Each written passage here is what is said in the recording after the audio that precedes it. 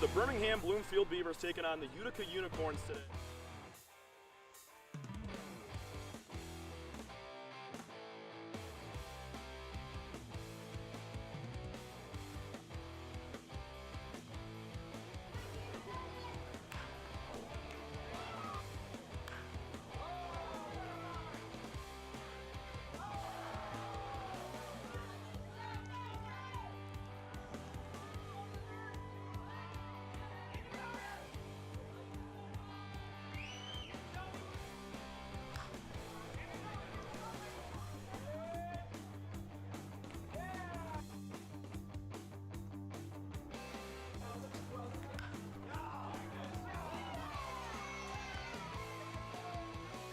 His sixth inning game. Hilbrecht grounds one into right field, a base hit. Wilcoxon being waved around third base. Throw to the plate is not in time.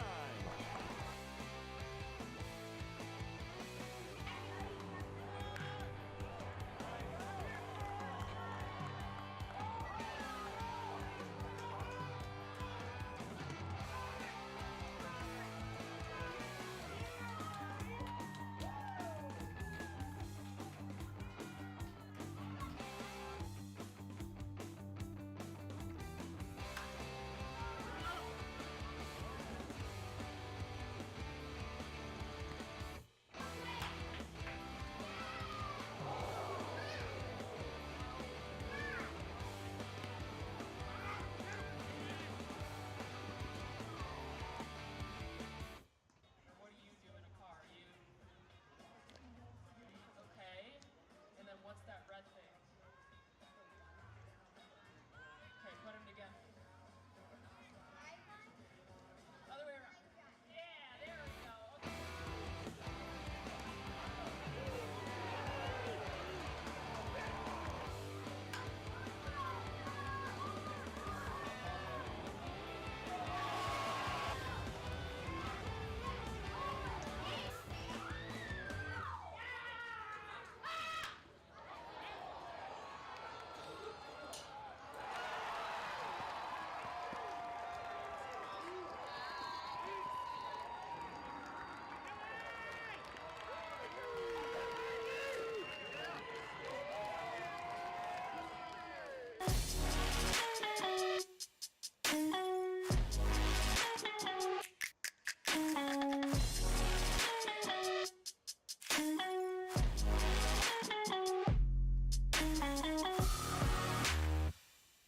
Happy Saturday, baseball fans. We're here at Jimmy John's Field in downtown Utica for a twin bill doubleheader between the Birmingham Bloomfield Beavers and the Utica Unicorns. He's Carter Lutz. I'm Tom Cavanaugh, and we're set for two today. Cannot wait, Carter. It's going to be a great game between the two lower teams in the USPBL standings.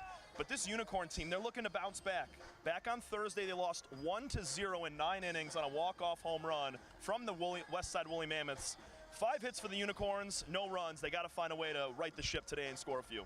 Yeah, and Tom, that's kind of been the way that the Unicorns have played this season. They're not a high-scoring team. They really do rely a lot on their pitching, but they found a way to get a lot of gritty wins this season, and that's super important, especially in the USPBL. So they were not able to gut it out earlier this week, but in certain games they've kept it close and have been able to gut out those close games. So today they have an opportunity against one of the lower scoring teams in the league. Yeah, Utica at 9-7 in the league, as you said, very gritty. They're a team that hits under 200 as a program, but they find ways to win with their pitching. Guys like Jace Bauman, Matt Colucci, Danny Denz, Ben Kreisen, who we'll talk about later, and many others for this Unicorn team on the pitching side is what really helps them out.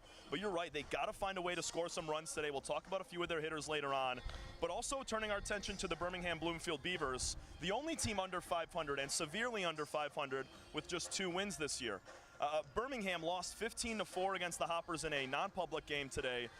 They got to find a way to just, have a big win, and they have the best man going on the mound in Greg Lokinen, but another team that's struggling offensively too.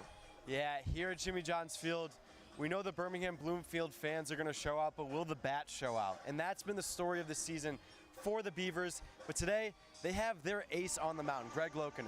And on the year, 2-2 so far this season, the 2 lone wins for the Beavers. He was against this Unicorn team just a week ago with you and I on the call. He went 6 strong innings. He gave up 8 hits, but no earned runs, 6 strikeouts, no walks. He was really fantastic, and he goes with that fastball, but he also works in that changeup and curveball, and sometimes just has hitters guessing. He's got some sweet stuff from the left side, and as you mentioned, you know, he's going to give them the best chance at winning. 2 wins on the year for the Beavers, and both of them came at the hands of Greg Lokinen. So he's going to be the best chance at a victory for them today. And then you look over at the other side for the Unicorns. Ben Kreisen, he's going to be pitching to his brother Ethan behind the dish doing the catching. We already talked about that brotherly love matchup for the Unicorns, but Kreisen last time out, 2 innings pitched. Not the longest start in game 2 of a doubleheader last Saturday, but he's looking to, you know, push the limit a little more and go a few extra innings. Yeah, you mentioned the brotherly love behind home plate as well as behind the mound. A little catch and toss with the brothers. They're very cool. It just shows you about the opportunity here at the USPBL. But overall, Kreisen, he's been effective throughout this season. Only 2 innings pitched when he started off that game last week against the Beavers. But he was effective, as I mentioned, and throughout the year has been pretty consistent. So he's a guy that the Unicorns can lean on, and I think early in this game he's the right guy on this Saturday doubleheader. Kreisen's also looking for his very first victory of the year. He's 0-3 on the season, but he is also one of their strongest pitchers. For the Birmingham Bloomfield Beavers, you look at their offense. You got about 3 or 4 guys that are hitting over 10 hits on the year. Nobody hitting over 300, but one guy that we've mentioned before and has been hot, Matt Piotrowski, playing second base today for the Beavers. Yeah, he's been great this season, and leading off today, he hasn't let off really that much throughout this season. So for him, start off the game with your best hitter. That's what I believe in. Yeah. I think, especially for this Beaver team, they've struggled early in games. They've had to catch up. Today, you start off with your best hitter leading things off, and you go from there. He gets on base, you get momentum. Momentum's huge, especially for the Beavers. We saw last week when they took a lead in that game. It started with momentum. So they have Greg Lokinen on the mound. They have their best hitter leading things off, and that should be a recipe for some more success than we've seen from this 2-12-1 start. They also have O'Neal Burgos in the 4 spot. He leads the team with 10 RBIs on the season. O'Neal seems to be the guy at the dish whenever there's runners on base, but the Beavers, kind of the other side of the coin is, are they able to get that clutch 2-out hit and win some ball games? And for the Unicorns, you have Jared Weber, who has 7 extra base hits on the year, 11 RBIs. Jared and Patrick Baggett have been the 2 best hitters this season for the Unicorns. Yeah, they have. And the thing with the Unicorns all season long has been who's going to step up in certain situations. That's when the Unicorns thrive, when they have to thrive, when they have to get on base, when they have to score runs, kind of climb back in some of these games. So for those 2 hitters, as you mentioned, they've been clutch this season. And because of that, their average is shown for it, and the Unicorns' win total is shown for it. When we come back, first pitch and lineups here from a doubleheader on a Saturday between the Beavers and the Unicorns. Alongside Carter Lutz, I'm Tom Cavanaugh. We'll have more from the USPBL pregame show when we come back. First State Bank is a locally owned and operated business. We're part of your community. At fsbcares.com, you'll find ways that we're making a difference by featuring locally owned and operated businesses, providing access to helpful financial resources, and engaging with community. FSBcares.com is part of our commitment to the neighborhood because strong neighbors mean stronger communities. Where good neighbors do great things. Member FDIC, an equal housing lender. Andy Appleby. I'm the owner and CEO of the USPBL. We're a 4-team league. We play at Jimmy John's Field in Utica, Michigan. Each year we hire hundreds of players, coaches, and other seasonal staff. It is a huge undertaking to get all of those seasonal employees onboarded and to process payroll during our baseball season, and Tryon is invaluable to us during that time period. That's why we rely on Tryon. You can always rely on Tryon.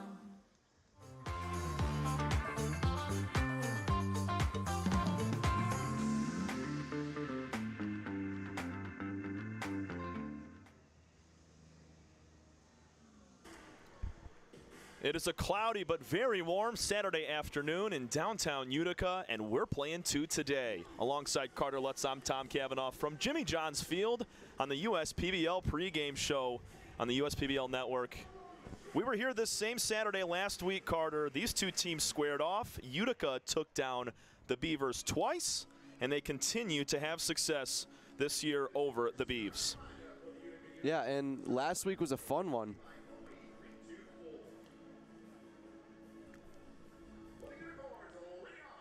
Our sponsors for today start with Belfort Property Restoration, Budweiser, Corewell Health, Dave & Buster's, DTE Energy, Fifth Third Bank, Jarbcom Audio Video Solutions, Jimmy John's, Macomb Community College, McLaren Macomb, McQuaid Heating, Cooling, Plumbing, and Refrigeration, Metro Detroit Chevy Dealers, Pepsi, and United Wholesale Mortgage. So as the Unicorns are called out onto the field, they're going to be our home team today for both. Remember, folks, it's 2 6-inning ball games today as we start at 5:30 and 7:30 approximately. Let's take a look at our weather today. About 90 degrees. That humidity continues to climb up, and the wind pushing that American flag out towards left center field at about 12, 13 miles an hour. We've seen in past weeks the ball fly out of here with that wind heading the same direction. We'll see if it pushes the ball out today, and thankfully not a big chance of rain considering yesterday's game was delayed a little bit because we had some torrential downpours just before game time. It was a 6-inning game that was not finished yesterday between the Hoppers and the Mammoths. We'll get into more of that, and we'll talk more pitchers between Kreisen and Lokinen when we come back. National anthem in just a moment here from the USPBL Network.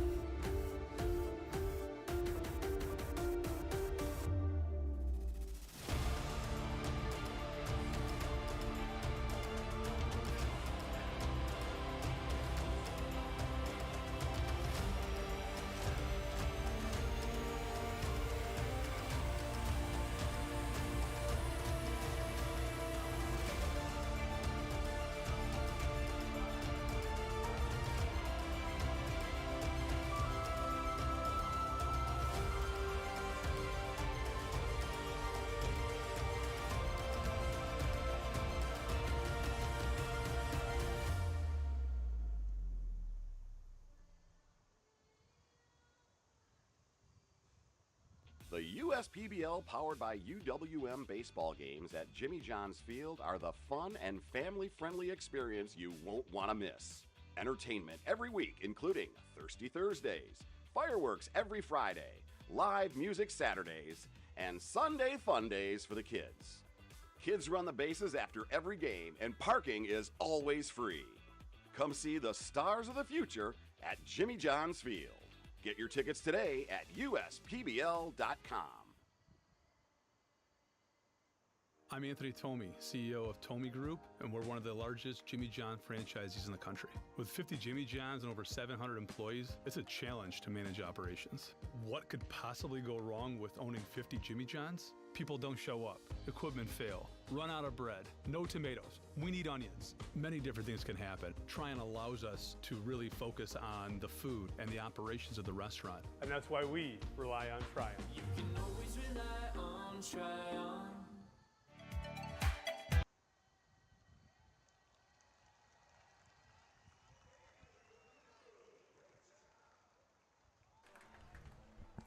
Still pregame here from downtown Utica at Jimmy John's Field from the USPBL Network. Alongside Carter Lutz, I'm Tom Cavanaugh. Let's take a quick look at the 2-13 Birmingham Bloomfield Beavers and their starting lineup posted by head coach Dombrowski. Matt Piotrowski, we talked about him in the pregame at second base leading off. Malik Bolin batting second, playing left field. Ray Hilbrick's going to play right and bat third, one of the hottest hitters for this Beaver team. O'Neal Burgos, RBI leader for the Beavers. He's hitting in the cleanup spot, playing first. Bramden Perez, one of just 3 lefties in this lineup for the Beavers. He's in center field. Ronko Stefanovic batting 6th and catching. Max McLennan at the hot corner, playing third, batting 7th. Peyton Schubert at shortstop. He's batting 8th. And Ray Torres, the DH, batting 9th. It's the first time we've seen both catchers in the lineup in a public game between the Beavers and anybody, both Stefanovic and Torres getting in the lineup. And Ben Kreisen will take the bump in just his 8th start this season. He's got about 18 2/3 of work. 0-3 record for Ben, but it's not his fault. He's doubling up that strikeout to walk ratio. Yeah, and catching from tonight, his brother, the other Kreisen. But more importantly, Ben has had a pretty solid season. Although the 0-3 record, this is his 8th start of the year. And all in all, that's something to be proud of this early in the year that clears the Unicorns team by far. So he really has been a super reliable pitcher for them all season long. And today is going against an offense that is clinging on to any hits they can get. So go through your progressions, just kind of pitch your pitches, and in 18 and 2/3 innings pitched, he has 20 strikeouts, so he can really ring them up when he needs to. The last time Kreisen was on the bump was the last time the Utica Unicorns were on the field. Let's take a look at their defense now, presented by Three Dimensional Services Group. As you mentioned, Ethan Kreisen doing the catching for his brother Ben on the mound. Austin Ochoa playing third base, Patrick Baggett at shortstop, Andre Demitrol at second, and Jared Weber at first. Your outfield from left to right, it's Joe Smith, Kyle Radcliffe, and Sam Baduras. Radcliffe playing in just his second public game, as well as Zach Sirielden, but he's in the DH spot. We'll get to him in the bottom half of the first. But let's take a look at Ben Kreisen here. I just mentioned the fact that he was on the mound in the bottom of the 9th inning on Thursday. Drew Fleming took him deep in a pinch hit situation to win the ball game for the Mammoths 1-0. We mentioned in the pregame show, Carter, the Unicorns 5 total hits, a goose egg in the scoreboard sheet. They got to find a way to scrap a few early against the Beavers, and they've had a lot of success against this Birmingham team this year. Yeah, and you mentioned that situation from Thursday. That's tough for a guy like Kreisen, who has shown that he can start games off. He hasn't come in relief a ton, and they needed him in that moment. Unfortunately, Fleming got the best of him and got the win for the Mammoths. But today, how can Kreisen rewrite the ship? That's the question. First pitch to Matt Piotrowski, popped up to the right side at 5:32 p.m. Coming over, Baduras handles that with ease. 1 up, 1 down on just the first pitch. 90 degrees and cloudy with wind blowing out to straightaway center field in downtown Utica. And that was Piotrowski up to bat, a guy who's been really the lone star on the hitting end for the Beavers. He's top 5 in the league in batting average, and he's been better against lefties. He flew out there quickly against the righty, but watch out for him in today's matchup. The leadoff hitter for the Beavers started 0 for 1 though. Piotrowski second in hits with 12, second in RBIs with 7. He also has 5 less games played than most of the starters for these Beavers. First pitch is a ball high and inside to Malik Bolin. Kreisen, high leg kick, gets a foul out of play to the right side, evens the count up 1 apiece. This Beaver team hitting over 200 as a program. Bolin under 100 on his average this year. And he's hitting higher than usual in the 4, 5, 6 spot. Usually he's batting second today for the Beavs. 1-1 from Kreisen. Darts inside, just getting a piece of the bat. Was Bolin 1-2. And Tom, we saw Ben Kreisen on the mound just a week ago in that second doubleheader game last Saturday, and he started off the game, only went 2 innings. He gave a 1 earned run, so it'll be interesting to see how he attacks this Beaver lineup today, comparing from last week. It didn't have the highest pitch count when he came out. Bolin's going to pull one into left field for a single. Outer half pitch, and he comes around it and gets a lot of barrel, sends it between the 5-6 hole. Well, yesterday, we unfortunately got delayed where the Mammoths were hanging on to that big lead. And today, we got some cloudy skies, unfortunately, but we still got a solid fan base here at Jimmy John's Field. Still expecting some smiles. No sun, though, unfortunately. Yeah, looks like just a little bit of clouds over the next couple hours. Hopefully no drizzle as well. First pitch is popped out of play by Ray Hilbrick. And you're right, we got a pretty good crowd today, still filing in here as it's still early, usually for USPBL ball games. Hilbrick so far this season has been solid. Leads the team with 14 hits. 4 of those are doubles with 4 RBIs as well. 0-1 pitch to Hilbrick with the open stance, takes a breaking ball outside and high, levels the count 1-1. You mentioned that open stance. You can see it from the camera angle we have here on the USPBL network. You watch that front foot step into the ball, trying to drive it to right field, the lefty. Pulls this one towards his own dugout on the first base side. It's always interesting when you take a look at all the guys over the league and just how they go about their batting stances and the adjustments they make, but also a lot of it is mental. Part of Ray's stance here is to kind of step in towards the pitcher and work back up the middle. 1-2 pitch is high. 2-2. Nice pitch from Kreisen. He does not miss by much usually, and when he does walk guys, it's been a challenge at bats. You'll never see him lose them on 4. Kreisen grips the ball real low, nearly touching the dirt. Bolin, a big lead at first. He's not being held on as Kreisen now steps off and looks back the runner. You have to think when we have the brothers on the mound and behind home plate that there's just a certain type of chemistry going on right now. Kreisen can throw him out with the best of them. Hilbrick to left field, a line shot, base hit the opposite way. Just like that, back-to-back base hits for the Beavers to open up the ball game after Piotrowski flied out. Yeah, and I mentioned earlier in the at-bat, Hilbrick with that open stance likes to pull the ball. That time he goes opposite field. And a pretty good piece of hitting. He gets over the heads of the infield, able to get to first. Nice job from Hilbrick, and 2 early at-bats from the Beavers. That's what they need in this game. Bolin pulled it into left field from the right side. Hilbrick went the opposite way into left as well. O'Neal Burgos with 2 on, 1 gone, takes a breaking ball in the dirt.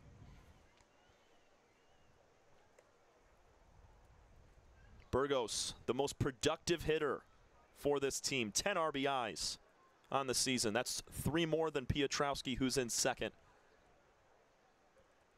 Kreisen's 0-1, or 1-0, excuse me. Fouled back, make it 1-1.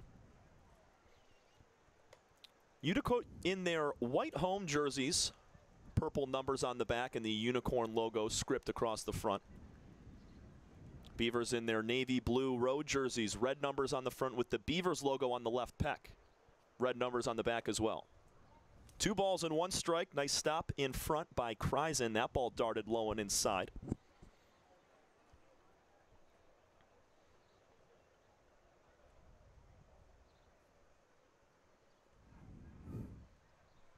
Kreisen, a very simple off-speed pitcher, just a slider and changeup as he works first base side out of the stretch. 2-1 fastball just off.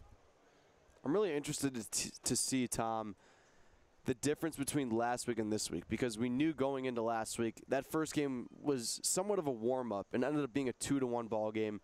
Second game, things opened up a little bit more. It was 4-2. So curious to see how today plays out, but a good pitch there from Kreisen gets him swinging. So you battle back. Full count now to O'Neal Burgos. The first full count we'll see today. The difference in that first game last week, Patrick Baggett and Austin Ochoa with a couple of RBI singles in the 5th inning. Burgos pulls it on the ground to third base. Ochoa touches on to third, across the field to first, and it's a double play to end the frame. 5-3 double play. We go to the bottom of the first. Kreisen works out of a jam, Strand in a few.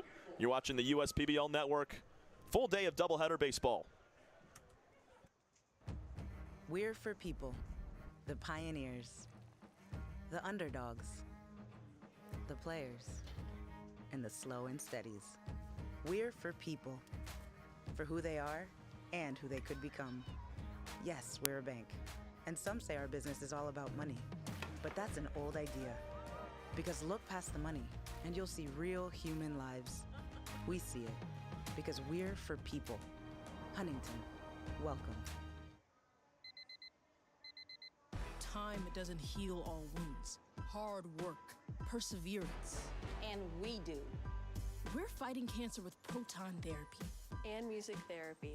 We're turning back the clock on Parkinson's and outsmarting blood clots in seconds. Instead of days. Because this is her time. His time, your time.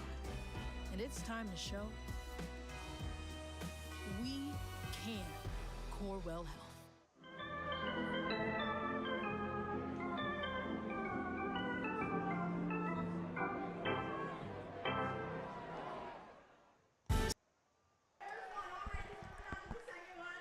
Utica Unicorns about to have their first swings of the afternoon. We'll take a look at the 9 and 7 Unicorns with the batting lineup posted by head coach Jim Essien. Zach Sarielden will lead off and DH. Patrick Baggett, the league leader in triples with 3. He's at shortstop batting second. Kyle Radcliffe, the lone lefty in the lineup for the Unicorns in center field batting third. Jared Weber bats cleanup at first base. Austin Ochoa, who just made a nice play at third, bats fifth. Andre Demetral, the second baseman, he'll bat 6th. Batting 7th is Sam Baduras in right field. Ethan Kreisen, the catcher, batting 8th. And rounding out the lineup is Joe Smith in left field. One of the best pitchers in the USPBL takes the mound here for the Birmingham Bloomfield Beavers. A 2-2 record on the year for Greg Lokinen, and both of the wins that the Beavers have this year have come at the hands of Greg on the mound.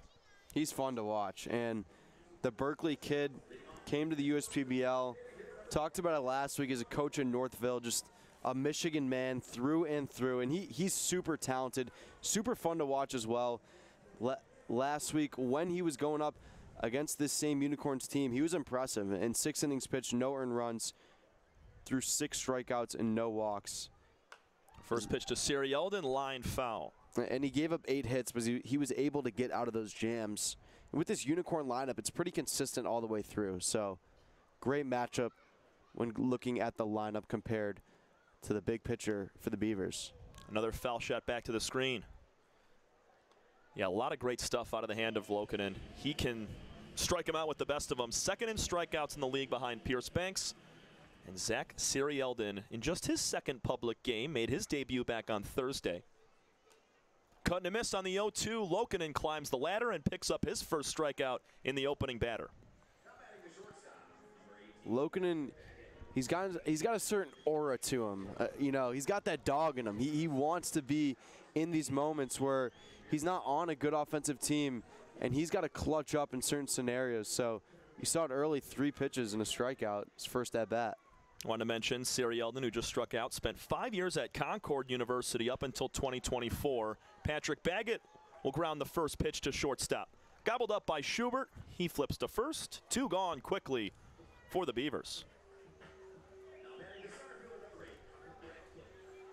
Take a quick look at the three-dimensional services group defense for the Birmingham Bloomfield Beavs. It's Ranko Stefanovic behind the dish doing the catching for Lokinen.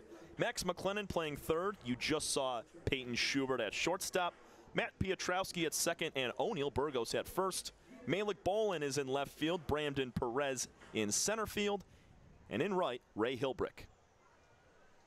That was a big part of the Unicorns' win last week. A lot of errors from the Beavers. I went a little outside in left field and in center field, which costed them pretty much both of the games that we watched. That's really just been the difference. That and leaving runners on base for the Beavers. Here's a high chopper from Kyle Radcliffe. Underhand toss from Piotrowski. And it's an easy 1-2-3 inning for Greg Lokinen and the Beavers. He picks up his first strikeout. We've played 1 inning of ball from game 1 of our doubleheader. 6-inning ball game on both sides. You're watching the USPBL.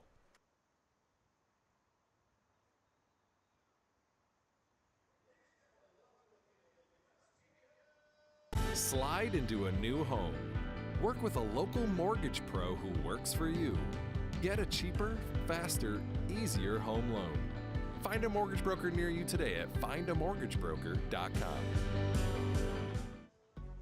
With a transforming world, we can see how drastically the world is heading towards automation. And so, we need 24/7 surveillance and security systems for our homes and businesses to avoid any theft or breach of privacy. JARBCOM brings the installation of security cameras to the tip of your fingers with our state-of-the-art mobile app. JARBCOM also provides surveillance monitoring of your entire property with flexible options that offer a dependable solution to be scaled to fit any domestic or commercial need. Contact JARBCOM today for a free estimate at 800-369-0374 or look us up on the web at jarbcom.com.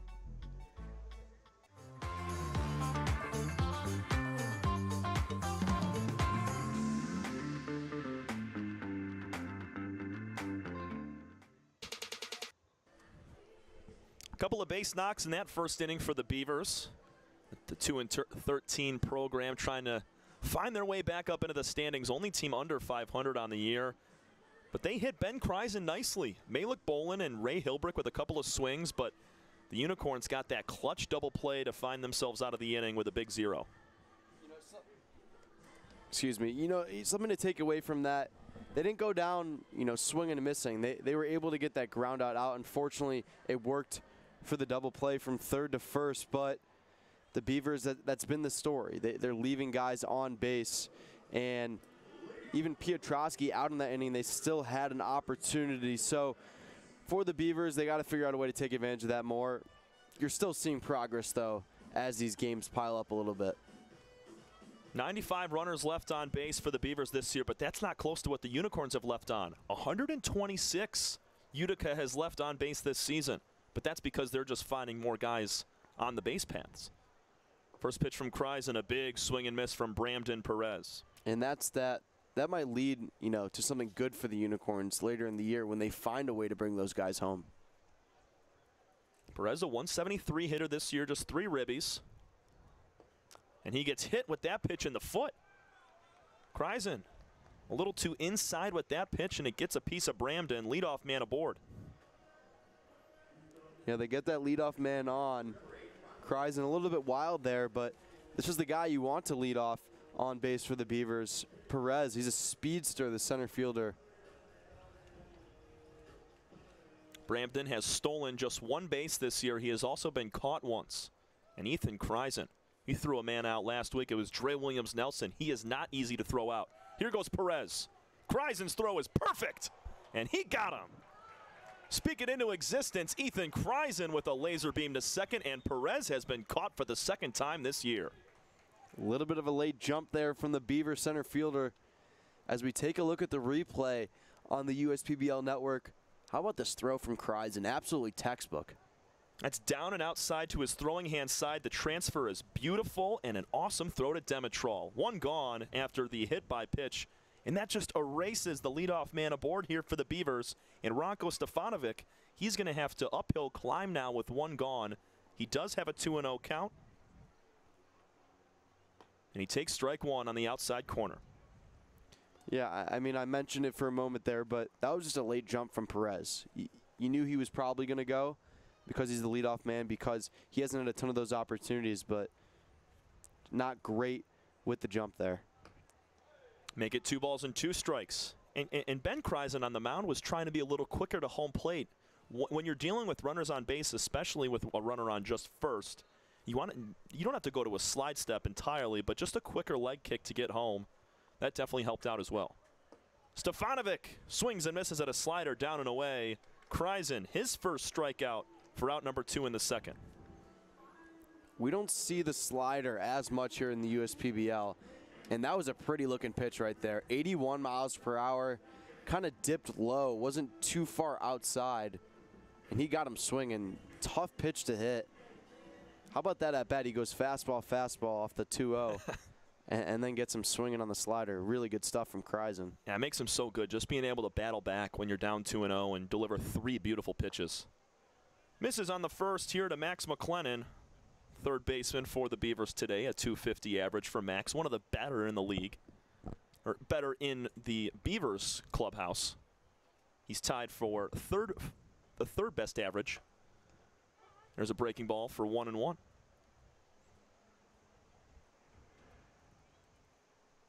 McLennan's going to put it in play. Just 8 strikeouts and 3 walks this season. He does have 1 extra base hit. It was a triple. 2-1 to the Warren Mott native. And with 2 outs here for the Beavers, you're just looking for a way to extend this inning, a way to extend Kreisen's outing, a guy who only went 2 innings last time they played.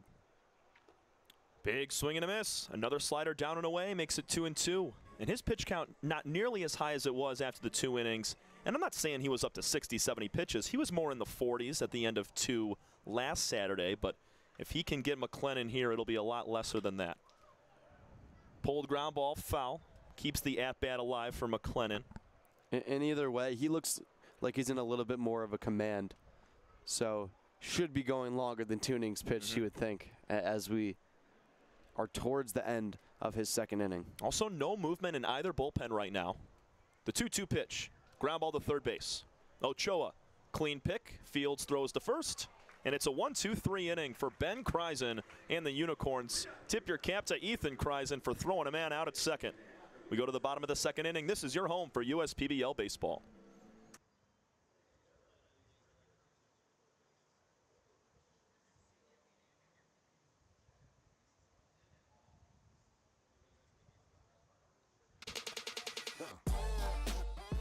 Check your checking. If your account doesn't get you pumped, amped, or geeked, make the switch to Genius Checking from Genesis Credit Union. It's just genius.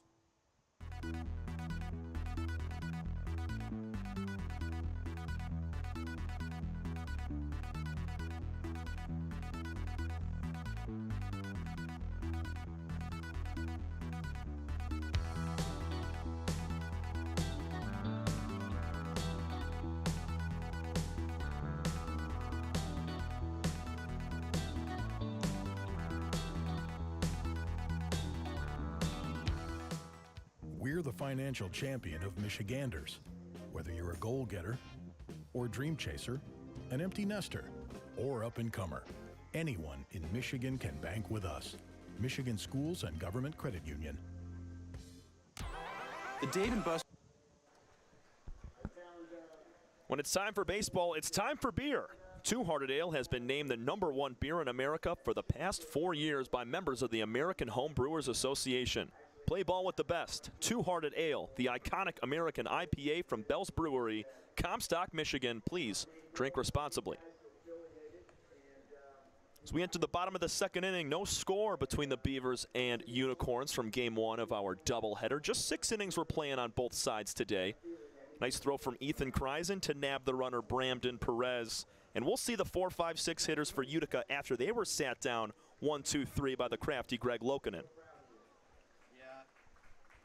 You see in these doubleheader games sometimes that first game working a little bit quickly and not as many runs. I feel like it's just kind of a subconscious thing with these players that they have another game to go through after this. So 2 solid pitchers, and they are dueling as we speak. First pitch to Jared Weber, a called strike. Weber, one of the best hitters, if not the very best on this Unicorn team. A team leading 14 hits and a team leading 11 RBIs. He skies this pitch out of play, 0-2. And Weber's been in the 4 spot all year long, rightfully so. A .260 average hitter, just 3 walks on the season. But he's been swinging it awesome this season. Fouls it to the screen. You need that from your cleanup hitter, especially. And Weber has been solid, as you mentioned. This is his 17th start of the year. He's been here all year long for the Unicorns. He's going to flare one to the right side. Piotrowski coming over makes the catch, ranging onto the outfield grass. A little bit of a jam shot for Weber there, muscled it out to right, but it's out number 1. Yeah, Lokinen's attacking early on the mound for the Beavers. He's got a nice command going here. He looks really sharp. Even last week, he didn't give up any earned runs, but he saw some struggles. He gave up 8 hits in 6 innings pitched. Today, he looks like he's going through his progressions much more effectively. Yeah, definitely was the hardest he had been hit all year long last time out on Saturday. First pitch off the plate to Austin Ochoa. Ochoa, a .250 hitter, 4 RBIs on the season. 8 total hits. And he's up in the count 2-0. Ochoa also one of the few on this Unicorn team that has more walks than strikeouts. 8 walks compared to just 6 Ks on the year for Austin. Here's the 2-0. Little tapper to third base. Is it going to stay fair? It will be fielded fair by McLennan. Throw to first is not in time.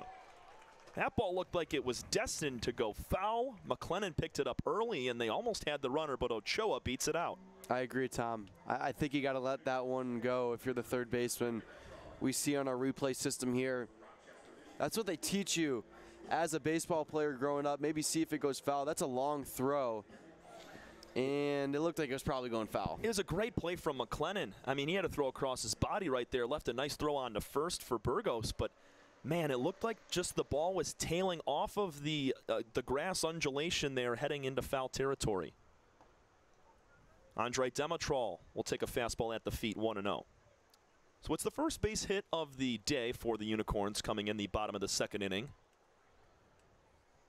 Demetrol a little low on the average, but he finds a way on base any way possible. 10 walks this year. Here's a ground ball to McLennan at third, could be 2. Piotrowski relays to first, double play. Around the horn, 5-4-3, and Lokinen is able to roll one after the infield hit. 2 innings of baseball, and we have no score from game 1 of our doubleheader between the Beavers and Unicorns. Birmingham back up to bat in just a moment. You're watching USPBL Baseball. The Dave & Buster's method is designed to help you unlearn adulthood. And reset our life around zapping stuff and cheering for stuff with your friends. Begin the method today with 5 free games. You know you want to.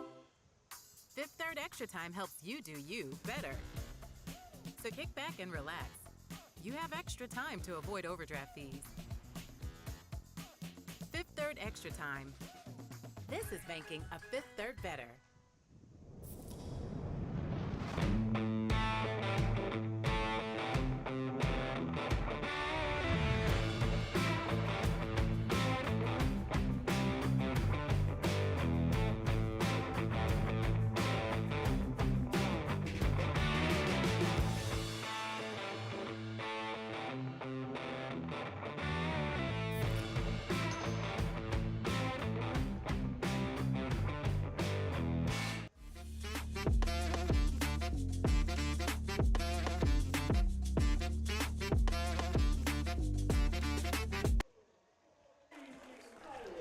Headed to the 3rd inning of baseball on a 90-degree Saturday afternoon at Jimmy John's Field.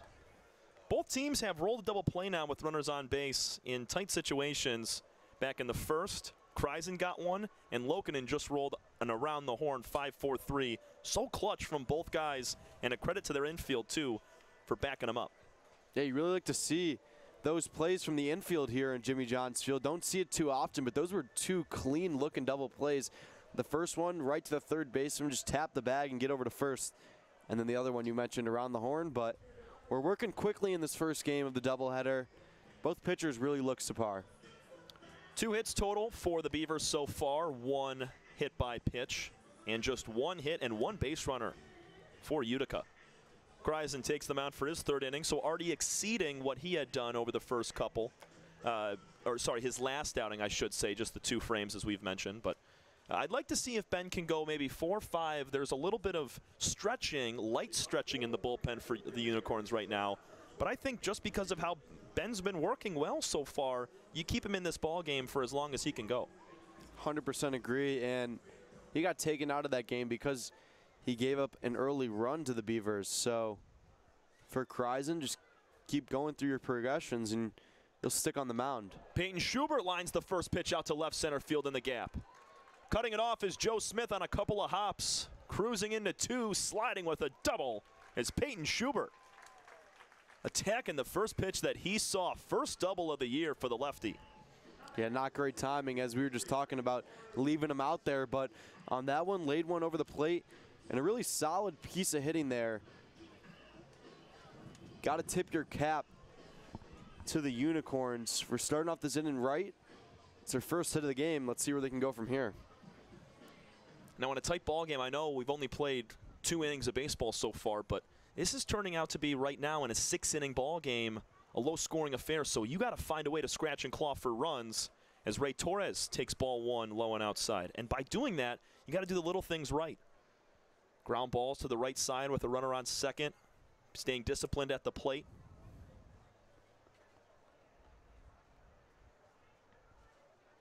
Torres will take strike 1 on the inside corner. 1 ball and 1 strike. So we've seen this a lot, Tom. The Beavers starting off the inning, whether there's an out or no outs, and getting men on base. This is the opportunities you got to take advantage of, especially early in a 2-inning night. Torres squares to bunt, pops it up straight to the screen.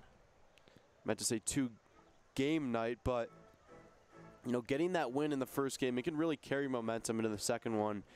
And the Beavers, a team that really needs to start to get in the win column, that's for sure. They broke a 7-game losing streak with a win last week. They've lost their last few, including a few non-public games earlier in this week. Foul ball from Torres keeps the count at 1-2. And this is where situational hitting comes into play. You're down on the count, 1 ball and 2 strikes. Kreisen is working the zone very well right now, and if you're looking for that slider down and away, either got to drive it to the right side and advance the runner. And a good eye there, leaving it outside and low, 2-2. We've seen a lot of consistency from the home plate umpire tonight, and it'll be interesting to see how the Beavers keep going, because it's going to be key for them to lay off on those kind of pitches like the one we just saw right there. Nobody holding Schubert on at second base. He just doubled. Torres checks his swing. Did he go? They're going to offer. He did not. 3 balls and 2 strikes to Ray Torres, last batter in this Beaver lineup, with the runner at second base and nobody out. Maybe got away with one there, but Torres lives to fight another pitch as Kreisen gets ready. The 3-2 pitch to Torres, low, a fastball spiked from Kreisen, and there's 2 on, nobody away for the Beavers here in the 3rd inning. Great at bat from Torres.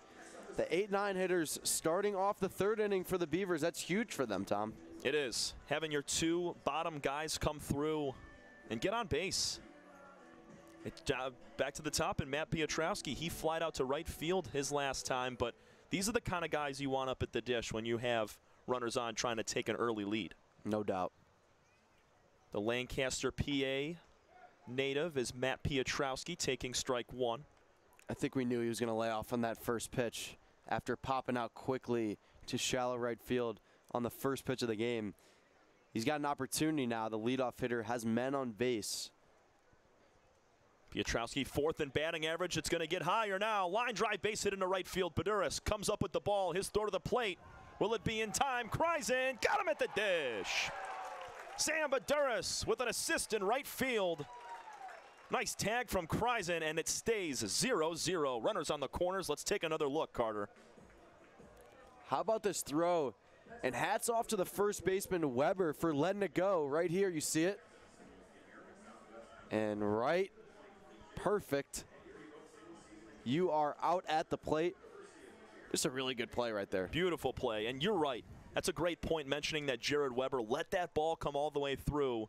If Weber tries to cut it off, obviously there's no chance you get him at the dish, but it's likely 1-0 right now, and another runner on base. 1st and 3rd, 1 gone.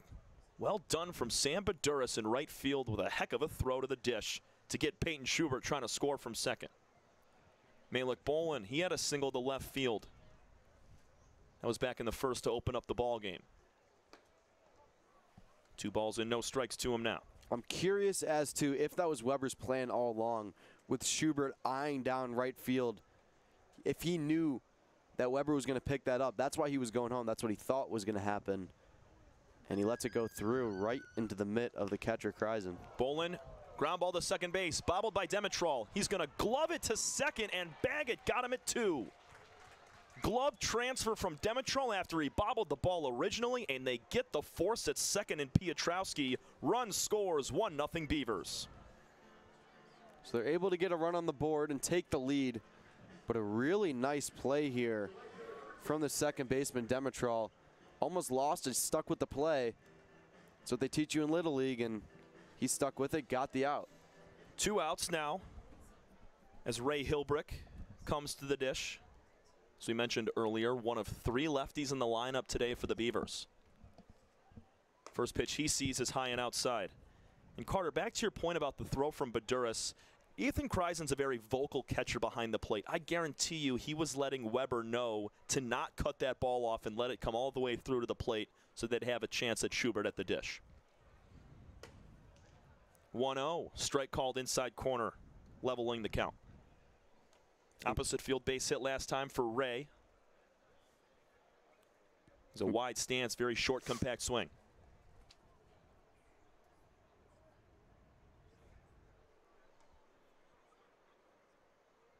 Kreisen steps off, looks the runner Bolin back. He's going to be careful here in this situation. Does not want the Beavers to pile on to a lead, especially after you got that play at home plate. Just find a way to get out of the inning. He's got 2 outs. Here's a soft ground ball to second base on 1 hop.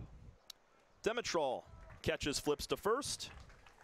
And a run comes across on the fielder's choice from Malik Bolin. Sam Baduras threw a runner out at home to keep it just a 1-0 game. We head to the bottom of the 3rd inning. The 5th third bank, 5th third out of the game.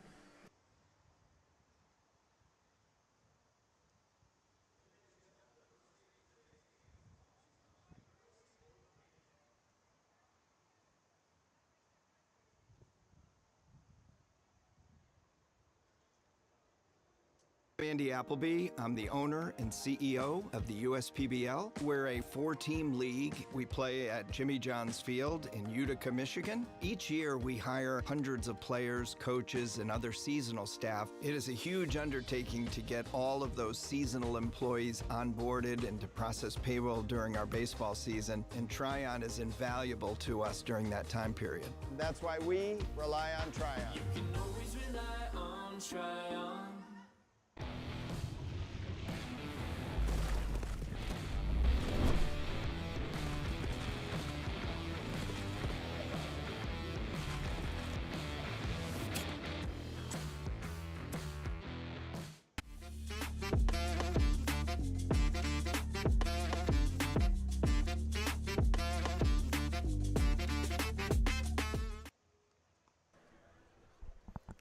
Middle third inning. We'll take a look at the final out of that top of the third. Demetrol making a nice play. Sponsored by Michigan First Credit Union. As we head to the bottom of the third inning, it's 1-0 Beavers on top, and that's exactly where head coach Dombrowski and lefty Greg Lokinen would like to be, with you got your stud on the mound and a lead. 100%, Tom. And Lokinen, he knows that. He has it in the back of his mind. He's going to continue to pitch exactly how he's been pitching, as he's been extremely effective. I feel like tonight, Tom, is really going to fall on these Beavers defenders like it did last week. That's the reason that they went down in those games against the Unicorns. We had an identical doubleheader Saturday last week. Today, Lokinen back on the mound. Going to strike a few guys out, but there's going to be some plays in the field that the Beavers will have to make. Swing and a miss on the first pitch to Sam Baduras. Heck of a throw in right field last time up. Baduras coming in with a 154 average, 3 RBIs, 6 walks. Has had 1 multi-hit game this year as he swings and misses again at a ball high 0-2. Lokinen working very quickly. You can sense it. Those first 2 pitches back to back as he gets ready to wind and deal ahead in the count. Over the head through the windup, 0-2. Line drive, right center field. This ball's got some fade. It's going to split into the gap. Baduras touches on to first. Heading to second, he's going to try for third. Sam on his way. Piotrowski's throw not in time. It's a leadoff triple for Sam Baduras. What an inning he's been having here, Carter. Wow. That confidence from that throw, the laser that got the man out at home, carries into the at-bat, and he put this in a perfect spot for Jimmy John's Field. Gets into that gap. Perez didn't have the legs to get there. I don't think anyone would. And a great piece of hitting. Unicorns climbing back. 90 feet away from tying the ball game. Perez in center field. He was just shaded a little bit into left center. And with that ball out off the bat of Baduras fading into the right center gap, such a tough play to make. He just didn't have the room, and it just kept to continue away from him. Even if he was positioned a little bit in center, I don't think he would have been able to get there. It was a strong line drive. You're right. I don't think anybody gets there in that gap. Kreisen starts off 2-0 against Lokinen. First really hard hit ball of the day. Ochoa, he had his single back in the second. That was a rip from Baduras. Corner infielders in, even with their bases. Middle infield is back. Curveball for strike 1. 2-1 now to Ethan Kreisen.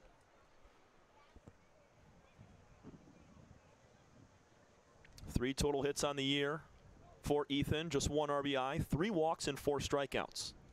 Here's the 2-1 pitch. Down and away. Close that time. Seems like Lokinen is getting that inside part of the zone. On the low pitches, it kind of goes either way. Let's see if he works back into that inside. Stefanovic set up outside. The 3-1 is swung on and missed. Going to push to a full count. And that's what makes both Kreisen and Lokinen so good on the mound together, is their ability to battle back in counts. Lokinen shakes off. Now he agrees. Runner at third base and Sam Baduras, he just tripled. Kreisen stays alive with a foul ball to the screen. And even while allowing that triple last inning, Lokinen's got such a strong pitch point right here where he's throwing the ball exactly where he wants to. And he didn't get the call, Count now at 3-2. See what he works with. Here's the full count again. Kreisen check swing. Did he go? They're going to offer to the field. He did not. Ball 4. Heck of a job from Ethan Kreisen to hold up on that breaking ball in the dirt. Runners on the corners. Nobody out for the 9-man, Joe Smith. Get the replay here. See if he went very close. Yeah, it's a tough angle from where we're at because the view that we're seeing on the broadcast here is nearly the same as our field umpire. So if you see a check swing like that from the field and behind the plate where we're at, too, our vantage point up here in the press box, kind of similar. And there's only 2 umpires out here right now, and so that's why they weren't able to offer down to first and see if they could really get that call correct. It's a coin flip in my mind whenever you have to offer down to the field umpire. Yeah, it's unfortunate. You have the home plate umpire, and then the second umpire. You can't see him on the screen at the moment. He's positioned in between first and second, way into the infield. Kreisen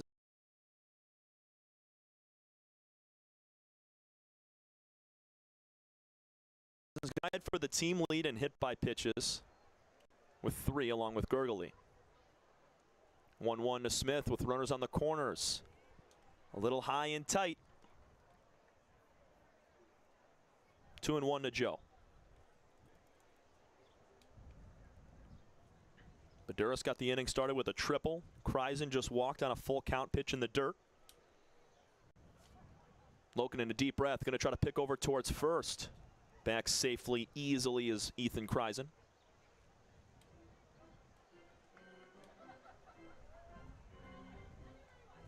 Clouds still lingering here in downtown Utica. Very glad they're not dark clouds. We don't have any of Lake Utica coming through here as we saw at first base. Kreisen, another steal attempt to second. The throw in time. Stefanovic hoses the runner, Kreisen. And there's 1 out with the runner still at third base. 3-1 count to Joe Smith. One more time here. Perfect throw. And you thought maybe to get the double steal attempt. Runners on first and third. The man on third didn't go. Look at it right here on the USPBL network. I mean, Kreisen didn't even reach the base there. Stefanovic with an awesome throw. Make it a 3-2 count. That fastball grabs the inside. So you go from a questionable call on the at-bat, and then Lokenen gets revenge as Kreisen's thrown out at second. Another full count here in this at-bat. That's the perfect spot for the catcher Ronco to throw from, too. Right near his throwing hand. Swing and a miss. Smith goes down on the full count, and just like that, Carter, it was first and third, nobody out, and now it's back to just a runner at third with 2 gone. Baseball is an interesting game, isn't it? You have that moment where you start off the bottom of the third inning with a triple, and then you get a walk call and 2 bang-bang plays. Just like that, Lokenen looking to get out of the inning if he can retire this batter. Corn's got to clutch up here. Ground ball off the bat of Zach Sarielden back to the mound. Lokenen pumps his fist. He's hyped after coming out of that jam with no runs across. Leadoff triple from Sam Baduris does not come around to score. We go to the 4th inning. You're watching the USPBL Network. 1-0 Beavers. Time doesn't heal all wounds. Hard work, perseverance. And we do. We're fighting cancer with proton therapy. And music therapy. We're turning back the clock on Parkinson's, outsmarting blood clots in seconds. Instead of days. Because this is her time. His time, your time. And it's time to show we can. Corewell Health.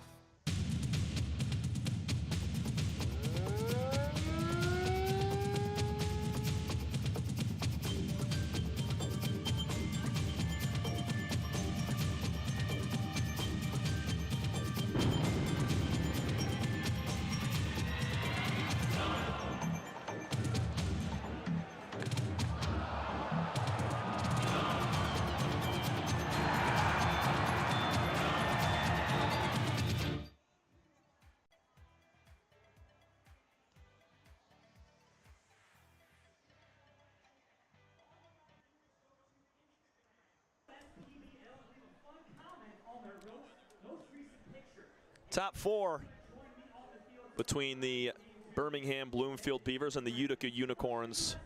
Good start for Birmingham. They lead 1-0 thanks to Malik Bolin. He was able to put a ball in play with a runner at third base that scored Ray Torres. And how about Greg Lokinen and those Beavers on defense, able to work themselves out of an inning that looked like the Unicorns might get one at least. You know, it was time for those Beaver defenders to step up for their man Greg Lokinen on the mound, and they did exactly that. Really strong part of the inning. Leave that triple stranded, and Greg Lokinen was fired up, pumping his fist, heading back to the dugout, and he's going to continue to pitch with a lot of confidence if his fielders can make those kind of plays. It was a triple and a walk to start the inning for Greg, something very uncharacteristic that he does not go through very often to start off innings. And then his catcher, Ranko Stefanovic, picks him up by hosing a runner down at second base, and then immediately after, 2 pitches later, strikes out Joe Smith. Completely turned the tide of what that inning could look like now in the fourth. And a ground out to Zach Sarielden back up the middle to the pitcher Lokinen and ended the inning. And both these teams, they're able to get those hits, but it's all about having that clutch 2-out hitter, finding a way to get those runners in. We saw the Beavers do it last frame. They're going to try to keep that going and scrap together a few more runs.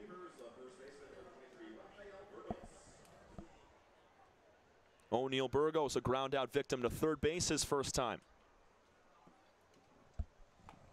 Breaking ball for strike 1 at the belt. 1 run on 4 hits, no errors for the Beavers. No runs, 2 hits, 0 errors for the Unicorns. Kreisen back on for another inning. Skips that one, picked by his brother, 1-1.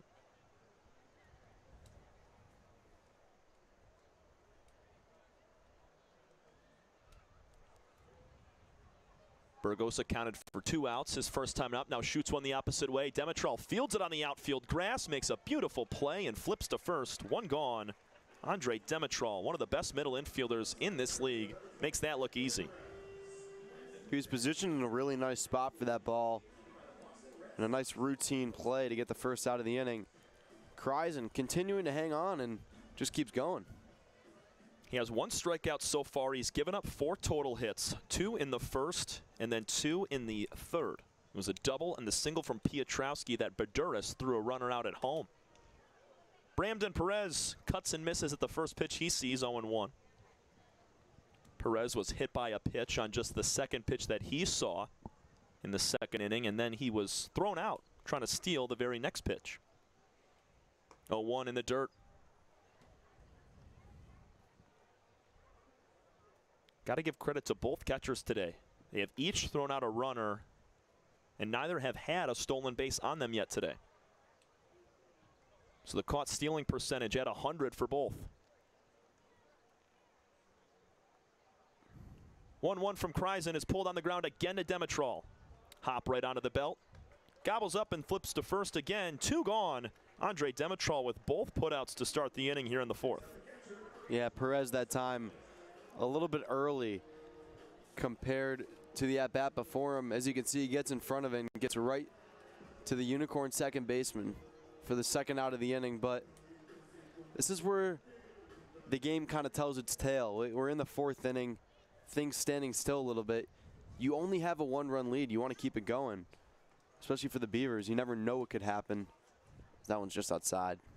Ranko Stefanovic just threw out a runner at second, and he struck out swinging that last inning, back in the second. Chicago, Illinois native is Ranko. He's facing Kreisen out of Florida. Here's a breaking ball called strike 1-1. Guys from all over the country and abroad that play in the USPBL. 1-1 pitch to Stefanovic is tapped towards the third base side. Foul ball. 1-2 is the count. Approaching 55 pitches now as Ben Kreisen through 3 2/3 innings.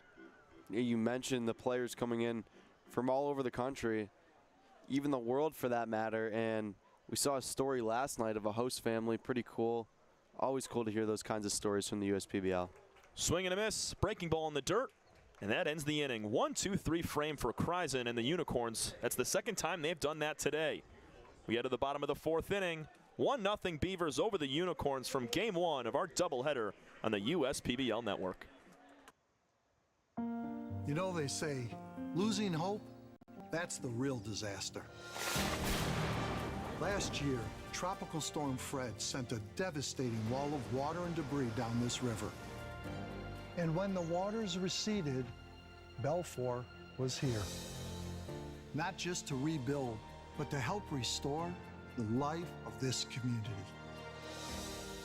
Belfour, restoring more than property. I'm Anthony Tomey, CEO of Tomey Group, and we're one of the largest Jimmy John franchisees in the country. With 50 Jimmy Johns and over 700 employees, it's a challenge to manage operations. What could possibly go wrong with owning 50 Jimmy Johns? People don't show up, equipment fail, run out of bread, no tomatoes, we need onions. Many different things can happen. Tryon allows us to really focus on the food and the operations of the restaurant. And that's why we rely on Tryon. You can always rely on Tryon.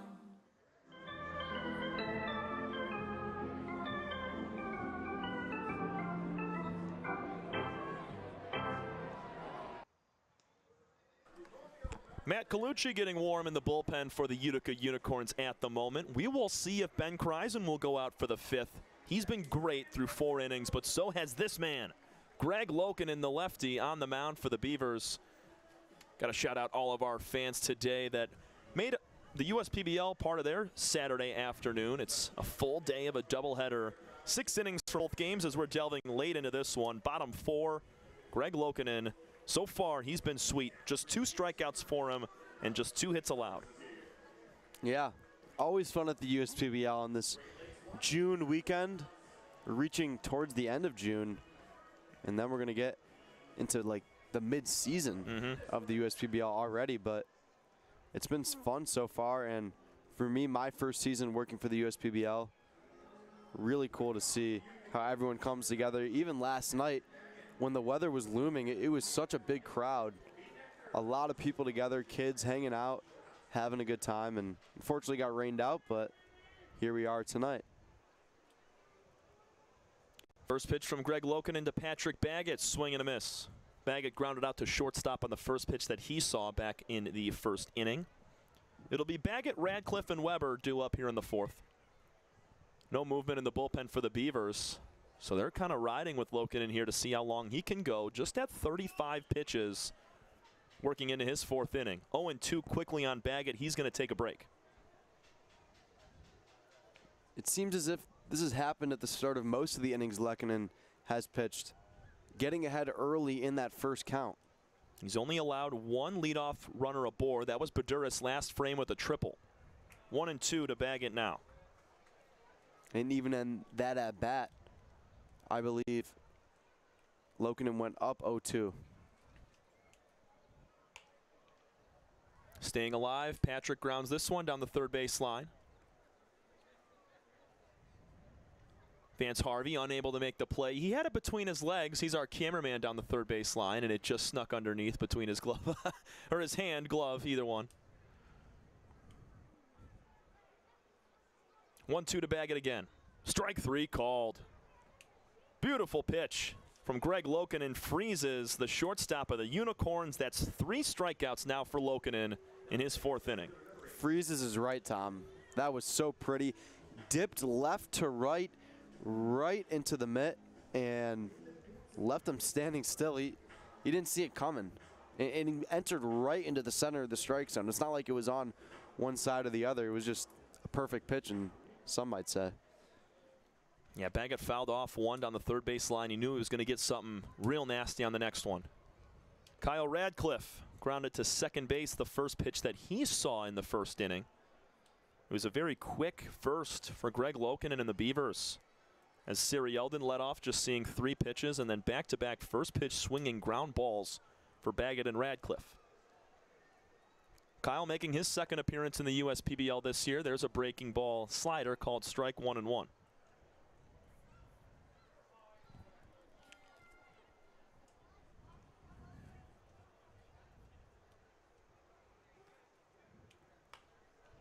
Make it 1-2. Another curveball.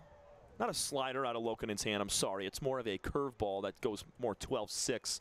Some side run on it as well. He's very simple. 4-seam fastball, curveball, and a little bit of a changeup. Here's the 1-2 to the lefty. Radcliffe checks his swing. He did not go. 2-2.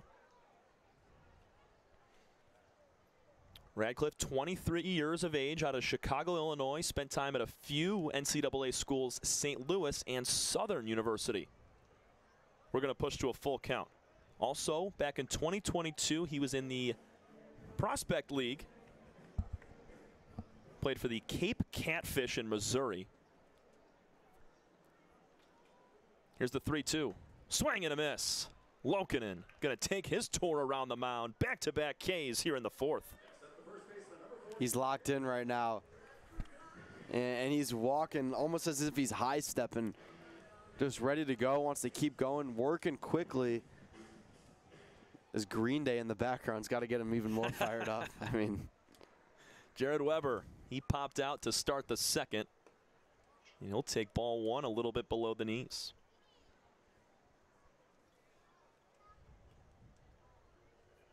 Weber's been good all year long, just got underneath and jammed on the pitch that he saw. 2-0. If Lokinen can find a way to get out of this at-bat quickly, he could potentially go the whole game for that matter. He's only 46 pitches in here in the fourth. We only got a 6-inning game, but that one inside. Yeah, I wouldn't be surprised if Greg's able to work out of this inning with some ease and then go into the fifth, maybe even the sixth inning, as he's not even at 50 pitches yet. Colucci is done throwing in the Unicorn bullpen. We might see him next inning. Weber skies another one on the infield. The shortstop Schubert calling for it. Underneath, makes the catch for out number 3.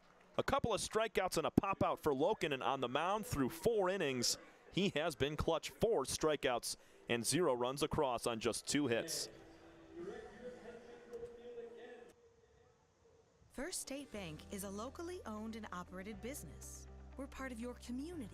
At fsbcares.com, you'll find ways that we're making a difference by featuring locally owned and operated businesses, providing access to helpful financial resources, and engaging with community.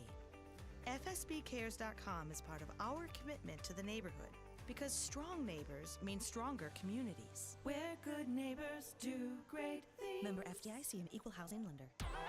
The Dave & Buster's method is designed to help you unlearn adulthood and discover the funner you hidden within you. The you that doesn't think about adult things and stuff. Ashley, I don't want to hear anything about your car registration when we're at Dave & Buster's. Okay. The you want to be. Let the Dave & Buster's method illuminate you. Begin the method today with 5 free games.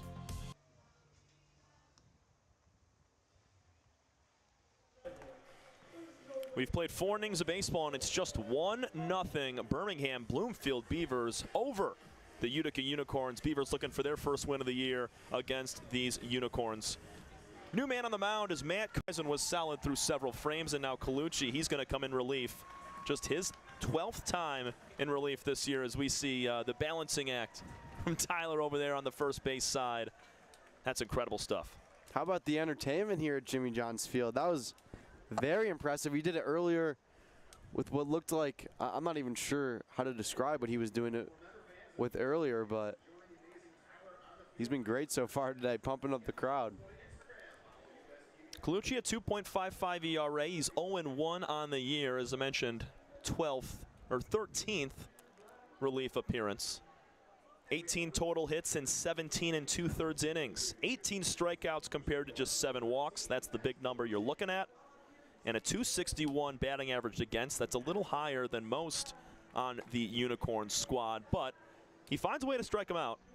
And in a 1-0 game, he's got to keep it here. Does not want to let the Beavers score a few more insurance runs late in this first ball game of our doubleheader. Yeah, you mentioned the .261 batting average against. Although that's not great for the USPBL, he's a guy that you can rely on, and an experienced pitcher coming in, just trying to keep things closed as they trail 1-0. You know, keeping the door open for a potential comeback. Swing and a miss on the first pitch to Austin Ochoa. Ochoa singled. Oh, I'm sorry. Max McLennan is at the dish right now, 0-1. Colucci gets a slider down and away. That's tapped foul. McLennan grounded out to third his first time. That was back in the second to end the inning. Kreisen went 4 innings, gave up 4 hits, 1 run. It was earned, and struck out 3. Doubling up the amount of innings that he threw in his last start last Saturday. He just went 2 innings. Now he goes 4.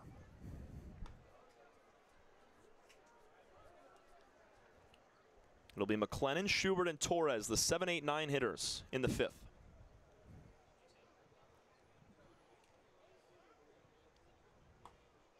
Strike 3 called. Outer third. McLennan, all he can do is look at it. 1 gone. Just right down the plate. Picked his spot for the fastball. McLennan wanted to swing at it. He just wasn't expecting it coming in at 90 miles per hour.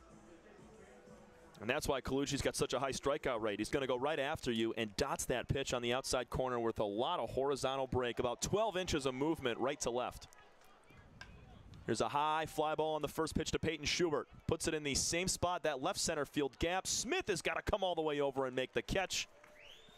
Him and Radcliffe, little miscommunication there towards the end. Smith was able to interject and make the catch.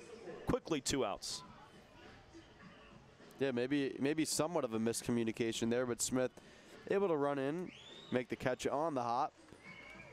It looked like both Radcliffe and Smith were kind of just jogging or floating to the baseball, and then as the baseball came down from gravity, somebody had to make a play, and Smith was able to reach over in the gap. Schubert lined one for a double last time over there, and this time he pops it up.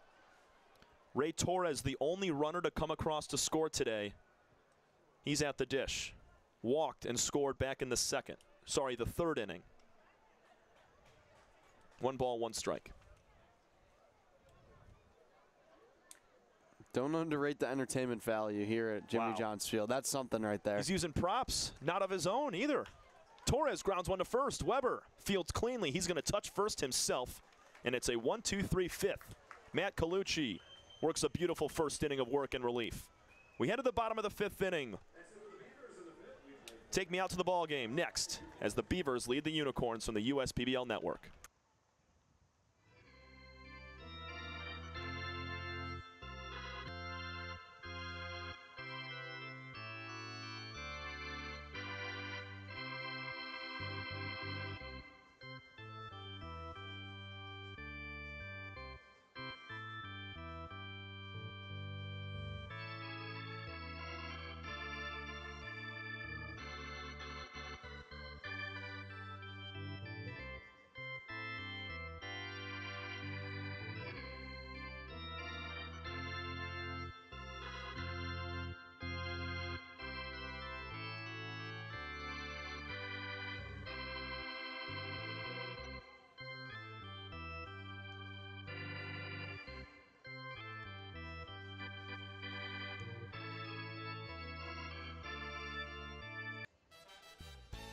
Make your move with a quick and easy mortgage from Genesis Credit Union. We have mortgages to fit your life. Genesis Credit Union. Visit us today.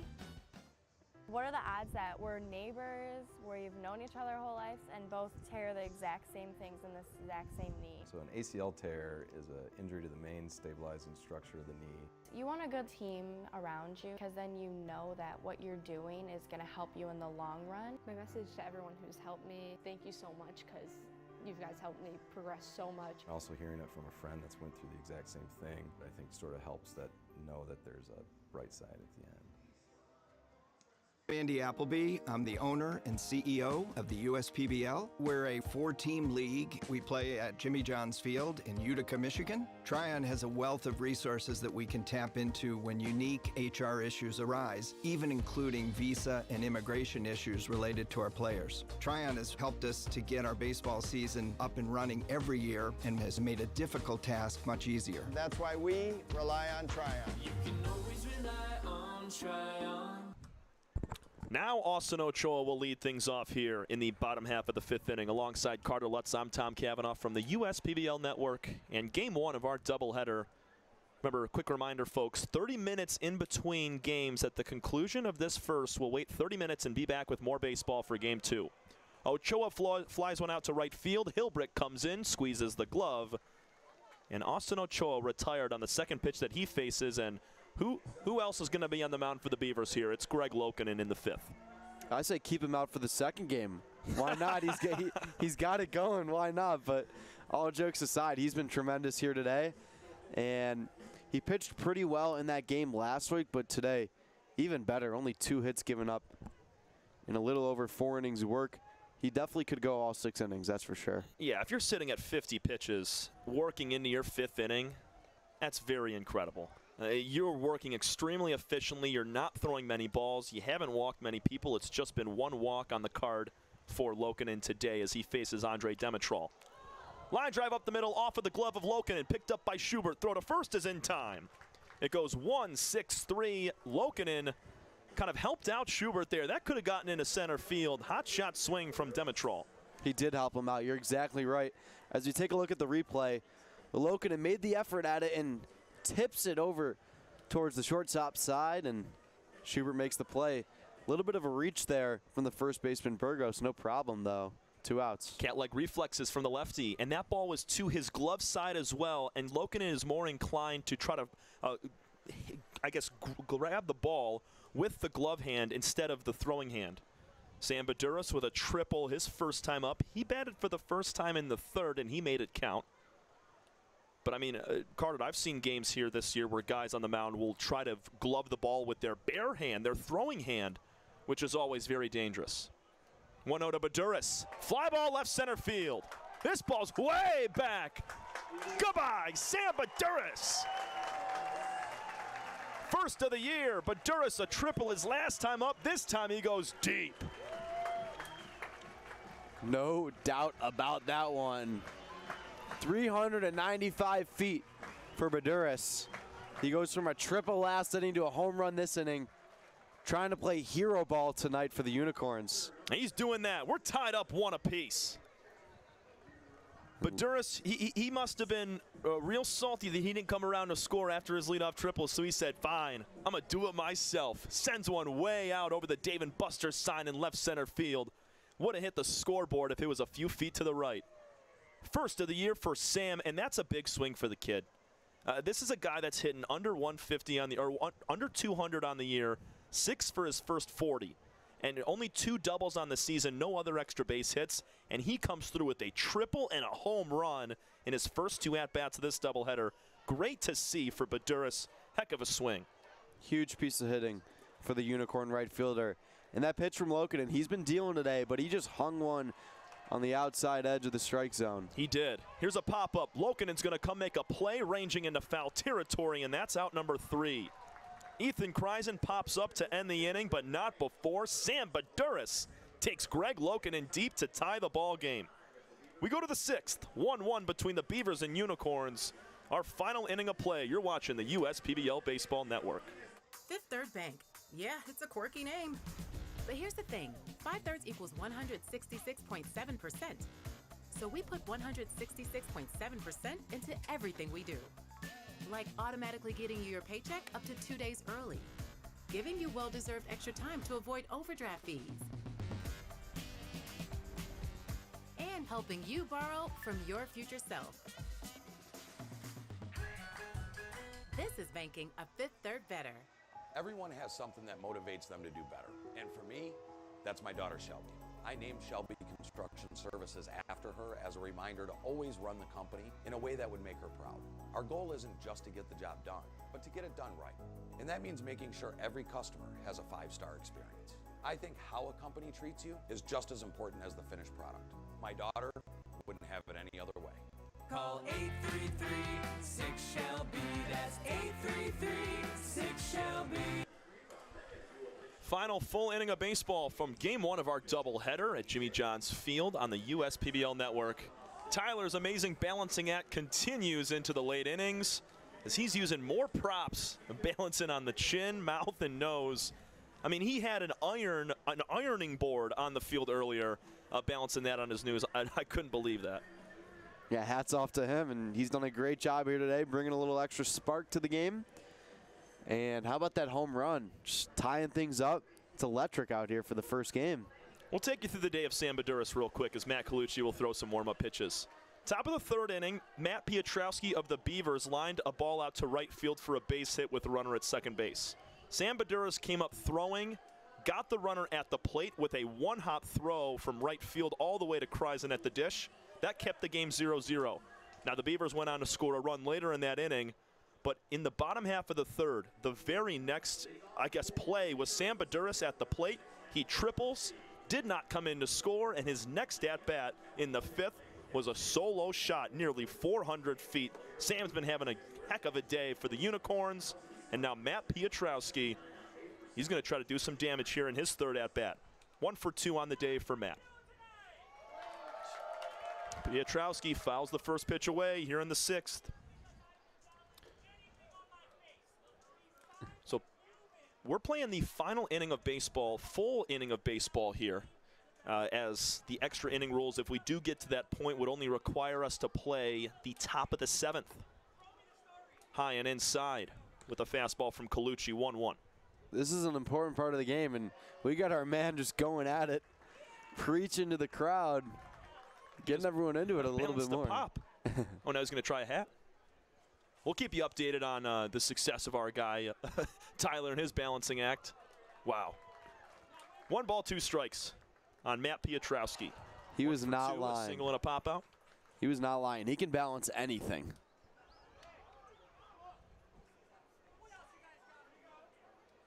Slider pulled on the ground to shortstop. In between hop for Baggett. And he cannot make the transfer. Bobbles the ball, and the leadoff man aboard for the Beavers in the sixth. It was a nice play from Baggett, just lost it on the transfer. Yeah, pretty unfortunate there. Looking to carry that momentum from last half inning where you tied things up, I should say, off of the bat of Baduras. Instead, you give the Beavers a chance to maybe take the lead here to at least get this inning going. That's the first time I've seen Patrick have trouble with the ground ball all year long. He's been so clean at shortstop. Here's Malik Bolin in the left center gap on the first pitch. 2-hopper all the way to the fence. Piotrowski, he's being held up at third base. Bolin cruises into 2. A double from Malik Bolin, his second hit of the afternoon, and it's second and third with nobody out. Beavers knocking on the door in a tie game. Great piece of hitting from Bolin, but I would have sent the man home. He was rounding from first base, got to second, was on his way to third. I think he could have maybe gone home, and even if he doesn't, you get Bolus from second to third, most likely. Piotrowski's got speed. He really does. He was coming around third hard. I think he had other ideas that he was going to go home. Colucci's first pitch to Ray Hilbrick is high for a ball. And this is the meat and potatoes of this Beaver order right here. They need to find a way to cash in at least one of these runs. Utica has brought their infield in now, and we have time called. Yeah, regroup a little bit with this timeout. Some talk going back and forth with the infield, but if that is the difference of this game, and we got something going on right here. Intentional walk to Ray Hilbrick. So Ethan Kreisen, the catcher of the Unicorns, was communicating with head coach Jim Essien and the dugout. And they wanted to be on the same page and make sure that they were going to intentionally walk Hilbrick. Ray was 1 for 2 with an opposite field base hit already in the game today. And they're going to try to look for the force out here with Burgos. A couple of ground outs for O'Neill today. One of them was a double play to third. The 1-0, or first pitch, is a ball in the dirt. Burgos, 10 RBIs, leads the Beavers. He's looking to pick up a few more and give his team a late lead. We're in the 6th inning, final inning of play of game 1 of our doubleheader. 1-0, Burgos, high fly ball to right field. Baduras coming in. Piotrowski going to tag at third. Baduras with another nice throw on one hop, and Piotrowski's got to hold up at third base. It's unfortunate right there. You have Burgos, maybe the guy you want in that situation with the bases loaded.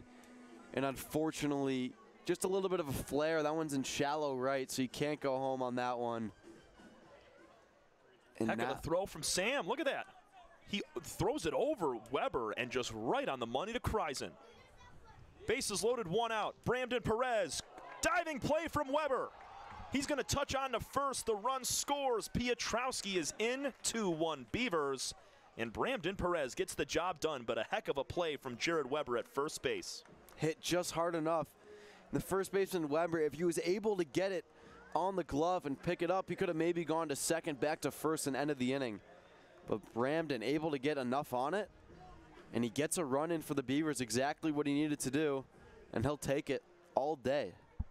2-1 is your score here in the top of the 6th inning. Ranko Stefanovic steps into the plate. 0 for 2, couple of strikeouts today for Stefanovic.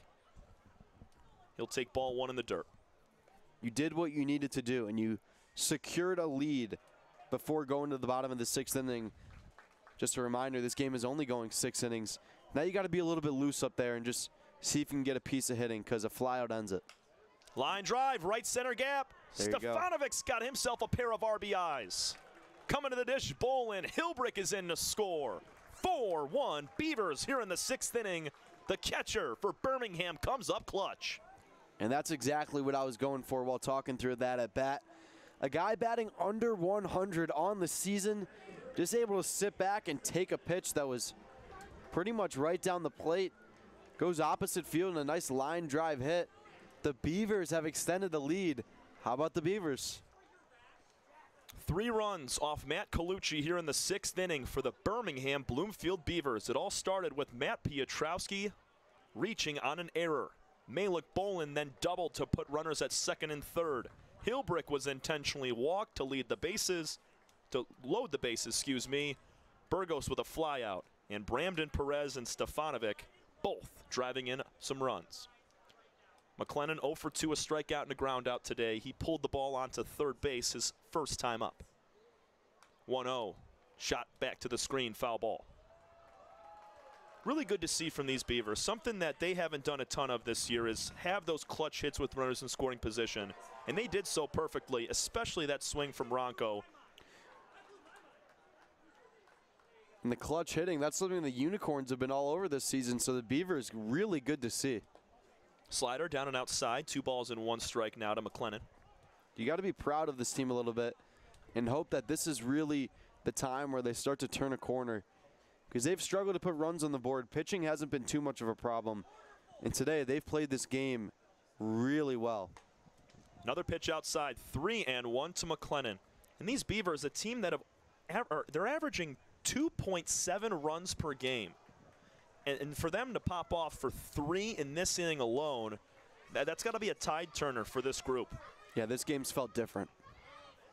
3-1 hitters count, grabs the outer third, pushing to a full count on Max McLennan. 7th batter of this inning. Even just a week ago, you wouldn't have expected to see the Beavers clutch up in that situation. Those doubles and just bringing runners home, it was really strong. Ground ball softly to third base. Ochoa on the run. His throw is in time. What a play from Austin Ochoa for out number 3. McLennan is out, and so are the Beavers. RBIs from Bramden, Perez, and Ranko Stefanovic make it 4-1 Beavers over the Unicorns. We head to the bottom of the 6th inning.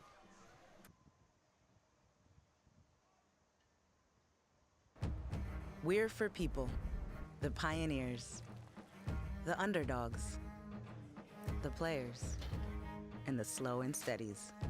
We're for people, for who they are and who they could become. Yes, we're a bank, and some say our business is all about money, but that's an old idea. Because look past the money, and you'll see real human lives. We see it, because we're for people. Huntington, welcome. I'm all in with HR and Organizational Development Council. I'm all in with Marketing and Business Development Council. I'm all in with Operations and Member Experience Council. I'm all in with CEO Council. I'm all in with Lending Council. I'm all in with CFO Council. I'm all in with Technology Council. Our credit union is all in with CUNA Councils.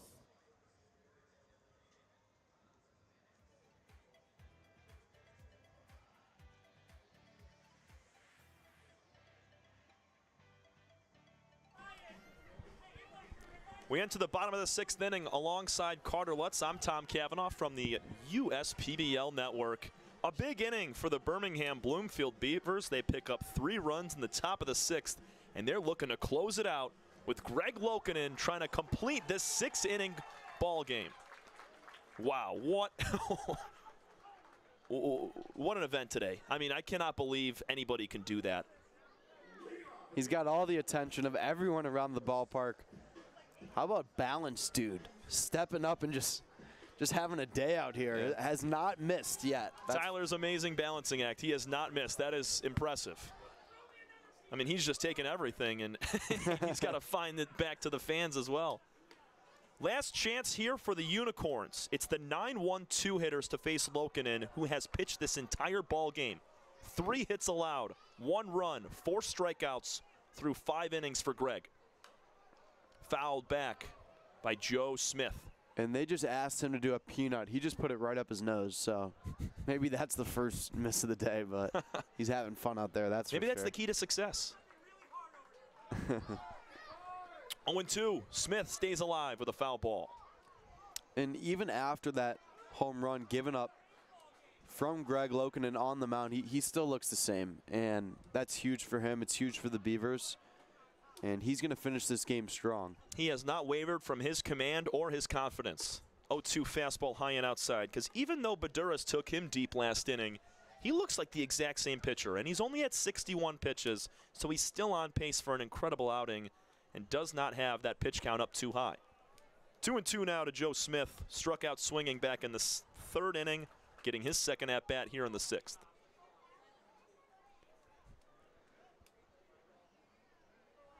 Looking over the head again, 2-2. Inside corner, strike 3 looking. Make that 5 Ks now for Greg. In complete control. That was the pitch he wanted to throw.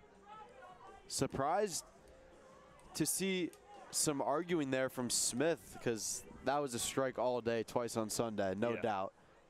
100% grab the inside 3rd. It's now Zach Sarieldin. 0 for 2, a ground out and a strikeout. Takes ball 1 high. Another Florida native here at the USPBL. Tons of them. A bunch. From Doral, from Port St. Lucie. That's where Sarieldin's from. Swinging a tip foul into the glove. Both Kreisen brothers are from Florida as well. E.J. Dasco, who used to be on the Beavers. He was from Miami. 1-1. Swing and a miss. That's a nasty pitch outside. That's a changeup that's just diving down out of the zone, way out in front with Sarieldin there. Rocks back in that stance. 1-2 from Greg is a line drive to right field, a base hit. Nice opposite field swing. He took that pitch and went with it. 1 out single for Sarieldin and the Unicorns. Yeah, Sarieldin, he needed to protect the plate there. And on that one, he was a little bit late, but he knew he had to keep swinging to stay alive. It would have probably been a strike 3 on the outside corner, so good for him to find that piece of hitting and drives it opposite field. So Unicorns still alive. They have their first base runner of the inning. Haven't had a base runner since the 3rd inning, if we don't count the Sam Baduras home run, because he just took a trip around, never really stood at a base. Strike 1 to Patrick Baggett. Strike or ground out and a strikeout looking for Pat.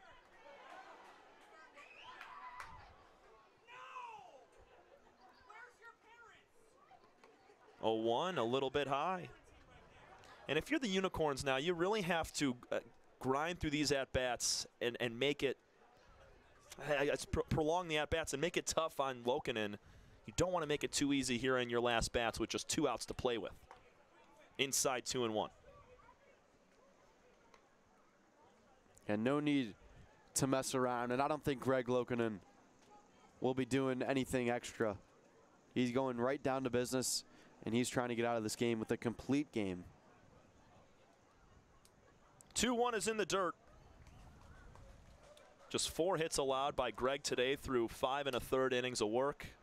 The one blemish was the solo shot from Baduras last inning. And that's all the Unicorns have to show for it against the lefty.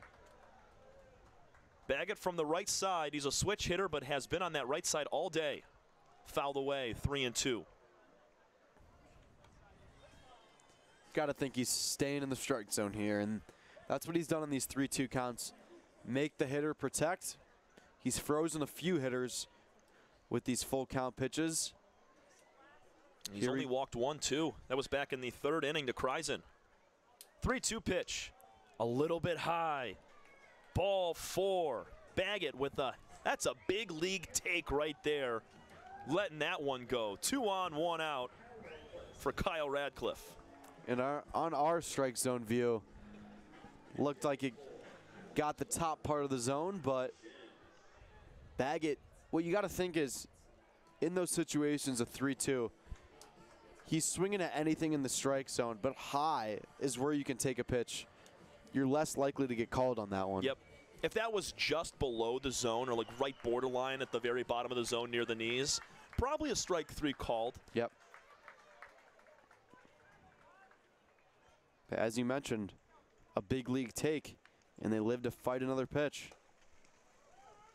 Tyler Shin is getting a pinch hit opportunity for Kyle Radcliffe here in the 3 spot. Shin is a 136 hitter this year, just 6 total knocks with 1 RBI. He has struck out 18 times this season. He's down 0-2. Trying to be hero there. Big cut, swung out of his shoes almost.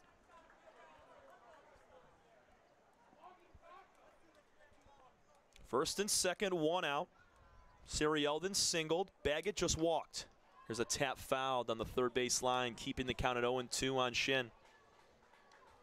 Utica, a 4-0 series lead against these Beavers this season. This is their 5th meeting of the year. And also, we mentioned it pregame, Carter, 2 wins on the year for Birmingham.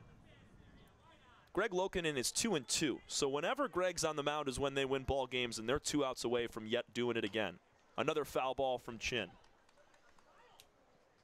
Can't count the game over yet, though. I mean, the Unicorns, they've had their fair share of comebacks, and they play this kind of style, so got to be careful.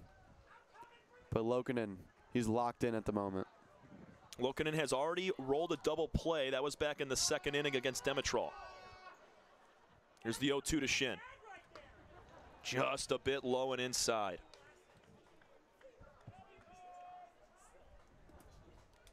Shin, a catcher for this Unicorn team. He understands that strike zone better than anyone.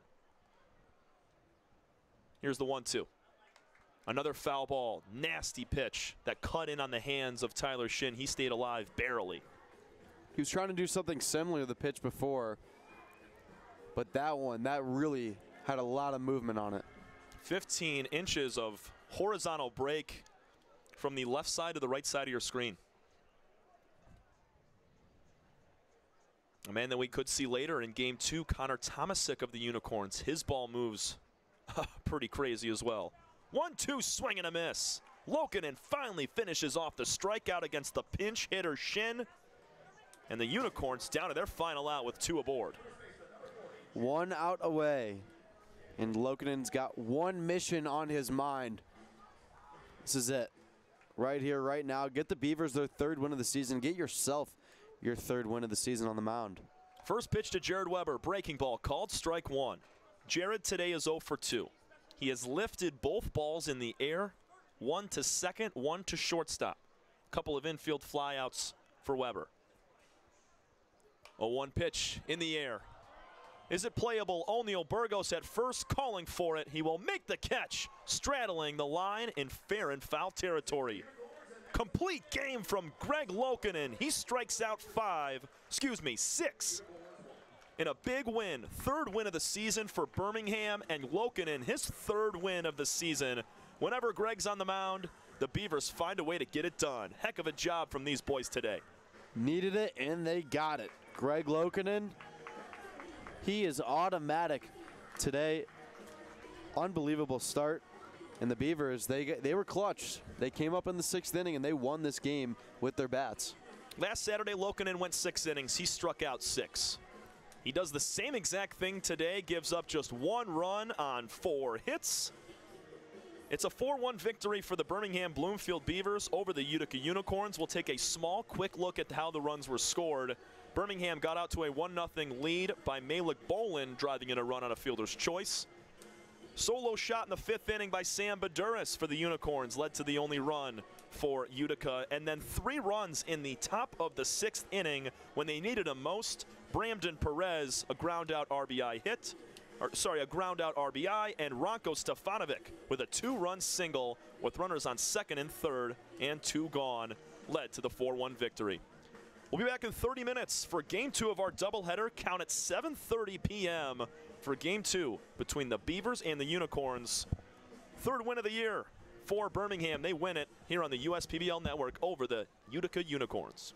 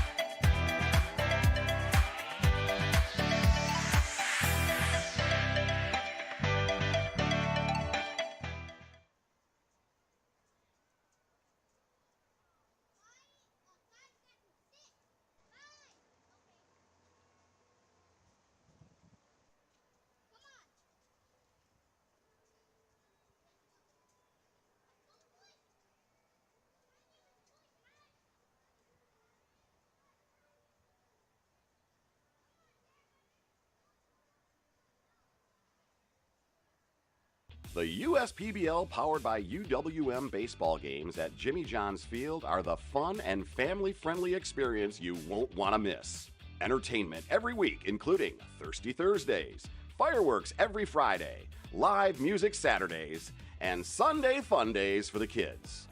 Kids run the bases after every game, and parking is always free. Come see the stars of the future at Jimmy John's Field. Get your tickets today at uspbl.com.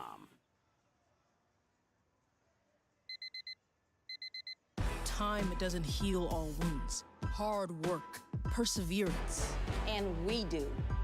We're fighting cancer with proton therapy. And music therapy. We're turning back the clock on Parkinson's and outsmarting blood clots in seconds. Instead of days. Because this is her time. His time, your time. And it's time to show we can. Corewell Health. Andy Appleby. I'm the owner and CEO of the USPBL. We're a 4-team league. We play at Jimmy John's Field in Utica, Michigan. Tryon has a wealth of resources that we can tap into when unique HR issues arise, even including visa and immigration issues related to our players. Tryon has helped us to get our baseball season up and running every year and has made a difficult task much easier. That's why we rely on Tryon. You can always rely on Tryon. First State Bank is a locally owned and operated business. We're part of your community. At fsbcares.com, you'll find ways that we're making a difference by featuring locally owned and operated businesses, providing access to helpful financial resources, and engaging with community. fsbcares.com is part of our commitment to the neighborhood, because strong neighbors mean stronger communities. Where good neighbors do great things. Member FDIC and Equal Housing Lender. Slide into a new home. Work with a local mortgage pro who works for you. Get a cheaper, faster, easier home loan. Find a mortgage broker near you today at findamortgagebroker.com.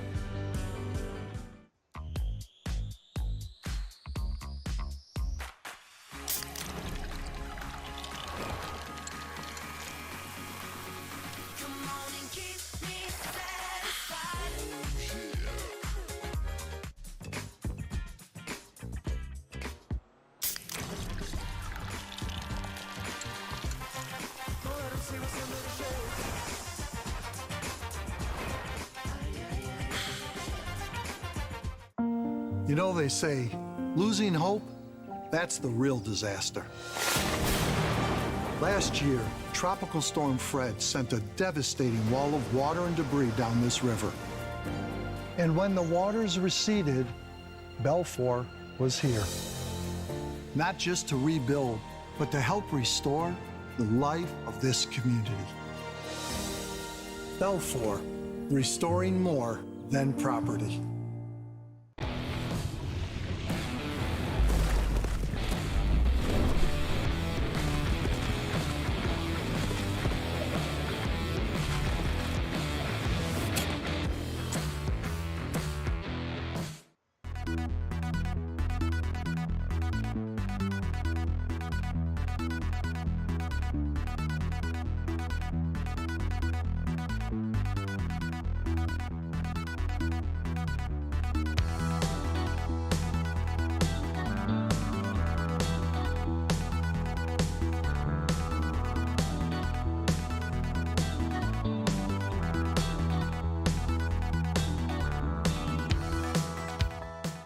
I'm Anthony Tomey, CEO of Tomey Group, and we're one of the largest Jimmy John franchisees in the country. With 50 Jimmy Johns and over 700 employees, it's a challenge to manage operations. What could possibly go wrong with owning 50 Jimmy Johns? People don't show up, equipment fail, run out of bread, no tomatoes, we need onions. Many different things can happen. Tryon allows us to really focus on the food and the operations of the restaurant. And that's why we rely on Tryon. You can always rely on Tryon.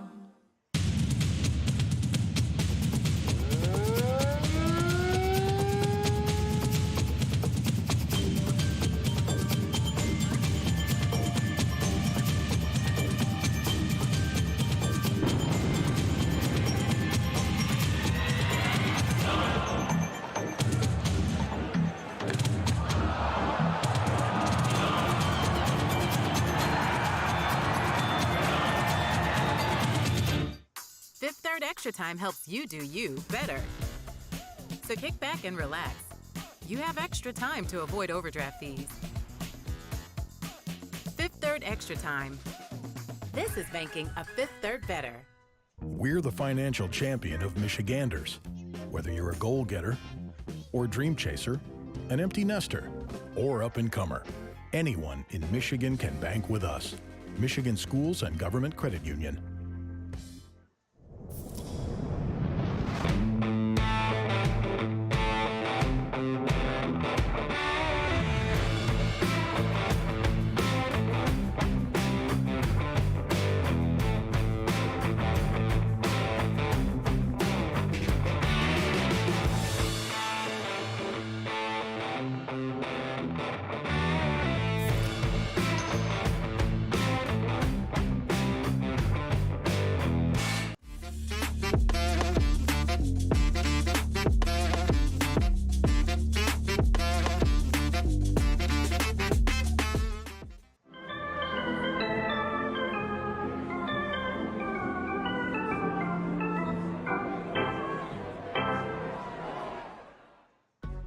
With a transforming world, we can see how drastically the world is heading towards automation. And so, we need 24/7 surveillance and security systems for our homes and businesses to avoid any theft or breach of privacy. JARBCOM brings the installation of security cameras to the tip of your fingers with our state-of-the-art mobile app. JARBCOM also provides surveillance monitoring of your entire property with flexible options that offer a dependable solution to be scaled to fit any domestic or commercial need. Contact JARBCOM today for a free estimate at 800-369-0374 or look us up on the web at jarbcom.com.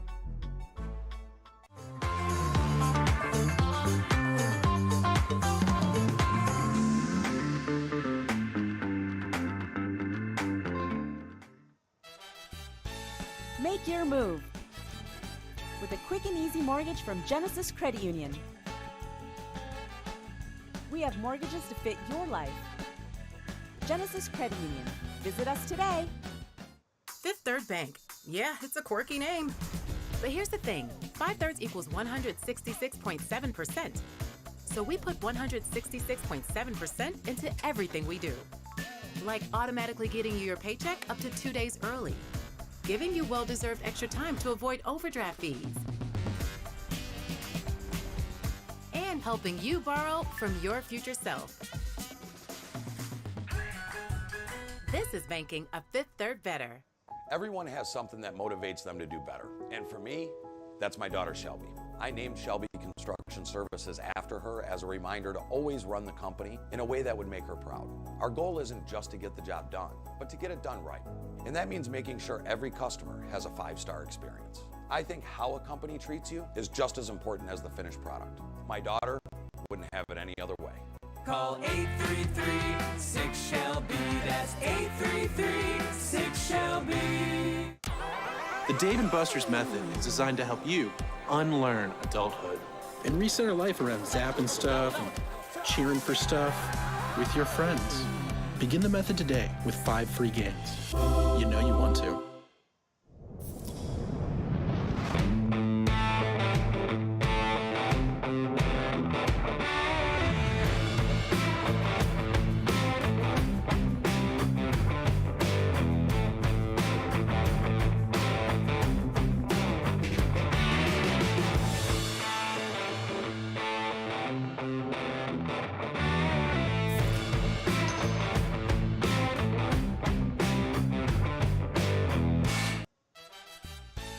Make your move with a quick and easy mortgage from Genesis Credit Union.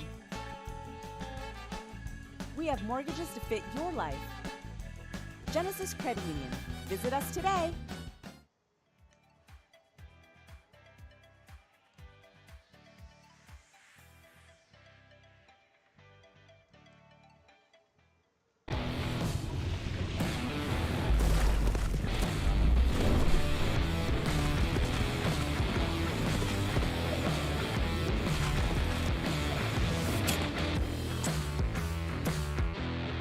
First State Bank is a locally owned and operated business. We're part of your community. At fsbcares.com, you'll find ways that we're making a difference by featuring locally owned and operated businesses, providing access to helpful financial resources, and engaging with community. fsbcares.com is part of our commitment to the neighborhood because strong neighbors mean stronger communities. Where good neighbors do great things. Member FDIC and Equal Housing Lender. Jimmy John's Field is the perfect venue for birthday parties, summer picnics, company outings, and provides the best entertainment in Metro Detroit with great baseball all summer long. Spend your summer nights under the lights at Jimmy John's Field in historic downtown Utica. We're the financial champion of Michiganders. Whether you're a goal-getter or dream chaser, an empty nester, or up-and-comer, anyone in Michigan can bank with us. Michigan Schools and Government Credit Union. We're for people, the pioneers, the underdogs, the players, and the slow and steadies. We're for people, for who they are and who they could become. Yes, we're a bank, and some say our business is all about money, but that's an old idea. Because look past the money, and you'll see real human lives. We see it, because we're for people. Huntington, welcome. Check your checking. If your account doesn't get you pumped, amped, or geeked, make the switch to Genius Checking from Genesis Credit Union. It's just genius. The Dave & Buster's method is designed to help you unlearn adulthood and discover the funner you hidden within you. The you that doesn't think about adult things and stuff. Ashley, I don't want to hear anything about your car registration when we're at Dave & Buster's. Okay. The you want to be. Let the Dave & Buster's method illuminate you. Begin the method today with 5 free games. You know you want to.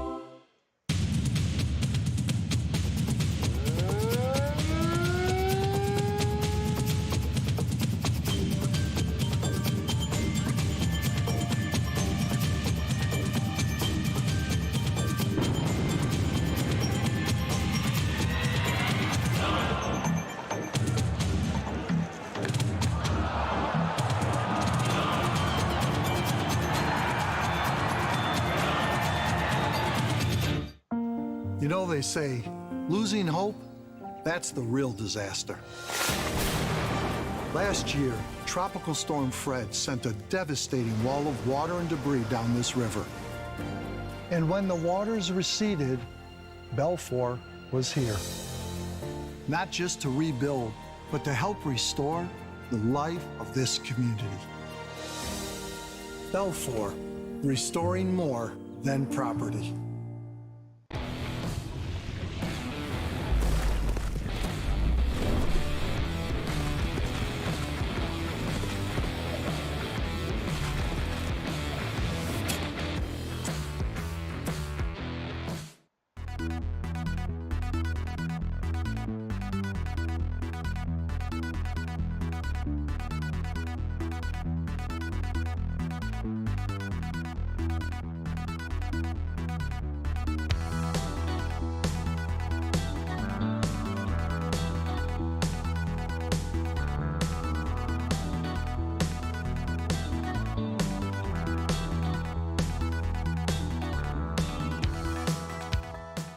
I'm Anthony Tomey, CEO of Tomey Group, and we're one of the largest Jimmy John franchisees in the country. With 50 Jimmy Johns and over 700 employees, it's a challenge to manage operations. What could possibly go wrong with owning 50 Jimmy Johns? People don't show up, equipment fail, run out of bread, no tomatoes, we need onions. Many different things can happen. Tryon allows us to really focus on the food and the operations of the restaurant. And that's why we rely on Tryon. You can always rely on Tryon.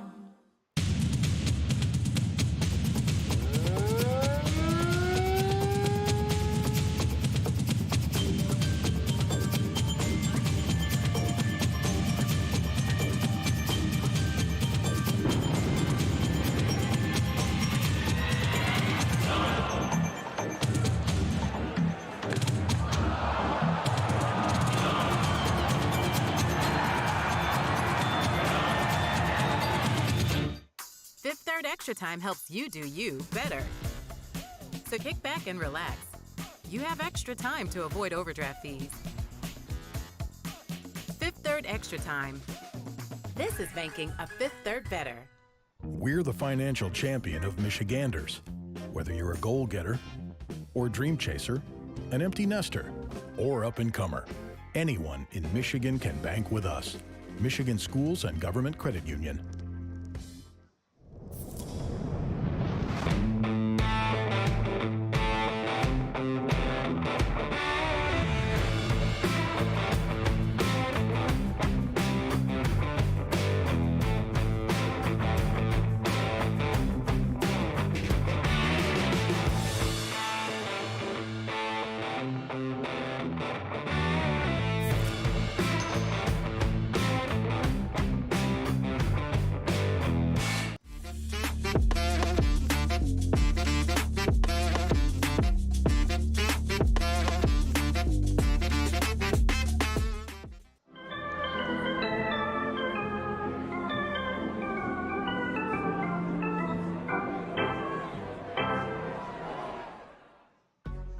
With a transforming world, we can see how drastically the world is heading towards automation.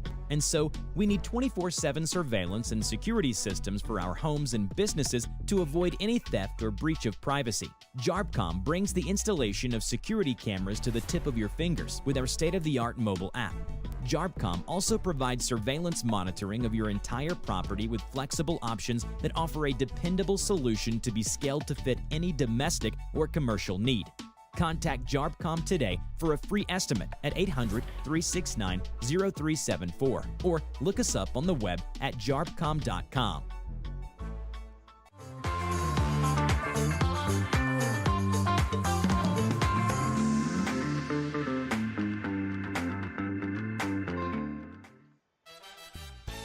Make your move with a quick and easy mortgage from Genesis Credit Union.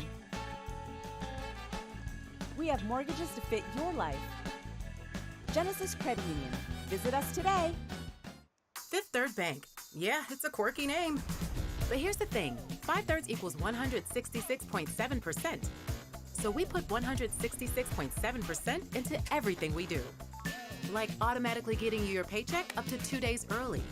Giving you well-deserved extra time to avoid overdraft fees. And helping you borrow from your future self. This is banking a Fifth Third better. Everyone has something that motivates them to do better. And for me, that's my daughter Shelby. I named Shelby Construction Services after her as a reminder to always run the company in a way that would make her proud. Our goal isn't just to get the job done, but to get it done right. And that means making sure every customer has a 5-star experience. I think how a company treats you is just as important as the finished product. My daughter wouldn't have it any other way. Call 833-6-SHELBY. That's 833-6-SHELBY. The Dave & Buster's method is designed to help you unlearn adulthood and reset our life around zapping stuff and cheering for stuff with your friends. Begin the method today with 5 free games. You know you want to.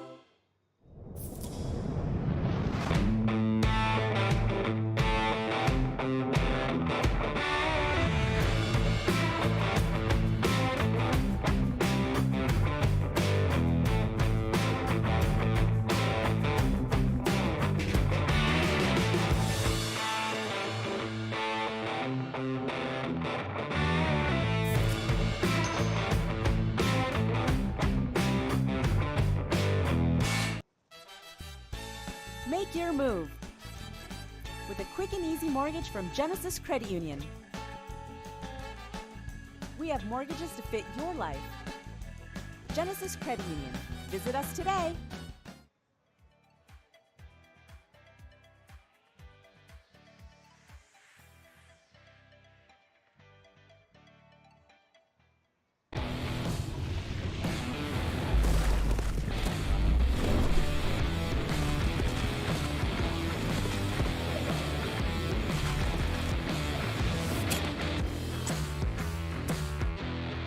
First State Bank is a locally owned and operated business. We're part of your community. At fsbcares.com, you'll find ways that we're making a difference by featuring locally owned and operated businesses, providing access to helpful financial resources, and engaging with community. fsbcares.com is part of our commitment to the neighborhood because strong neighbors mean stronger communities. Where good neighbors do great things. Member FDIC and Equal Housing Lender.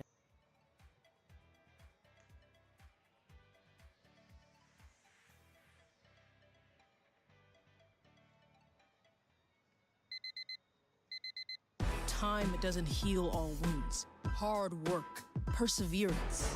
And we do. We're fighting cancer with proton therapy. And music therapy. We're turning back the clock on Parkinson's and outsmarting blood clots in seconds. Instead of days. Because this is her time. His time, your time. And it's time to show we can. Corewell Health. Andy Appleby. I'm the owner and CEO of the USPBL. We're a 4-team league. We play at Jimmy John's Field in Utica, Michigan. Tryon has a wealth of resources that we can tap into when unique HR issues arise, even including visa and immigration issues related to our players. Tryon has helped us to get our baseball season up and running every year and has made a difficult task much easier. That's why we rely on Tryon. You can always rely on Tryon. First State Bank is a locally owned and operated business. We're part of your community. At fsbcares.com, you'll find ways that we're making a difference by featuring locally owned and operated businesses, providing access to helpful financial resources, and engaging with community. fsbcares.com is part of our commitment to the neighborhood because strong neighbors mean stronger communities. Where good neighbors do great things. Member FDIC and Equal Housing Lender. Slide into a new home. Work with a local mortgage pro who works for you. Get a cheaper, faster, easier home loan. Find a mortgage broker near you today at findamortgagebroker.com.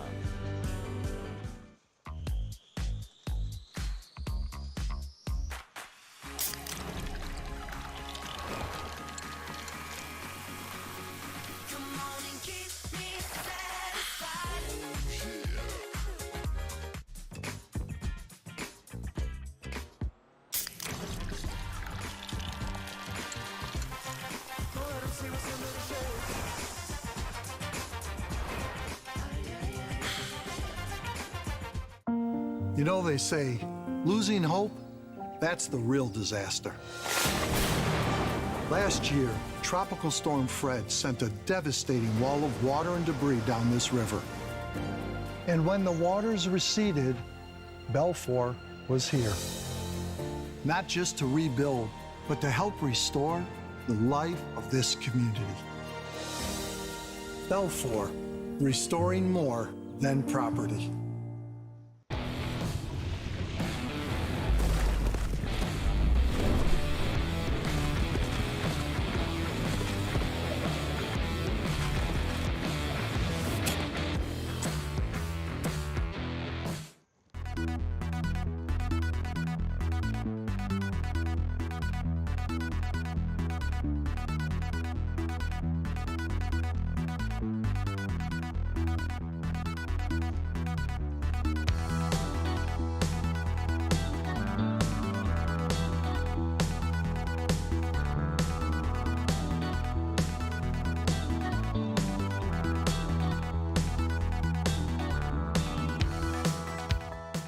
I'm Anthony Tomey, CEO of Tomey Group, and we're one of the largest Jimmy John franchisees in the country. With 50 Jimmy Johns and over 700 employees, it's a challenge to manage operations. What could possibly go wrong with owning 50 Jimmy Johns? People don't show up, equipment fail, run out of bread, no tomatoes, we need onions. Many different things can happen. Tryon allows us to really focus on the food and the operations of the restaurant. And that's why we rely on Tryon. You can always rely on Tryon.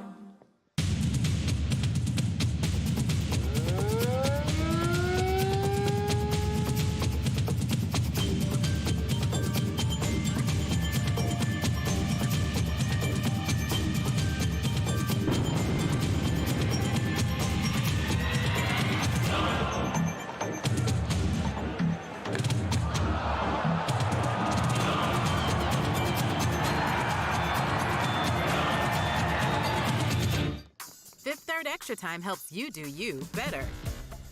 So kick back and relax. You have extra time to avoid overdraft fees. Fifth Third Extra Time. This is banking a Fifth Third better. We're the financial champion of Michiganders. Whether you're a goal getter or dream chaser, an empty nester, or up-and-comer, anyone in Michigan can bank with us. Michigan Schools and Government Credit Union.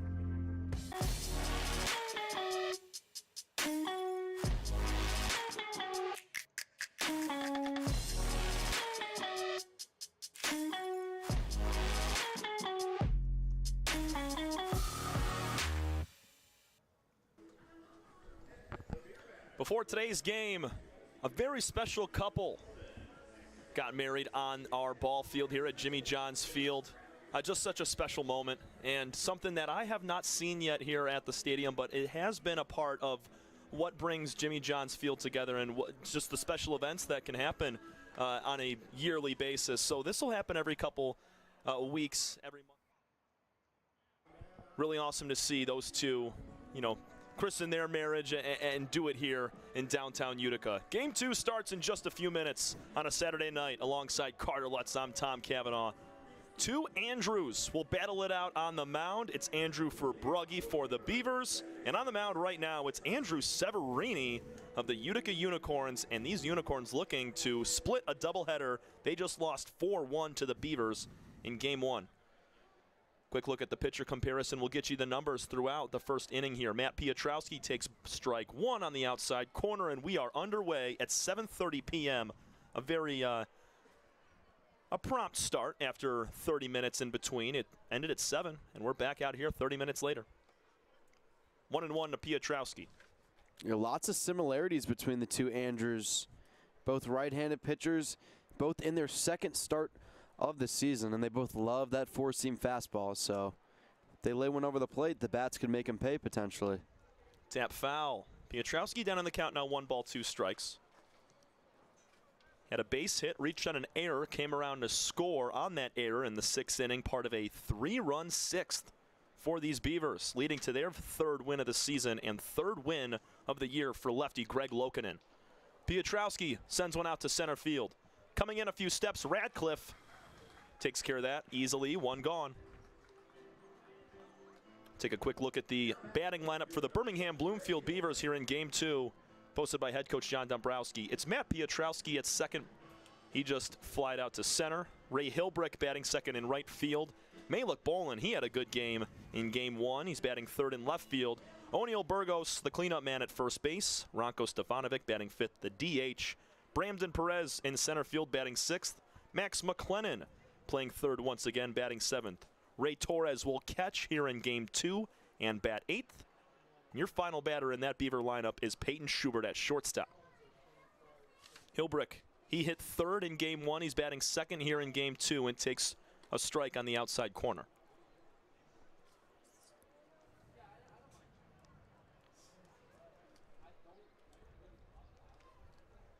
Severini working third base side of the rubber, spikes that in the dirt. And for the Beavers, the last game was a big win for them. 4-1, they got the W, and they're up 1-0. A solo shot tied things up. As that one's fouled behind home plate. They were able to come up with some very clutch hitting in the 6th inning. Both of these games today will only be 6 innings long. Something we really haven't seen from them this year, and they had a similar doubleheader last week. It's a line drive off the bat of Hilbrick, hooking foul. They had this very similar doubleheader last week, and you didn't see that fire, that energy from the Beaver bats, and they got to get going at some point. Ranked dead last in multiple categories in the USPBL, so good to see them with a really solid performance last game, especially hitting. But for this Unicorns team, they've scored just 1 run in the last 15 innings of baseball. So this is a team, too. They're hitting a league-low 183 average coming into play today. Beavers are getting it done more offensively than the Unicorns have been. Here's another ball pulled fouled on the first baseline. 2-2, the count stays on Ray Hilbrick with 1 gone in the first. And I know we talked about it last game, but I want to touch up on it again. The Hilbrick stance with that front foot out. He steps into it. He's trying to drive the ball to right field. He lets that one go. And he did it a few times there on those foul attempts, I should say. But you can keep note of it from home, especially with the angle from the batter's eye. Here's the 3-2 pitch. Strike 3 called on the outside corner. Hilbrick doesn't like it, and it's strikeout number 1 for Severini here in the first inning. Yeah, Hilbrick thought it was low, and so did I. But the righty gets the call, and he's got 2 retired early. Defensive lineup presented by Three Dimensional Services Group. Tyler Shin behind the plate doing the catching. Austin Ochoa at third. Patrick Baggett at shortstop. Andre Demetrol at second. Jared Weber is at first base. And your outfield, Seth Gurgley in left. Kyle Radcliffe in center and Sam Badiris in right. Only change is Gurgley out there in left field. It was Joe Smith. He is down for Game 2. Malik Bolin starts out 2 balls, no strikes. Couple hits in Game 1 for Malik. He was the player of the game, got an interview between contests. The man out of Fort Worth, Texas, sitting on a 2-0 pitch, make it now 3 balls and no strikes.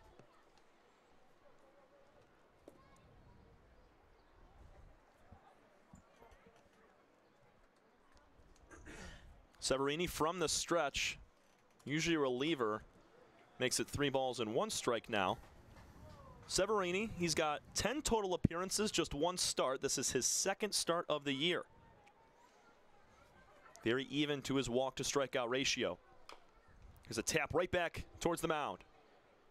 The catcher, Shin, turns and fires on a bare hand throw, and it's a 1-2-3 inning in the top of the first for the Beavers at the dish. We go to the bottom half. Unicorns trying to split a doubleheader as they lost 4-1 in Game 1. This is your home for USPBL baseball.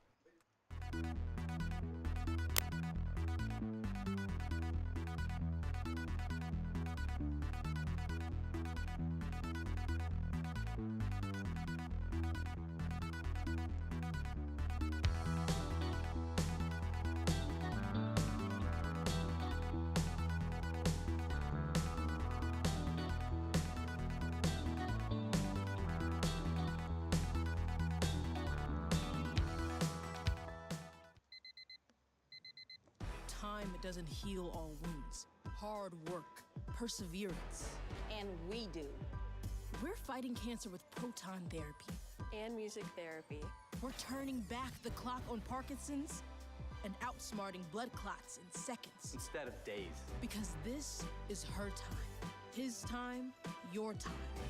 And it's time to show we can. Corewell Health.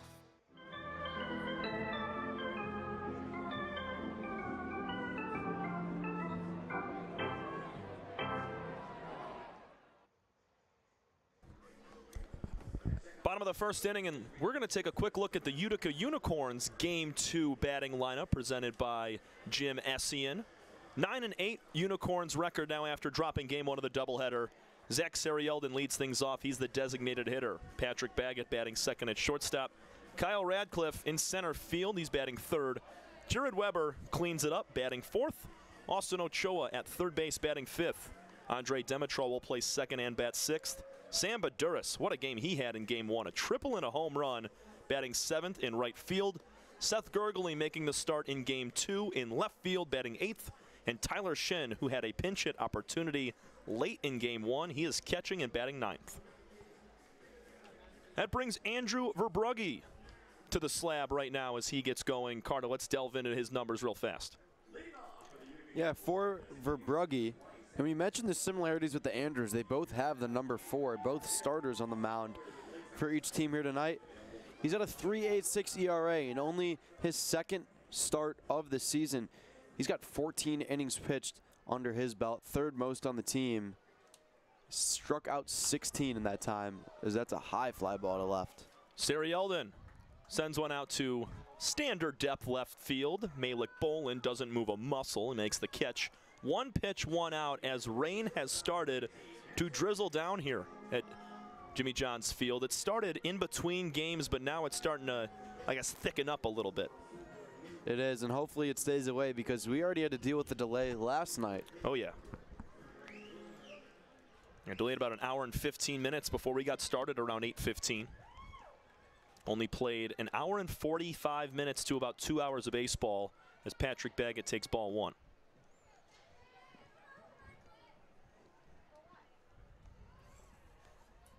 Verbrugge on the bump. Four-seam fastball about half the time. There's a strike, 1 ball, 1 strike to Baggett. Andrew will also work in a curveball, a slider, and a changeup. Favors that curveball the most. 1-1 outside.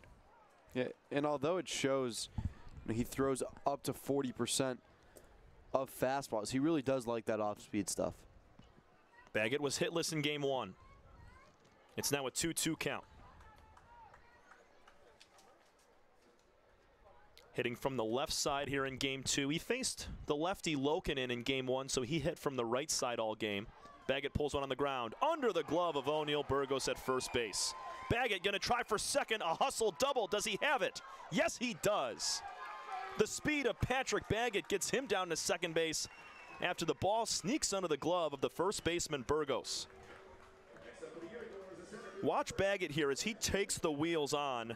As soon as that ball trickles into right field, he's gone. Yeah, Baggett heads up base running. Baggett in his bag, and he gets into second smoothly. Really nice heads up base running because not many people in this league would have gone to there. Not many people would have gotten there. Kyle Radcliffe with a runner on second base and 1 out. Fouls the first pitch away. And that was just an in-between hop for O'Neal Burgos that got underneath his glove. He left it a little bit up, and it snuck underneath. That's going to be charged as an error to the Beavers. Radcliffe holds off on that pitch. Inside, 1-1.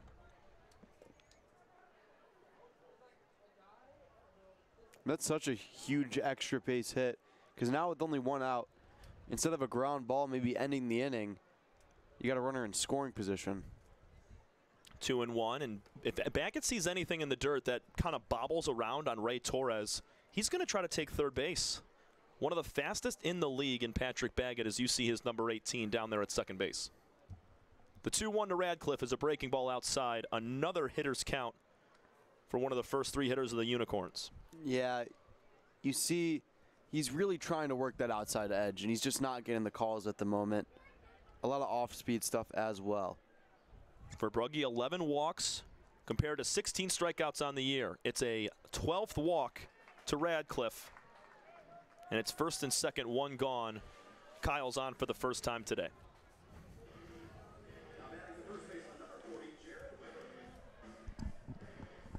Jared Weber batting fourth once again. He was 0 for 3 with 3 pop-ups, all on the infield. Take a look at the defense here for the Beavers. Behind the dish is Ray Torres, Max McLennan at third base. The shortstop is Peyton Schubert, Matt Piotrowski at second base, O'Neal Burgos over at first. The outfield from left to right is Bolin, Perez, and Hilbrick. 1-0 pitch to Weber inside as he leans out of the way. Back-to-back batters now where Verbrugge is just not getting out of hitters, or he's getting out ahead of them in the wrong way. Yeah, he's struggling to find the strike zone at the moment. One gone. The 2-0 delivery is popped up, out of play, foul. And when that happens, you go with old reliable. He throws the four-seam fastball there. As I said, just got to find the strike zone. To do it there, and no need to panic yet in the bottom of the first inning. You have a force out at third, second, or first. 2-1 breaking ball, line back. Weber. He was swinging free on those last two. Another member from Florida, Crawfordville. That's where Jared Weber is from. Team leader in RBIs and hits. Here's the 2-2. Pulled, fouled on the third base line. Yeah, switching things up from 88 to that time, 75 miles per hour. He's ahead of it.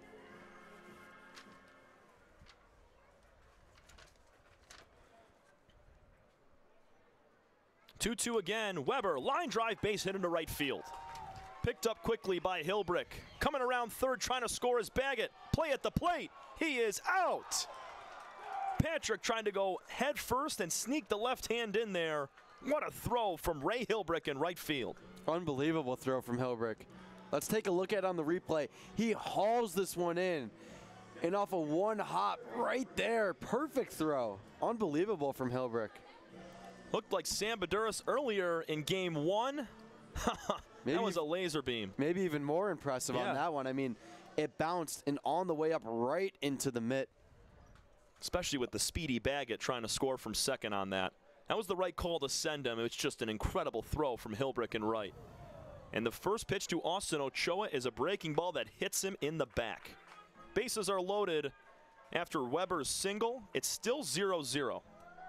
Yeah, and with the bases loaded now, Unicorns still threatening, but how about the Beavers defenders stepping up clutch? That one, it looked like Verbrugge just lost it. I mean, maybe it slipped out. He knew as soon as he threw it that it was not on location.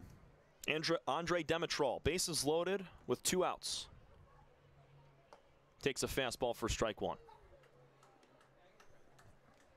A couple of ground outs for Demetrol, grounded into a double play.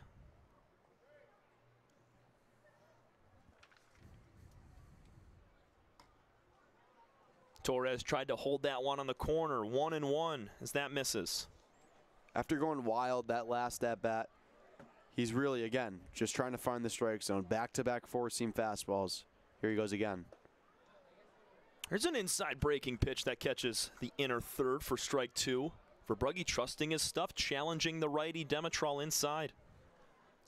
A 143 average on the year for Andre. He's got 10 walks. Here's a ground ball up the middle, past the glove of Verbrugge. It's going to be a tough play for Schubert. On the run, he's going to hold on to it.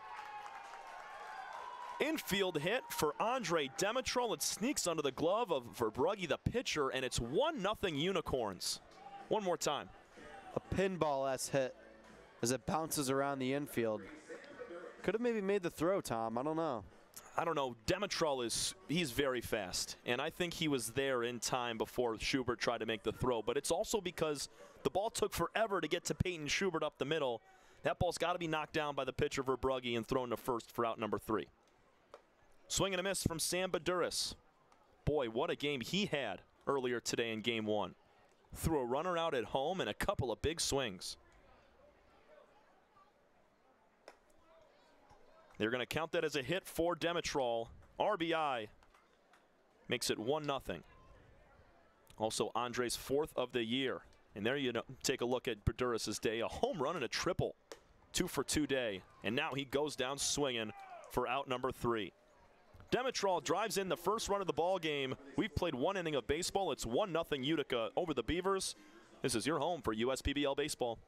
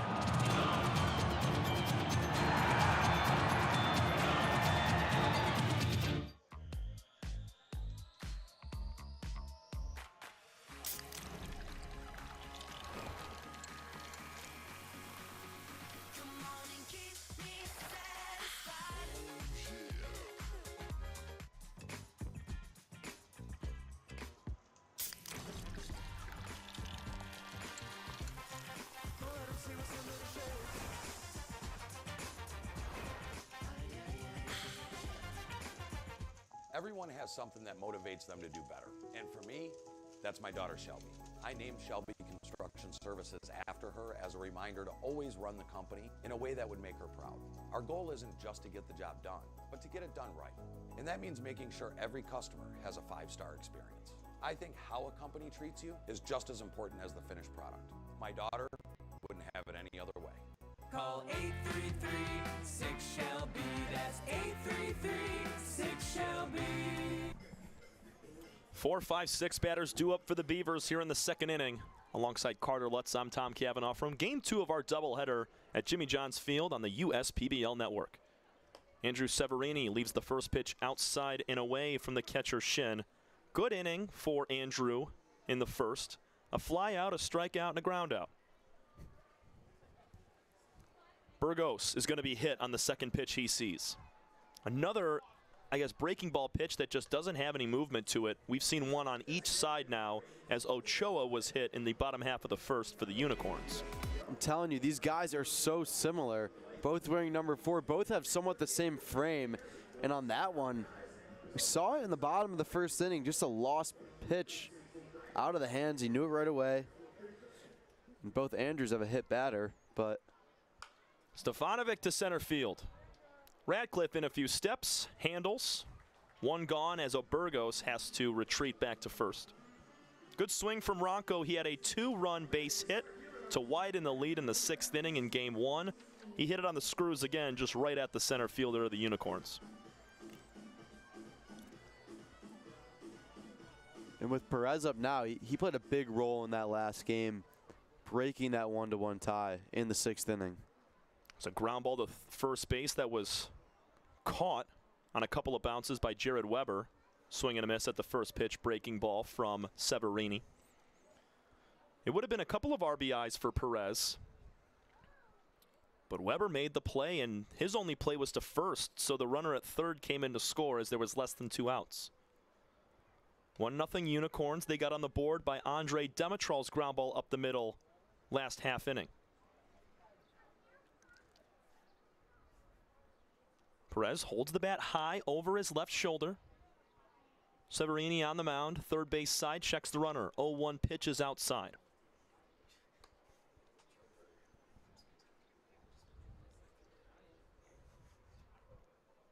Six-inning ball game from Game 2. We'll be back on the call tomorrow at 1:05 for the final game of our weekend. 1-1 to Perez is tapped off the end of the bat, foul. And although it didn't result in a hit, it was still a big moment for Perez to come up for his team there. A guy who hasn't had a ton of those moments. Good to see. Let's see if he can get some momentum going. 1-2 from Severini. Swing and a miss. Second strikeout for Andrew Severini, and it comes at the hands of Brandon Perez. 2 gone with the runner at first.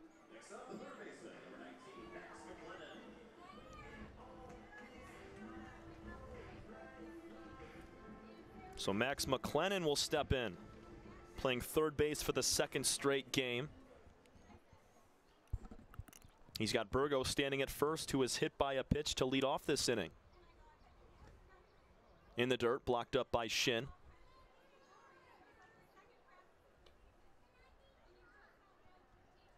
A couple of strikeout and a couple of ground outs for McLennan back in game 1.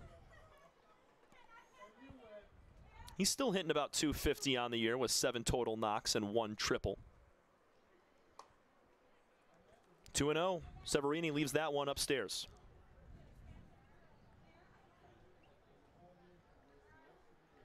And this just shows how efficient Greg Lokinen was. Both pitchers around 25-30 pitches through their 2 innings of work. 60 pitches was where Lokinen was at halfway through the 6th. There's strike 1 on the outside.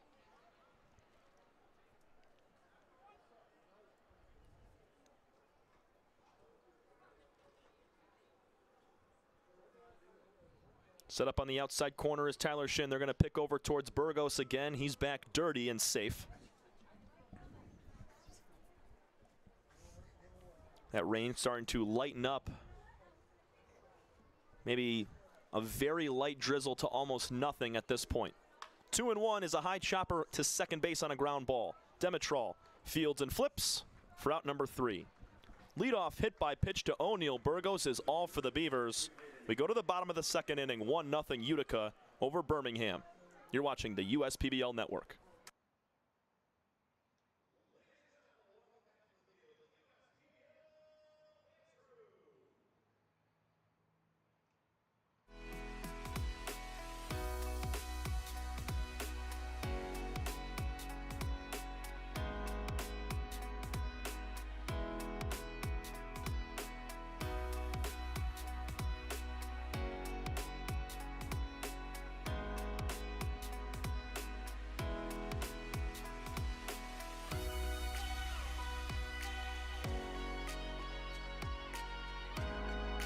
Throughout your life, from big moments to ones well-earned, we're your financial guardian angel. Alliance Catholic Credit Union.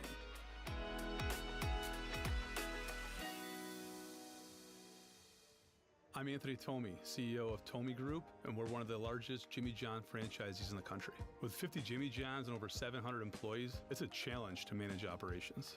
What could possibly go wrong with owning 50 Jimmy Johns? People don't show up, equipment fail, run out of bread, no tomatoes, we need onions. Many different things can happen. Tryon allows us to really focus on the food and the operations of the restaurant. And that's why we rely on Tryon. You can always rely on Tryon.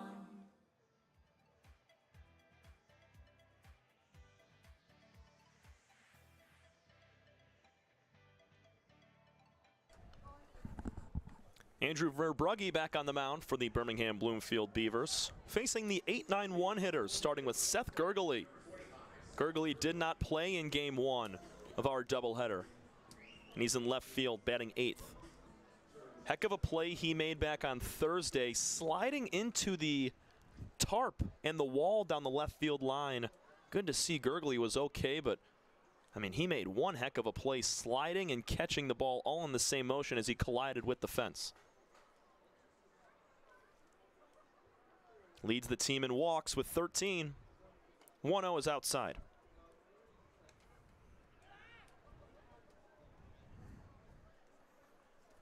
That's on me.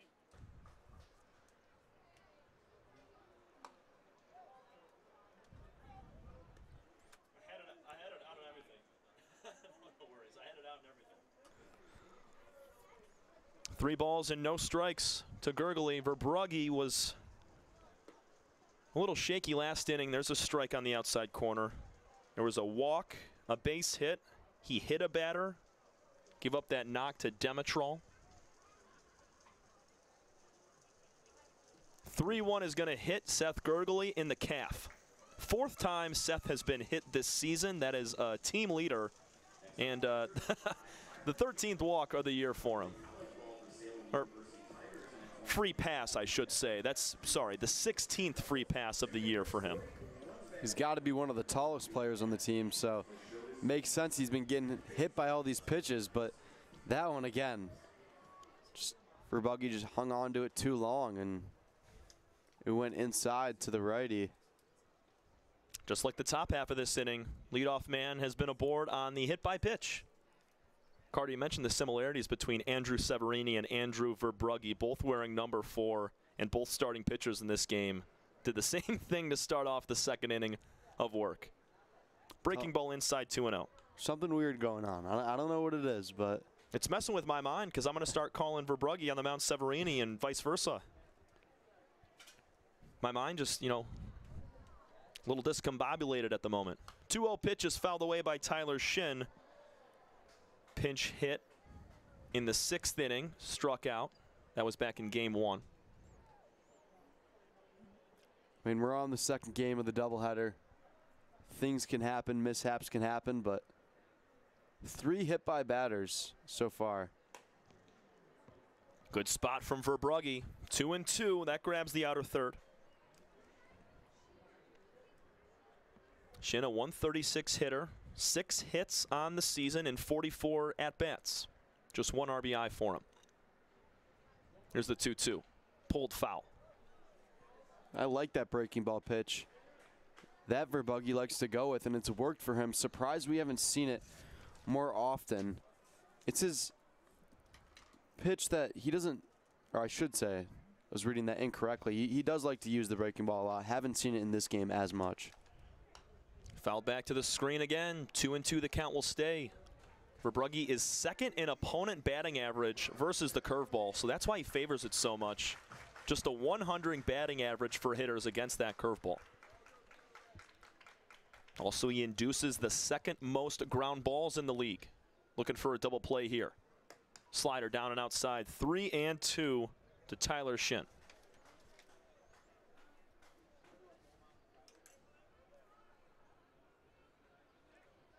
Gurgley was hit by a pitch. He stands at first.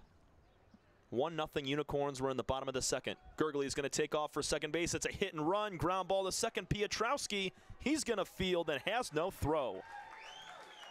Tyler Shin goes the opposite way on a ground ball on the hit and run. First and second, nobody out. You rarely see that, and I appreciate the people bringing us a replay booth.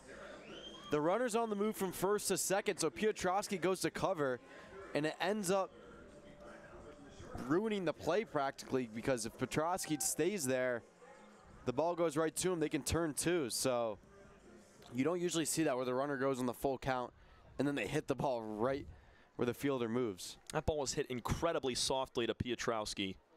And Tyler Shin just finds a way to muscle it over there. It's Zach Sarielden's second time up. Flied out to left field on the first pitch that he saw.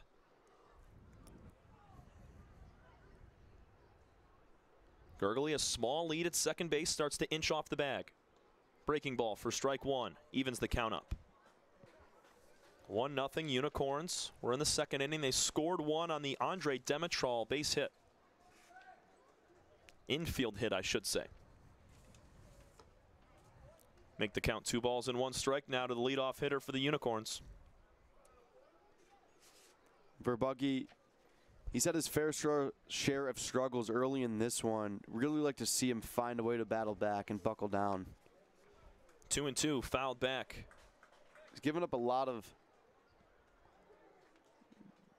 pitches that really doesn't feel like he's in control of, and they're kind of left over the plate, and the Unicorns are starting to figure out how to hit him. Another foul ball off the bat of Sarielden. Yeah, Verbrugge, I mean, when he misses pitches, he's either missing way low and outside to right-handed hitters, or he's missing over the plate and allowing these guys to make some quick contact. The 2-2 again. There it is, down and away, stopped by Torres as he ranges to the right, keeping the runners at their bases. The 2nd straight full count, and every batter that Verbrugge has faced this inning, he has gone to a 3-ball count. He's approaching 45 pitches. Beavers still looking for their first out here in the 2nd. 3-2 foul ball in and out of the glove of Torres, back to the screen. Got to credit these Unicorn hitters for fighting. But also, there's been pitches that Verbrugge is missing badly low and outside in the dirt, and it's an easy layoff for these Unicorns at times.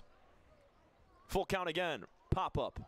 Back out of play towards the concourse. Sounded like it hit the roof.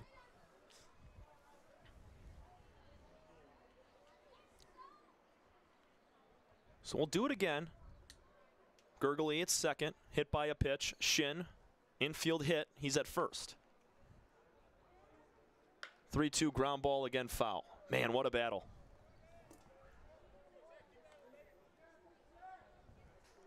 Very good battle going on here.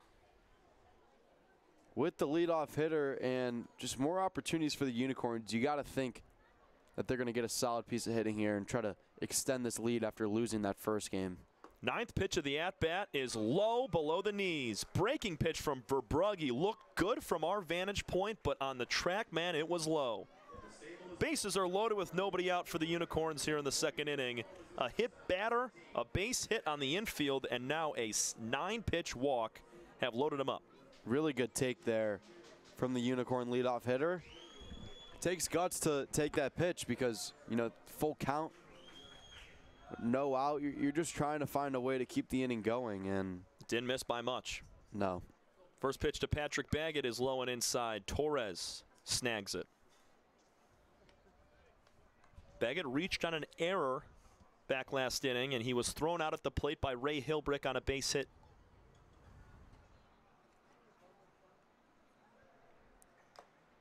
Verbrugge's 1-0 is swung on and tipped into the glove of Torres. 1 ball and 1 strike to the shortstop from Blairsville, Georgia.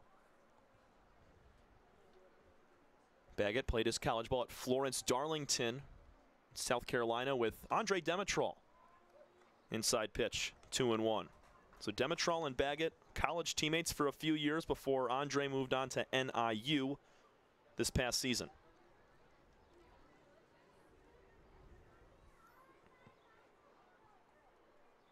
Two-one pitch is lined to second base, caught by Pietrowski. Everybody diving back to their bases. Nice swing from Pat, just right at the second baseman Pietrowski, and that's 1 gone. They're still loaded. We get the replay here. Pietrowski, he is just exactly what you want from your second baseman. Quick feet, quick reaction time, makes the catch. Almost turned it for 2, but he's been hitting well. Can't say enough about him, the way he's been able to overcome adversity on the Beaver team. Time is called at the dish. Our home plate umpire will call a pitcher's interference. Sorry, not pitcher's interference. Pitch clock violation. It's 1 ball, no strikes to Kyle Radcliffe.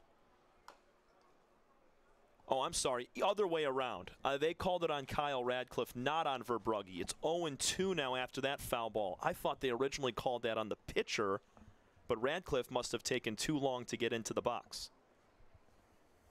1 out, bases loaded. Patrick Baggett just lined out to second. 0-2 is outside. And another point on that Baggett line drive. That pitch was way outside, and Baggett came around it, and he kind of hooked it over there to second. It didn't hit, come off the bat all that hard because he was kind of working around the baseball. The 1-2 pitch tapped fouled on the third baseline. Yeah, you put that in good terms. It either comes off the bat hot or you hit it at a certain angle where you can see anything happen off of it, and he pulled it to the right side. It was somewhat of a flare ball that just went right into the mid of Pietrowski. McLennan, the third baseman, in on the grass, cut out at third base. Same with Burgos at first. Here's a line drive from Radcliffe, just fouled on the third base line. He's continuing to fight 1-2. Verbrugge looking for that wipeout pitch. He just hasn't really found it today. Just 1 strikeout as he's almost halfway through this lineup a second time. He wants a piece of hitting here, and he's a talented hitter. You can tell all the intangibles are there.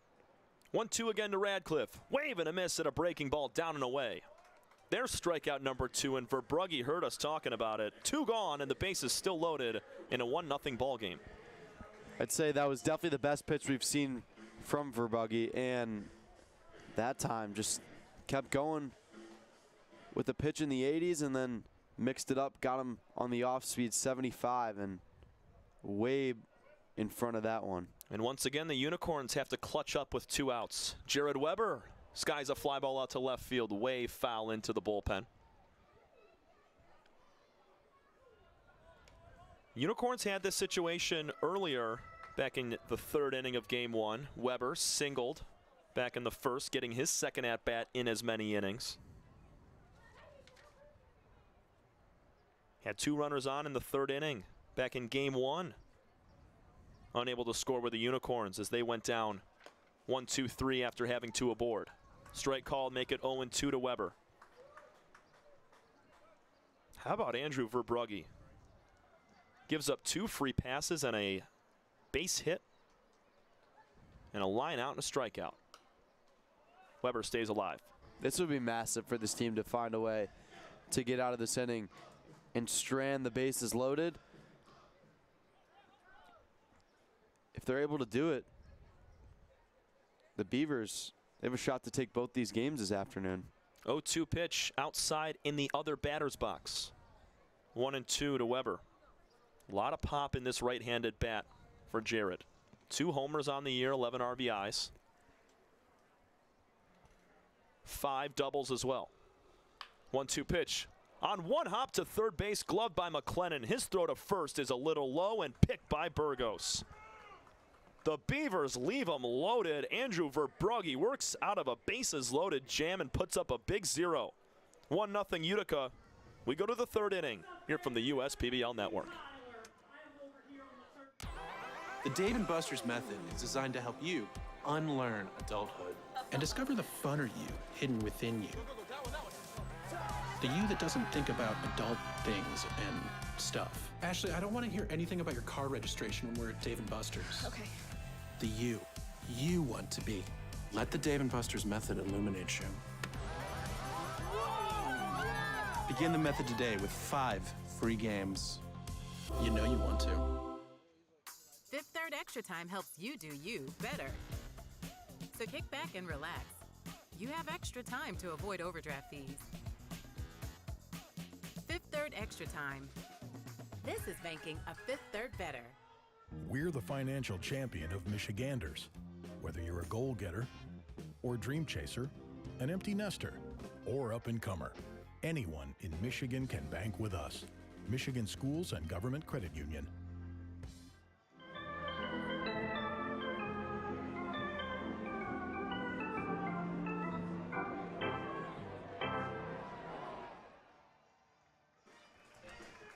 For the past 35 years, Bell's Brewery has been inspired to brew beers that you can count on.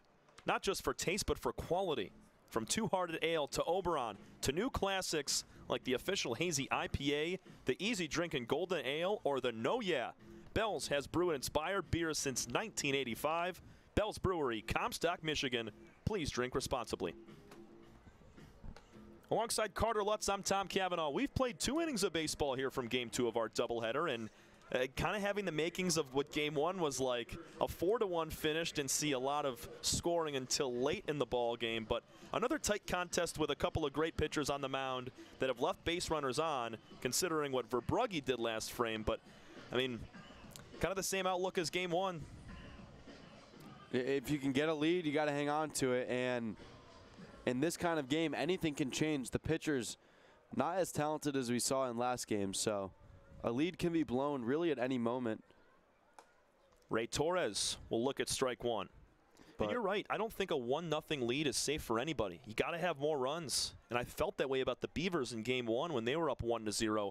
I just felt like they needed a few more. Tap foul by Torres makes it 0-2. But they needed to score more than 1 run to win that ball game. And because Baduras went deep for a solo shot, it proved that they did need a few more.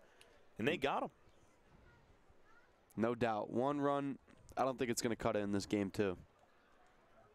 2 teams that don't score a lot of runs, but I think more than 1 is going to have to be how you get it done. Torres flies out to right field. Baduras snags that one. 1 up, 1 down here in the 3rd.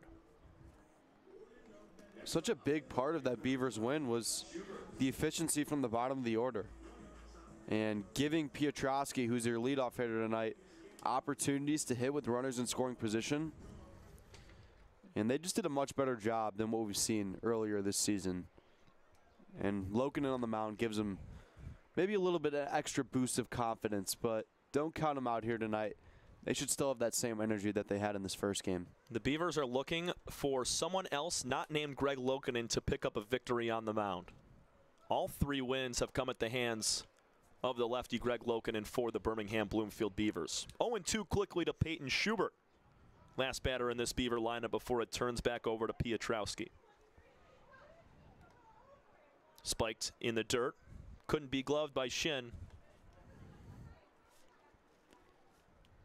Schubert shot the left center gap opposite field back in game 1 for a double. Flied out in that same spot. Here's the 1-2 pitch. Hard line drive on 1 hop to second.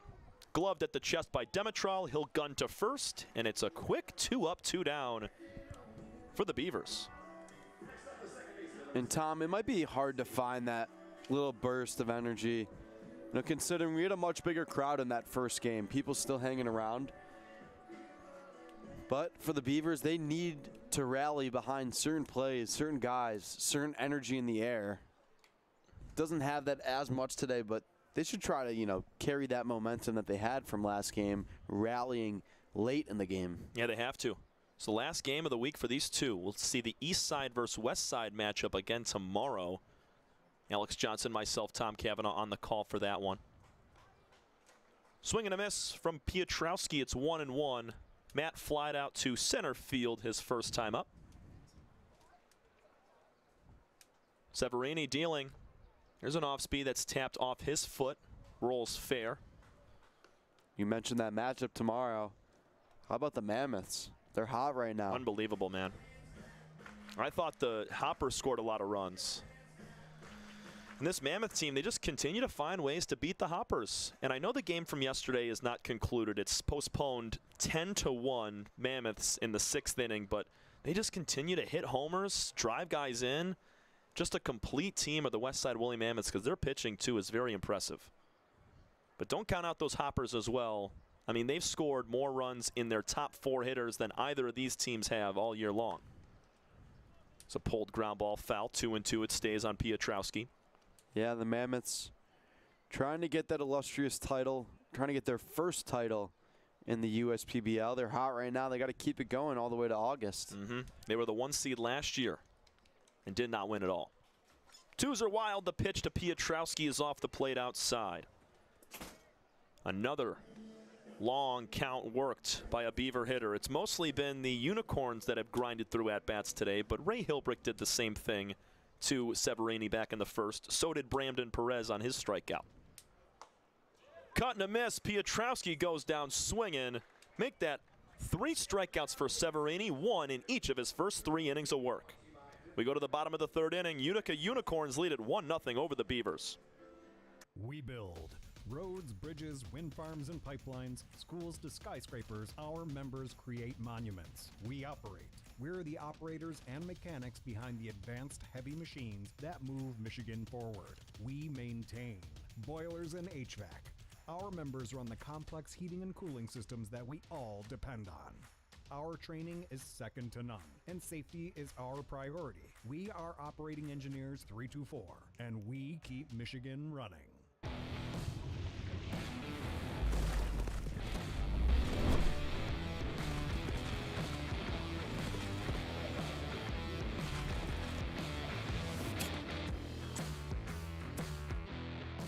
Slide into a new home. Work with a local mortgage pro who works for you. Get a cheaper, faster, easier home loan.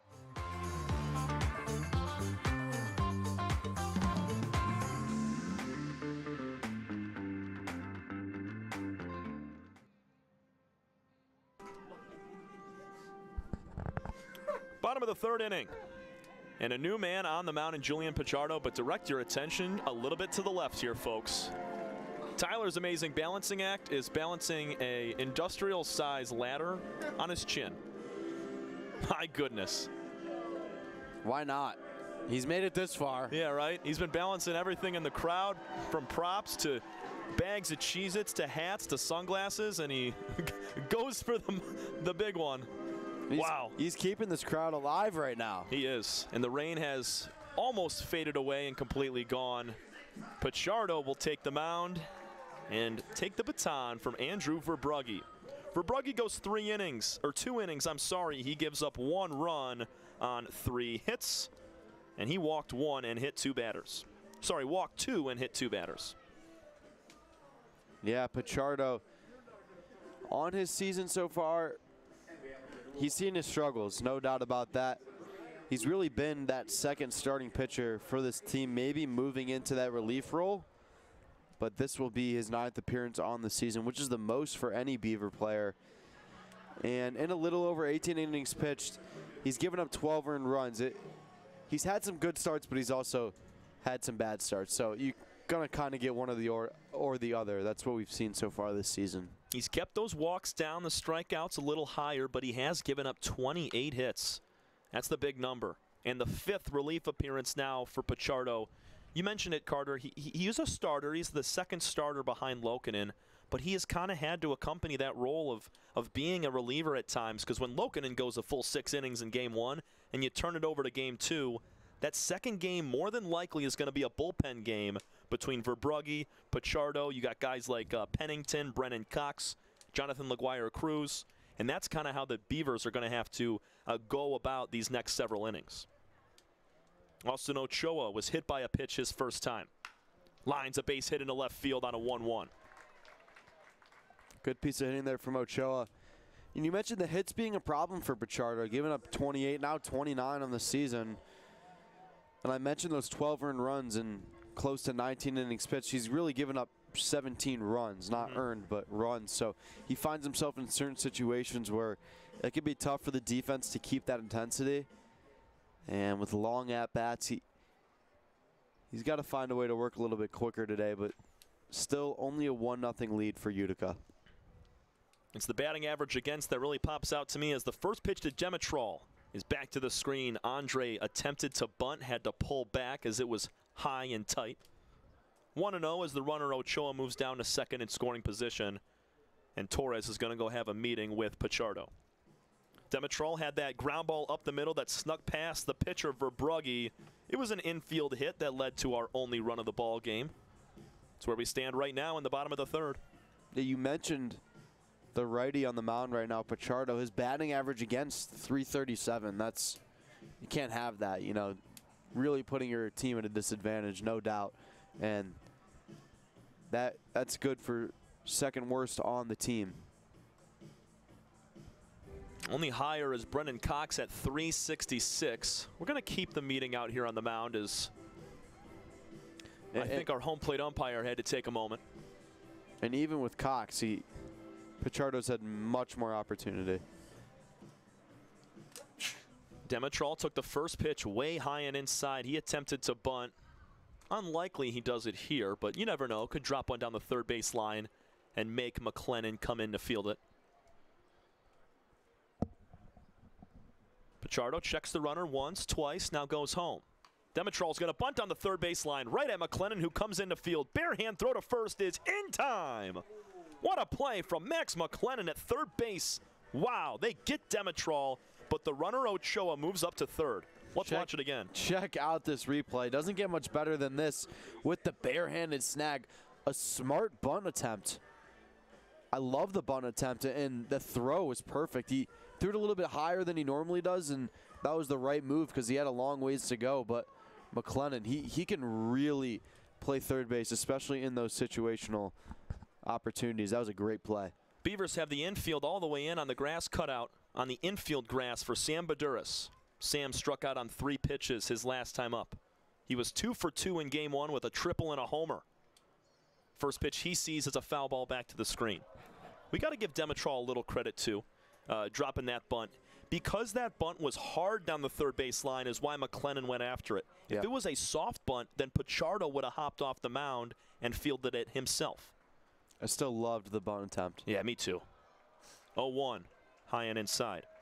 I thought there was a small chance, but I found it unlikely. Demetrol wants to try to grip and rip there, but I love the situational baseball as McLennan comes in, and it pretty much leaves 3rd base wide open for Ochoa to jog on in.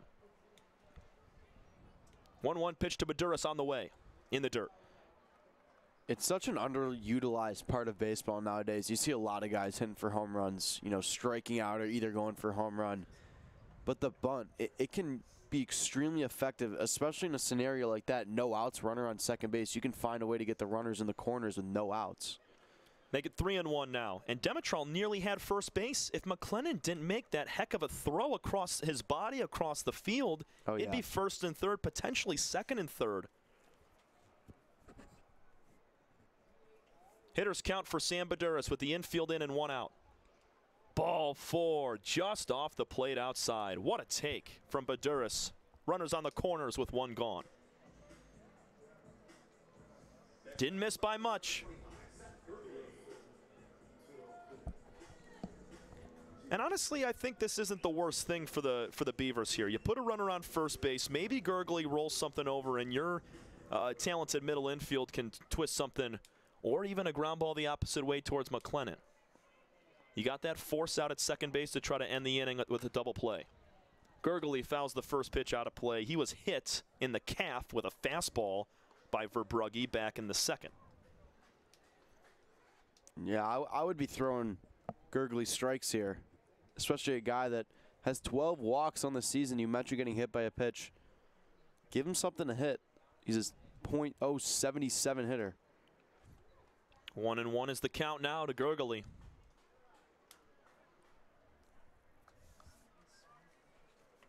Seth, one of 2 lefties in the lineup. I guess you can count Baggett, would be 3. Patrick is a switch hitter. 1-1 to Seth is high and outside. Pichardo doesn't walk many guys. I know he just lost Baduras on the last batter, but he's going to pitch to contact, and that's why that batting average against is so high. Other guys that are wild, they can have a very low batting average against. That's just because they're all over the place. 3 balls and 1 strike. That's at the feet of Gurgley. We got time at the dish. This is what he does. Fouled off that first pitch, and just like that, it's a 3-1 count. You got to pitch him strikes, and starts now. Gurgley spent time at Purdue and Indiana State. He's from Tallmadge, Ohio. The 3-1 pitch is high for ball 4. They're going to throw down to second, and scoring is Ochoa. Ray Torres tried to get the runner on ball 4. Baduras would have been there regardless, and that's what allows Ochoa to go. Let's check it out. It's just the wrong play. That's ball 4 right there. He gets second, Baduras either way. And then as he lets the ball go, the runner Ochoa very smartly runs home, knowing the ball is headed down to second. It's 2-0 Utica here in the 3rd inning. I just think Torres didn't know the situation. Yeah, possibly. Shin will look at a first pitch strike at the knees. Runners on first and second with 1 out. We didn't see it last game with runners in the corners, the double steal attempt. A runner made his way from first to second, but the man did not go home. That time it works to perfection for the Unicorns. Give Baduras some credit for drawing that throw as well. Shin lifts one out to left center field. This one all the way back. It's a one-hopper off the wall. Baduras comes in to score. Holding up at third is Gurgley. RBI double for Tyler Shin, and it's 3-0 Unicorns. Pichardo laid one out there, and Shin made him pay. Just a nice piece of hitting, line drive. Good swing. You can't say enough about that. Textbook play, solid double, and the Unicorns, you had a feeling after losing that last one 4-1 that they were going to come to play in the second one. They don't want to lose 2 in a row against the Beavers, so. They knew they only scored 1 run in 15 innings over the last 2 games, and they needed to find a way to score some runs. Nice pick from Torres to save a run right there. Yeah, and they're not done yet. They're going to continue to find ways to score. Still 1 out in the inning. Zach Yeldon at the dish. 0 for 1 with a walk today. His 3rd at-bat in as many innings, and the Beavers will bring the infield in with runners on second and third and 1 gone. Off the plate outside 2-0. Back-to-back walks to Baduras, and Gurgley set up Tyler Shin. 1 hop in the wall in left center field for an RBI double. 5 total hits now for Utica. Here's a ground ball, base hit into left field. Coming in to score, Gurgley. Holding up at third base will be Shin. RBI swing for Zach Yeldon. Tip your cap. That's Zach's first RBI of the season. Got to start to get the bullpen loose if you're Bloomfield. Pichardo just not the answer tonight. And not sure they had many options to go to considering they're playing a doubleheader tonight, but he's been giving the Unicorns really everything to hit. Yeah, 3 hits, 1 extra base hit, coupled with 2 walks in the inning have led to 3 total runs in the frame. 4-0 Utica as Patrick Baggett steps in an 0-1 count. Hit the ball hard as last time, lined out to second base, reached on an error back in the first. Leaves the ball in the dirt, 1-1. A little bit of light stretching in the bullpen for the Beavers. Likewise for the Unicorns in the left-sided or left field pen.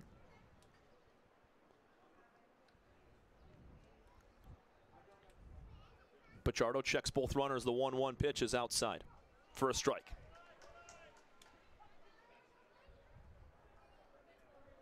One ball, 2 strikes. Baggett going to have to readjust here. But that's a pitch that he now knows he cannot take.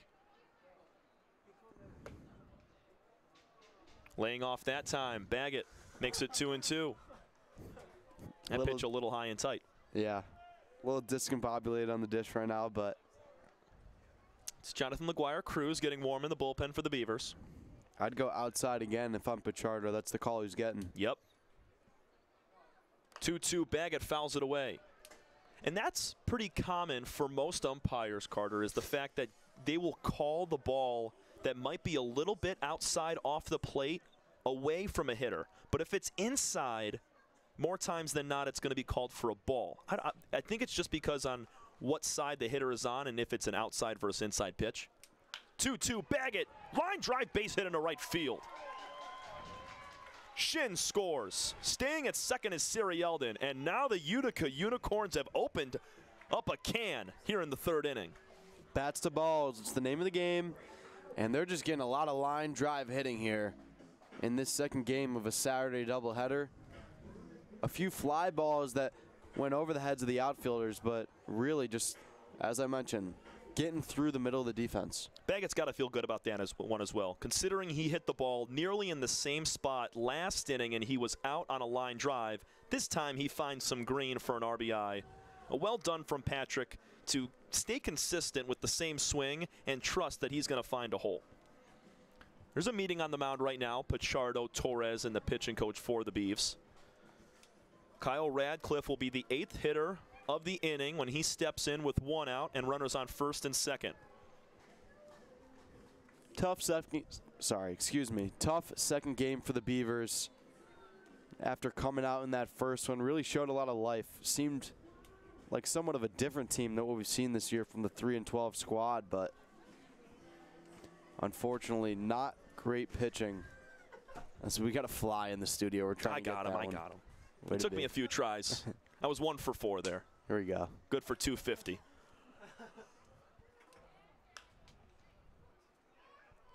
Ground ball foul from Radcliffe, 0-1.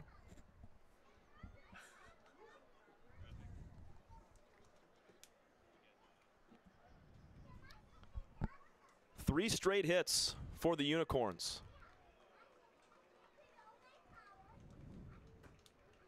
Pichardo facing one of his last batters, depending on how the rest of this inning unravels. Foul ball makes it 0-2. I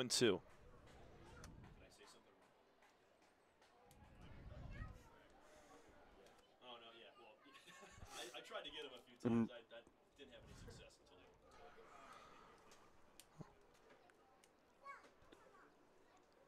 Radcliffe holds the hands in close near the left shoulder. 0-2 pitch is a check swing. He did not go. 0 for 1 with a walk and a run scored today for Kyle. Loving the replay system here today at the USPBL network. It's been clutch to say the least. Yeah, we got to give a big shout out to our production crew today for implementing that over the last couple of days and throughout the season. Another foul ball from Radcliffe leaves the count at 1-2.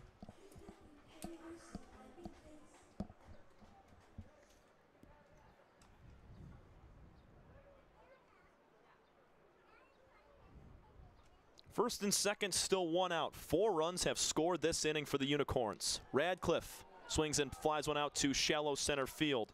Brampton Perez makes the catch. No tag from Baggett. And there's 2 gone for Jared Weber.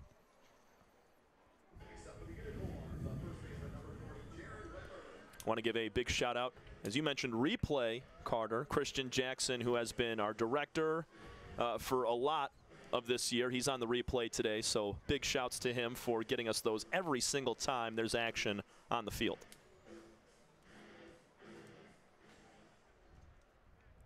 So with the score 5-0, just trying to get out of this inning, Pichardo.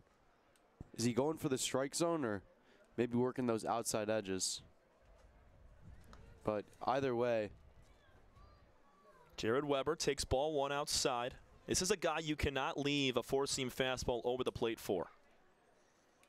1 for 2 on the day, a single and a ground out to third. 1-0 pitch is popped up to the screen, evening the count up. He wants to make something happen at this opportunity. Swinging hard. And he's seen in this inning what his fellow Unicorns have done, and he wants to take advantage of it. Pichardo about to throw his 35th pitch of the inning. Here's the 1-1. A little bit low. 2 balls and 1 strike to the big swinging right-handed hitter playing first base today for the Unicorns and all year long, Jared Weber. A team high 5 doubles and a team high 2 home runs. He'll sky one in the air back towards the seats. Count evens up 1 more time. It's interesting to think that, you know, this spark really started when Torres made that throw from home plate to second. And you know, if the bases were loaded there, maybe we'd be seeing a different outcome. But after that, it was a full green light for the Unicorns. Swing and a miss on the 2-2. Pichardo gets that very much needed third out of the inning as he faces 9 hitters in the third. And the Unicorns cross 4 runs. We go to the 4th. 5-0 Unicorns over the Beavers. This is your home for USPBL baseball. We build roads, bridges, wind farms and pipelines, schools to skyscrapers. Our members create monuments. We operate. We're the operators and mechanics behind the advanced heavy machines that move Michigan forward. We maintain boilers and HVAC. Our members run the complex heating and cooling systems that we all depend on. Our training is second to none, and safety is our priority. We are Operating Engineers 324, and we keep Michigan running.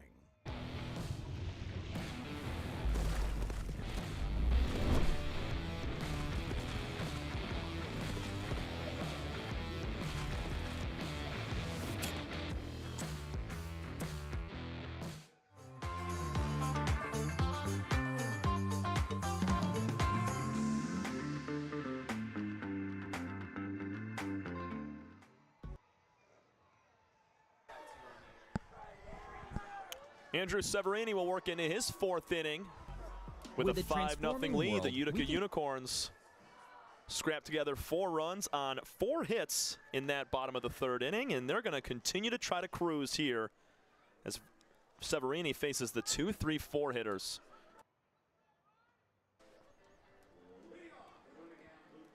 A little bit of action in both bullpens. Jonathan LaGuire Cruz going right now for the Beavers. He might be in next inning. Got to get an eye down that left-hand bullpen for the Unicorns. Ray Hilbrick will start things off, followed by Malik Bolin and O'Neal Burgos. First pitch to Ray, strike called on the outer 3rd. Strikeout looking, first time for Hilbrick. He'll pop one up on the 0-1. On the infield, Austin Ochoa waving off all the other infielders, makes the catch for out number 1. And with this lead, you would think that Severini is a little bit more settled in.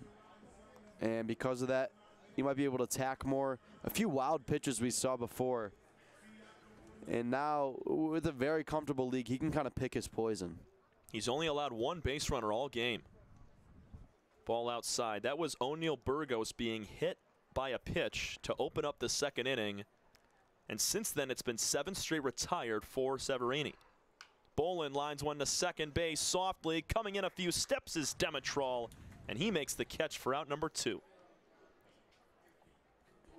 Interesting to see from our angle how those little flares to second work out. With a transforming world, it's somewhat of a golf slice in a way, it reminds me of. At first, when that ball comes off the bat, I think you and I can both agree that it looks like it's going to have the trajectory of a right center gap shot, and it's going to continue over the head of Demetrol a little bit, but then it kind of fades, and you can see the spin of the ball. It gets real soft and just will not reach right center field. But the original flight of the baseball, it looks like it's going to get over the head of the second baseman, but just off the end of the bat. Yeah, completely agree both times there, I thought. That's outside, 2-0 to O'Neal Burgos. He was hit by a pitch. Only base runner today for the Beavers. End of the bat, taps it foul, 2-1. We talked a little bit last week about the developmental process with the USPBL. It feels like we're somewhat in that point of the game where, you know, maybe they're working on something that's been bothering them with their swing, or the pitcher's trying to go to a pitch that he's struggled with. And that time, the bat flying out of the hands of Burgos. There's got to be an adjustment made there, you know. 2-2, Burgos lets the bat fly. He just needs a little extra pine tar or some spray on the bat. The rain from earlier could have played a role in that maybe a little bit as well. Yeah, we'll say that. But even that time, getting a little chirp from the crowd as well. 2-2 on O'Neal Burgos. He's got Ranko Stefanovic waiting on deck as he grabs a little bit of pine tar from Ranko there. 5-0 lead for Utica. We're in the top of the 4th inning. Severini gets a swing and a miss. Strike 3, and it's now 4 strikeouts and 9 straight retired from Andrew Severini. Wow. We go to the bottom of the 4th inning, 5-0 Utica. You're watching the USPBL Network. With a transforming world, we can see how drastically the world is heading towards automation. And so, we need 24/7 surveillance and security systems for our homes and businesses to avoid any theft or breach of privacy. JARPCOM brings the installation of security cameras to the tip of your fingers with our state-of-the-art mobile app. JARPCOM also provides surveillance monitoring of your entire property with flexible options that offer a dependable solution to be scaled to fit any domestic or commercial need. Contact JARPCOM today for a free estimate at 800-369-0374 or look us up on the web at jarpcom.com. Fifth Third Bank. Yeah, it's a quirky name.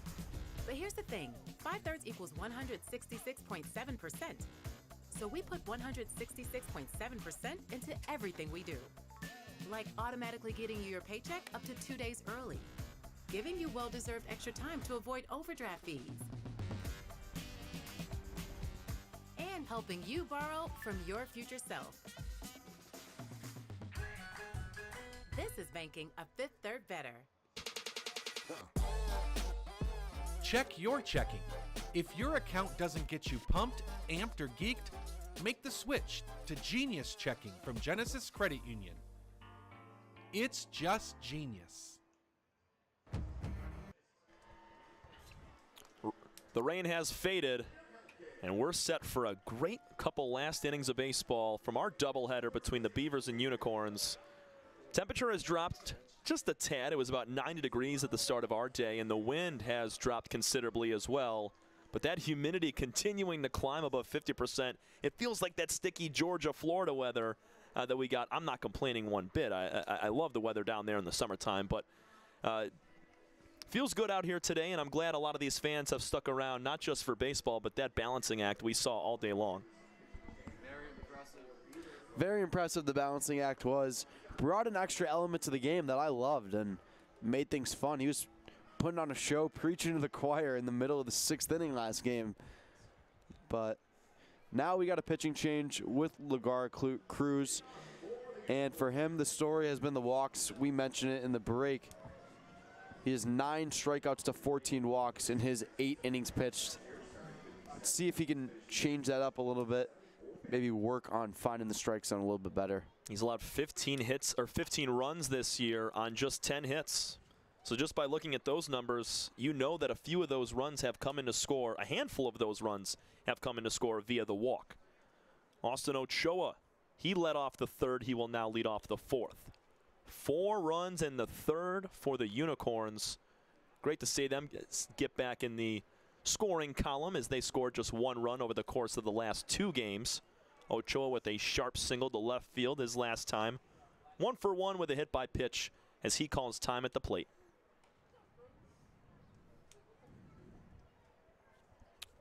Julian Pichardo, he just went 1 inning, gave up 4 hits, walked 2, gave up 4 runs in that third frame. McGuire Cruz sets at the chest and delivers a ball inside and low, 2-1.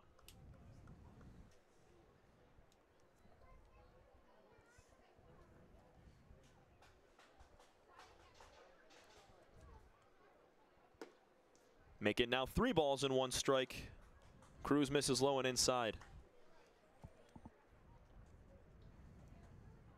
Really calm night tonight with the weather and everything. You can hear a pin drop right now in the stadium. You got the collapse going. Line drive into left field. Same spot Ochoa put it last time, and he does it again. 2 for 2 day with a hit by pitch for Ochoa so far. I mean, that's an outside pitch again that he kind of hooks around and gets all barrel.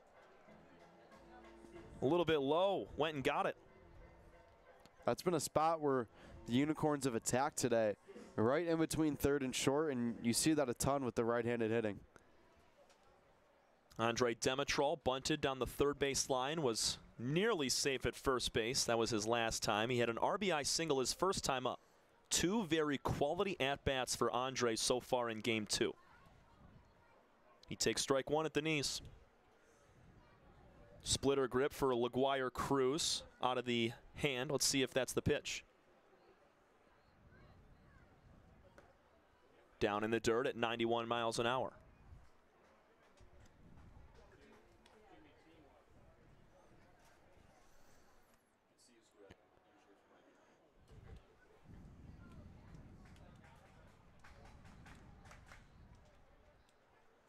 Demetrol rocks that bat over the right shoulder, angling it down, the 1-1.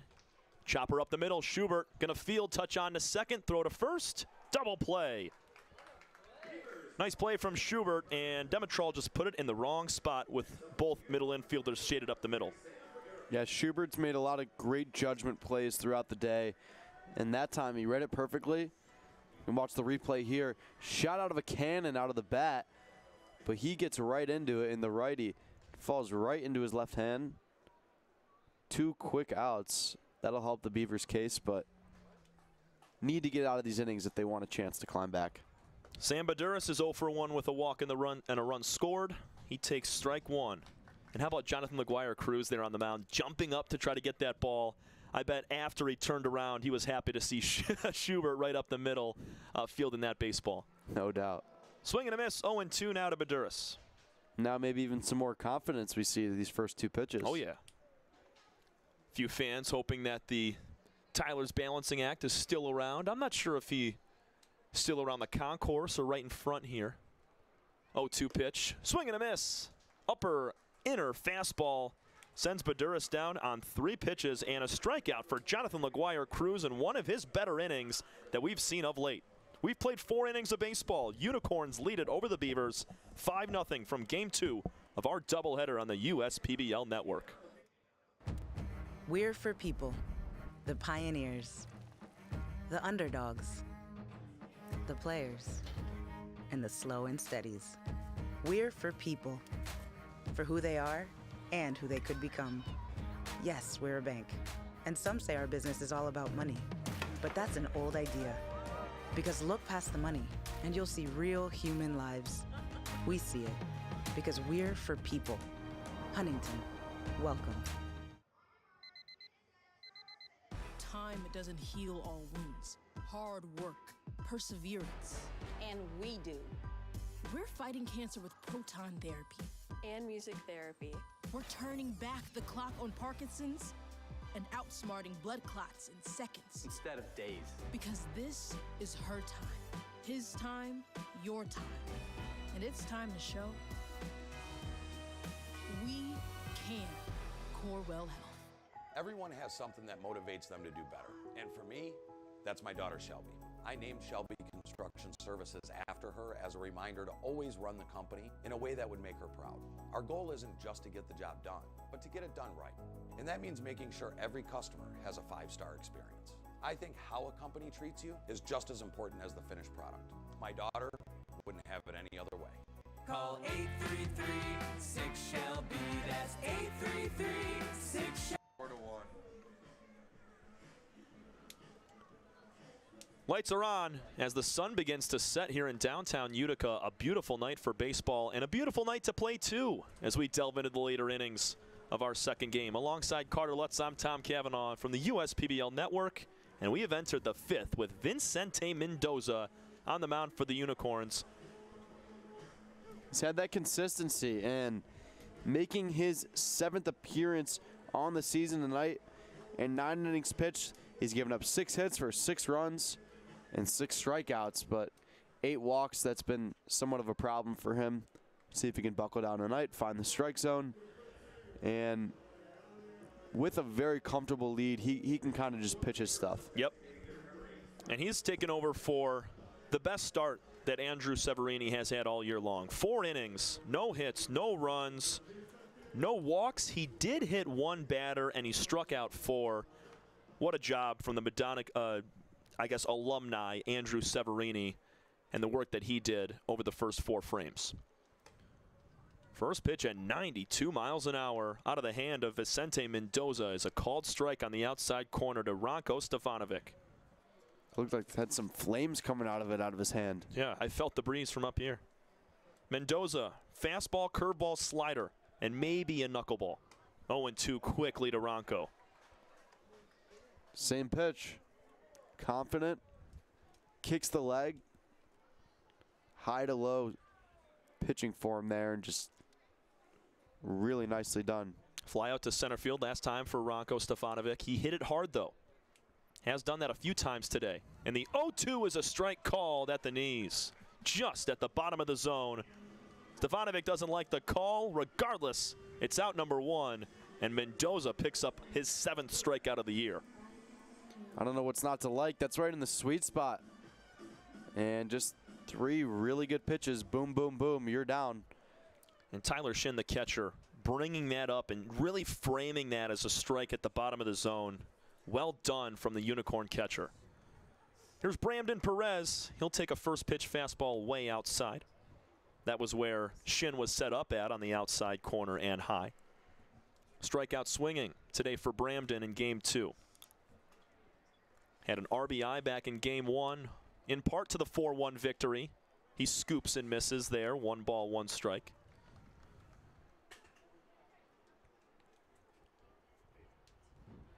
Bramden out of Doral, Florida, along with Jared Weber, both Kreisen brothers as well.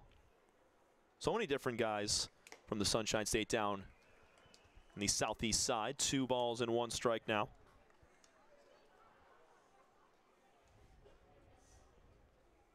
That's kind of feels like Florida weather too. I bet these guys feel right at home. Definitely the past week. Oh yeah. It's been hot. But it's not been a dry heat. Foul ball makes it 2-2.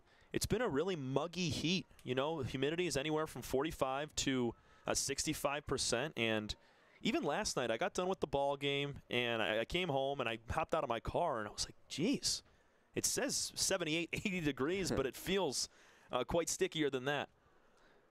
Here's the 2-2 to Brandon Perez. Another foul ball towards the parking lot. The rain might have played a factor in that one, but yeah, it's been really hot. Curious to see how the weather shapes up these next few weeks in Michigan. I mean, I'll be going up north July 4th, and I'm excited. I hope. Oh, yeah. Hope it's like 78, clear skies. Inside, turning out of the way is Perez. We'll go to a full count. I hope we get that weather here. I'll be at the ballpark on July 4th. Yeah. I'm sure a lot of people will be celebrating the 4th here. Oh, yeah. At Jimmy John's Field. Full count. Perez checked this swing. They're going to offer down to first. He did not go. It's a 1-out walk. First time Perez has reached in this game.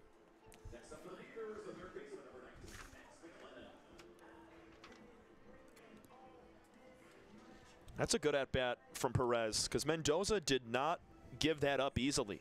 Those were multiple pitches in and around the zone that Perez had to foul away and spoil and work to get that walk. Yeah, he showed a little bit more fight on that one. And is he going to try to steal again? Sorry. Maybe a guy that can just continue to get better as the year goes on. He's new to the league. He's, you know, I was talking to him actually the other day at one of the non-public games, and very, very nice guy. Just like to meet people, excited to be here, and just loves baseball, you can tell. 1-0 off the plate outside. That's one of the best things for any baseball player. I know some guys are just very talented, very gifted, you know, and they don't, I'm not talking about anybody specifically, but they don't have that same passion for the game as other people do. And the ones that, you know, have that talent but also have the, you know, passion to play the game and love being at the ballpark every single day, no matter if they're playing or not, I mean, that just makes you double the baseball player, you know. And baseball is a really fun sport. It is. Like, when you're going around with your team, you have momentum, it can be really fun. So you got to have that passion every day. It can also be miserable at times with, you know, certain slumps, certain situations. You just can't find a piece of hitting, or you're just giving people pitches to hit. You have to have that passion in order to be at the USPBL and play baseball like these guys do. 3 balls and 1 strike to Max McClennan. He grounded out last time, and he fouls it away. Full count. And that's why I give a lot of credit to these Beavers. They've had their struggles early in the year. They just picked up their 3rd win of the season, sitting 10 games under 500. But these guys still come out every day with a smile on their face, and they're playing baseball to the best of their ability, knowing they're lucky to be out here playing every single day. You know, that's just a feather in the cap of all these guys from my perspective, because you know, it's tough when you're 3-13 on the year, but being able to come out and give that same effort every single day, got to give a big shout out to all of these guys. Line drive off of Mendoza. He's able to make the play, but he goes down to a knee. We're going to have time on the field. There's 2 outs. Mendoza makes the play, but he gets shot with that line drive off the bat of McClennan. I think that got him near the ribs, a little bit on the hip side. We heard that from up here, Carter. Yeah, looked like a rib shot, and not pretty. Still made the play. We're going to get the replay, yeah, right on his side. Yeah, you see him holding right above the right side of his hip. And, I mean, he's a tough guy being able to grab that ball and shuffle it to first base for the out. Not to mention, he threw that ball 90 miles per hour. It was hot off the bat. Yeah. Exit speed of 94 miles per hour. So he's leaning back. He's on a knee right now. Looks to be okay. One more time. Line drive right back at him. Kudos to him for making the play. Seriously. A lot of guys would have just crumpled down and not made the play. So Mendoza, will he stay on the mound? We will see. I don't think so. I don't think so as well. So Vicente Mendoza will exit the ball game after he makes an incredible play on a line drive that went off of his chest. Jace Bauman, he's going to get set and ready to go on the mound, taking over for Mendoza.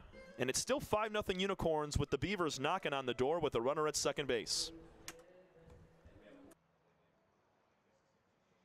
You know, they say, losing hope, that's the real disaster.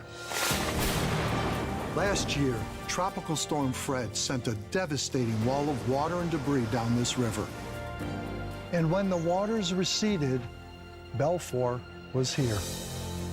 Not just to rebuild, but to help restore the life of this community.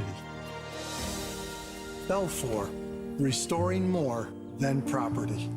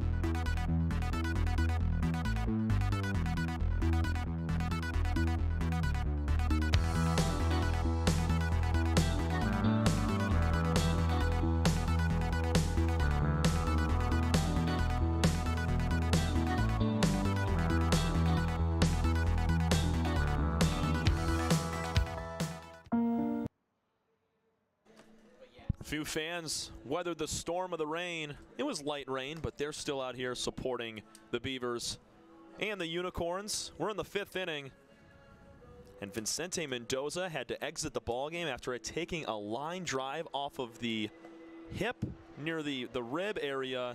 Glad to see that he's okay, walked off on his own power. It is now Jace Bauman's turn with 2 gone and a runner at second base in the top of the 5th inning.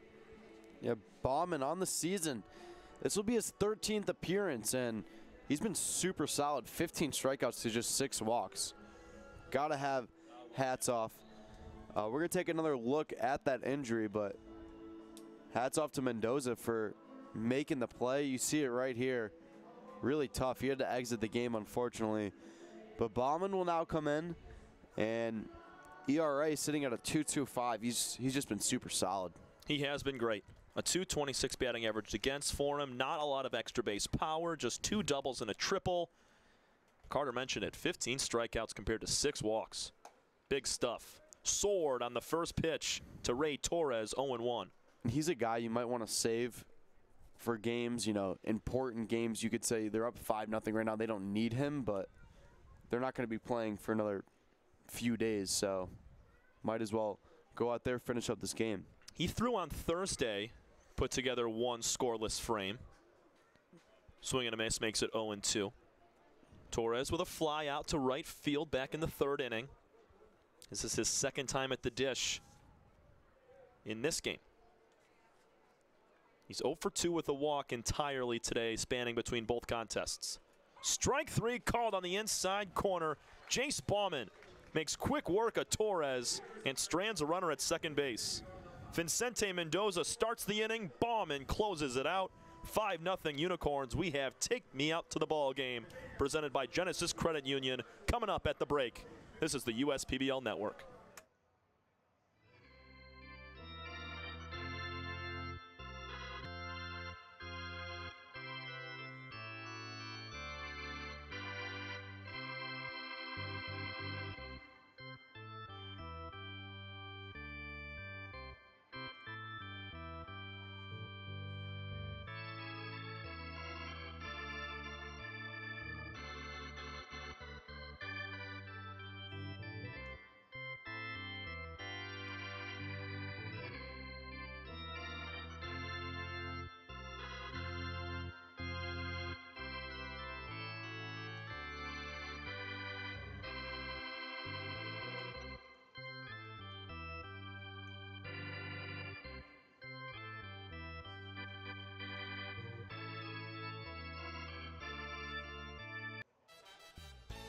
Make your move with a quick and easy mortgage from Genesis Credit Union. We have mortgages to fit your life. Genesis Credit Union. Visit us today.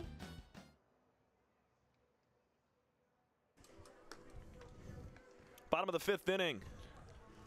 And a new man on the mound for the Beavers. They are going every other inning now with a new relief pitcher. Let's take a quick look at the standings in the 2024 USPBL season, presented by UWM.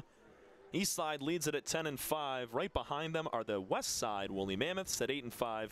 Utica trying to stay out of being 500 and get a win today for win number 10. They'd be the 2nd team to double-digit wins this season. They're 9-8 in 3rd place. And the Birmingham Bloomfield Beavers just got their 3rd win earlier today. They got a very uphill climb to try to battle back in the standings. Yeah, hoping it's not a 3-man race, but those top 3 teams, any of them can do it. Yep. That's for sure. But we got a pitching change back at Jimmy John's Field. Into the game comes Brett Irwin, and with the 3.38 ERA, this is only his 4th appearance of the season, and he's only pitched 5 1/3 innings.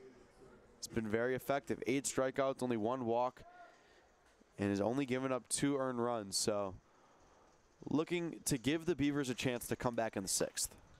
First pitch, hot shot fouled on the 3rd base line from Seth Gurgley. He's reached base twice today, has not put a ball in play yet in this game 2. Hit by a pitch and walked, came around to score in the 3rd on that walk. Irwin going over the head like Lokinen. Here's a line drive right at shortstop, caught by Schubert. First Ball in play today for Gurgley. He hit it hard, just right at the shortstop. That's what it looks like when I try to hit a stinger on the golf course. Trying to keep it low, it just ends up fading. And that's what it looked like from the lefty Gurgley. Got to put that ball back in your stance, wade forward, widen up the club face a little bit. Yeah, but that was a serious line drive there from Gurgley. That was a nice swing. Shin does not check his swing. It's 0-1. He went around. It just went right into the mitt. Yeah, heck of a day for Tyler. Single in the second, RBI double in the third. Strike called, makes it 0-2. The difference today was the 4-run third inning that really widened the scoreboard. Double from Shin, followed by a Sarah Yeldon single. Baggett singled as well to drive in a run. Skipping up to Torres in the dirt, 1-2. Andre Demetral got the scoring started in the very first inning with an RBI ground ball on the infield. Shin fights that pitch away. 1-2 it stays. And that pitch even had some movement there. It's interesting to see how these pitchers come into the game and they mix up those fastballs with those sliding pitches as he winds and deals here. 1-2, another flare foul from Shin.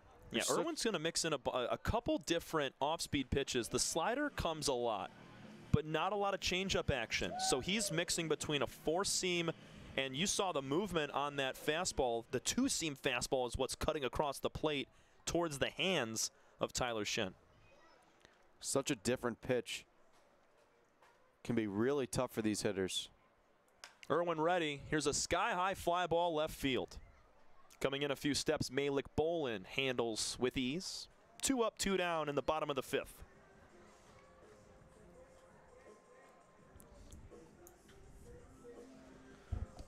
Back to the top of the lineup, and Zach Sarah-Yeldon. He's batting for the 4th time today. These Unicorns, they're making it quite a day at the dish. Everybody hit once in the 3rd inning, and that's what helped them get yet another at-bat.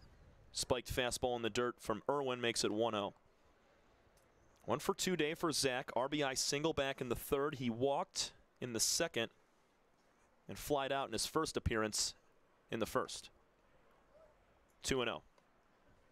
And he even wanted to go that time.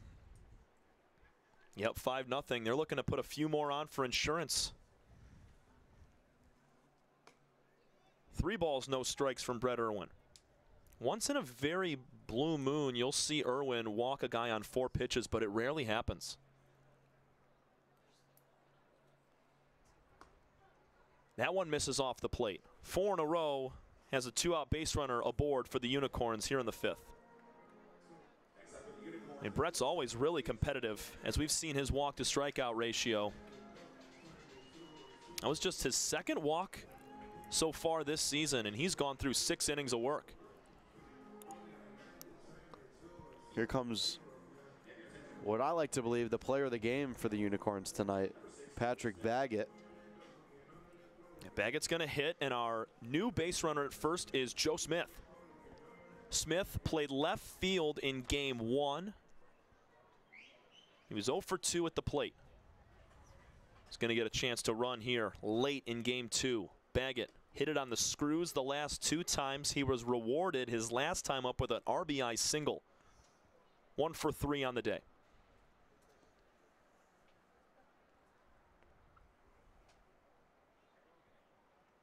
(1-0) fly ball left field, in the air to Bolin.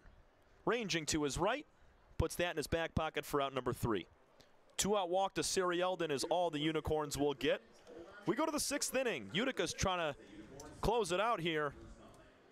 They lead 5-0. This is your home, USPBL baseball. First State Bank is a locally owned and operated business. We're part of your community. At FSBCares.com, you'll find ways that we're making a difference by featuring locally owned and operated businesses, providing access to helpful financial resources, and engaging with community. FSBCares.com is part of our commitment to the neighborhood because strong neighbors mean stronger communities. Where good neighbors do great things. Member FDIC and Equal Housing Lender. Andy Appleby. I'm the owner and CEO of the USPBL. We're a 4-team league. We play at Jimmy John's Field in Utica, Michigan. Tryon has a wealth of resources that we can tap into when unique HR issues arise, even including visa and immigration issues related to our players. Tryon has helped us to get our baseball season up and running every year and has made a difficult task much easier. That's why we rely on Tryon. You can always rely on Tryon.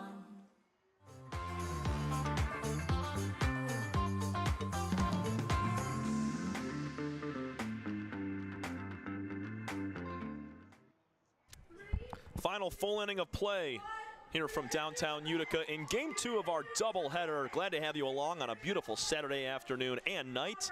Alongside Carter Lutz, I'm Tom Cavanaugh. And Jace Bauman, he came in with 2 outs in the 5th after Vicente Mendoza went out with an injury. He struck out Ray Torres on just 3 pitches, and he's looking to get the final 3 outs and split this doubleheader and get the 10th win of the year for the Utica Unicorns. Yeah, and it's a good bounce-back situation for them. They were threatening last game and ended up being 1-1 heading into the 6th inning. The Beavers made a few plays we're not used to seeing them make and turned the tide for them early in this season, able to get a big win. And the Unicorns, you had a feeling they were going to bounce back. They're a team that plays to contact. They can hit the ball. Not super, talented. They don't score a ton of runs, but just enough, and that's what today really is. They got 5 runs compared to the Beavers' 0. 9-1-2 hitters now for the Beavers, starting with Peyton Schubert. He grounded out to second base, his only time at the dish today. It's a 1-1 count. Just 2 base runners for the Beavers throughout tonight's ball game. O'Neal Burgos was hit by a pitch in the 2nd, was stranded there at first, and Brandon Perez last inning was walked. He was stranded at second base. Here's a foul ball and another bat that comes out of the hands of a Beaver hitter. Something's going on here tonight. I think so. Bat flying out of the batter's hands. We saw Burgos do that back in the 4th. And I've gone to, I'd say, 25 games this season, have not seen that yet. They go back to tar it up. Yeah, it's only happened a few times. It's very, very rare occurrence, the bat flying out of the hands. So it's a 1-2 count to Peyton Schubert, 0 for 1 on the day. And then Matt Piotrowski and Ray Hilbrick will bat following Schubert. Bauman just 3 pitches to finish out the bottom of the 5th, and a swing and a miss gets Schubert for out number 1. He's dialed in right now. You have that extra type of confidence when you can just come into the game, weight off your shoulders in a way, have a 5-run cushion, and you can kind of just pitch your stuff, figure out how you want to attack pitchers, maybe try some new stuff. That's what I like about the USPBL. You have these kind of situations. You don't see that in the pros or even in college, really. Here's Piotrowski. He fouls the first pitch away, out of play. For instance, that last pitch, I mean, that was absolutely nasty. You might not see him try to go with that much motion or that much spin in a regular appearance. Bauman has struck out both of the hitters he has faced so far today. 0-2, challenging on the inner half at 88 miles an hour. Piotrowski, that's not a hittable pitch right there, but that's a strike all day. 0 for 2, a strikeout and a flyout today for Matt. One of the best hitters on this Beaver team. He's down 0-2 in the 6th. The pitch, swing and a miss. Slider down and away, and Bauman, 3 strikeouts in 3 batters faced. Bauman's just strutting his stuff out here in the 6th inning. 2 good-looking at-bats. And now can end off this game, end off this Saturday doubleheader. Ray Hilbrick, the final chance for the Beavers here in the top of the 6th inning. Birmingham took game 1, 4-1, picking up their 3rd win of the season. Utica trying to do a job and split the doubleheader and become the 2nd team this year to double-digit wins. 0-1, Hilbrick fouls the first pitch off. 0 for 2 day strikeout and a pop out to third base today for Ray. Him and Piotrowski, top 2 hitters in this lineup. Bauman just sent down Piotrowski on 3 pitches. That's in the dirt, 1-1.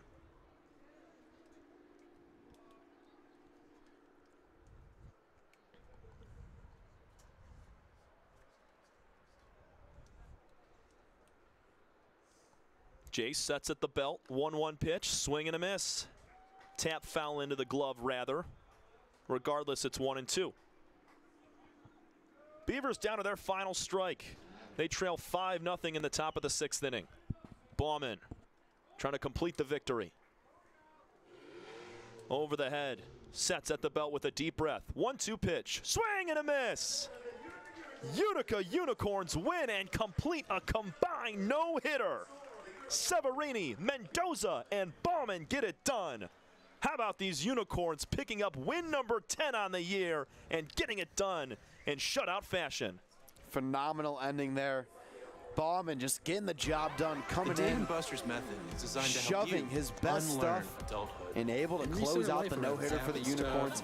Talk about a bounce back, Tom. Bauman faced 4 hitters. He struck out all 4, 3 swinging, 1 looking. 10-8 on the year go the Utica Unicorns with a combined no-hitter. Severini goes 4 innings of no-hit ball, hit 1 batter and struck out 4. Mendoza, he threw 2/3 of an inning. No hits, no runs, 1 walk, 1 strikeout. And your final man, Jace Bauman, 4 strikeouts in an inning and a third of work. No hits. Fabulous second game. And what a response from these Unicorns. They only had 1 run in 15 innings of baseball, and Andre Demetral gets it started early in the first with a run, and that was a big 3rd inning as well. Yeah, hats off to the Unicorns coming in. You know that those leaders in the clubhouse were really preaching to them, come back out here, get this win in the second game, don't mess around, and they spent no time messing around, especially those pitchers. No hitter, no errors in the field for Utica. Just a really solid game. You mentioned that 3rd inning, that's where things opened up. And then after that, they were relaxed, calm, cool, collected, and got the win. Your players of the game are Andrew Severini, Vincente Mendoza, and Jace Bauman. Your pitchers for the Unicorns, along with Tyler Shin, who was 2 for 3 with an RBI double. RBIs also came from Demetral, Baggett, and Sarah Yeldon. That's going to do it here from downtown Utica at Jimmy John's Field from the USPBL Network.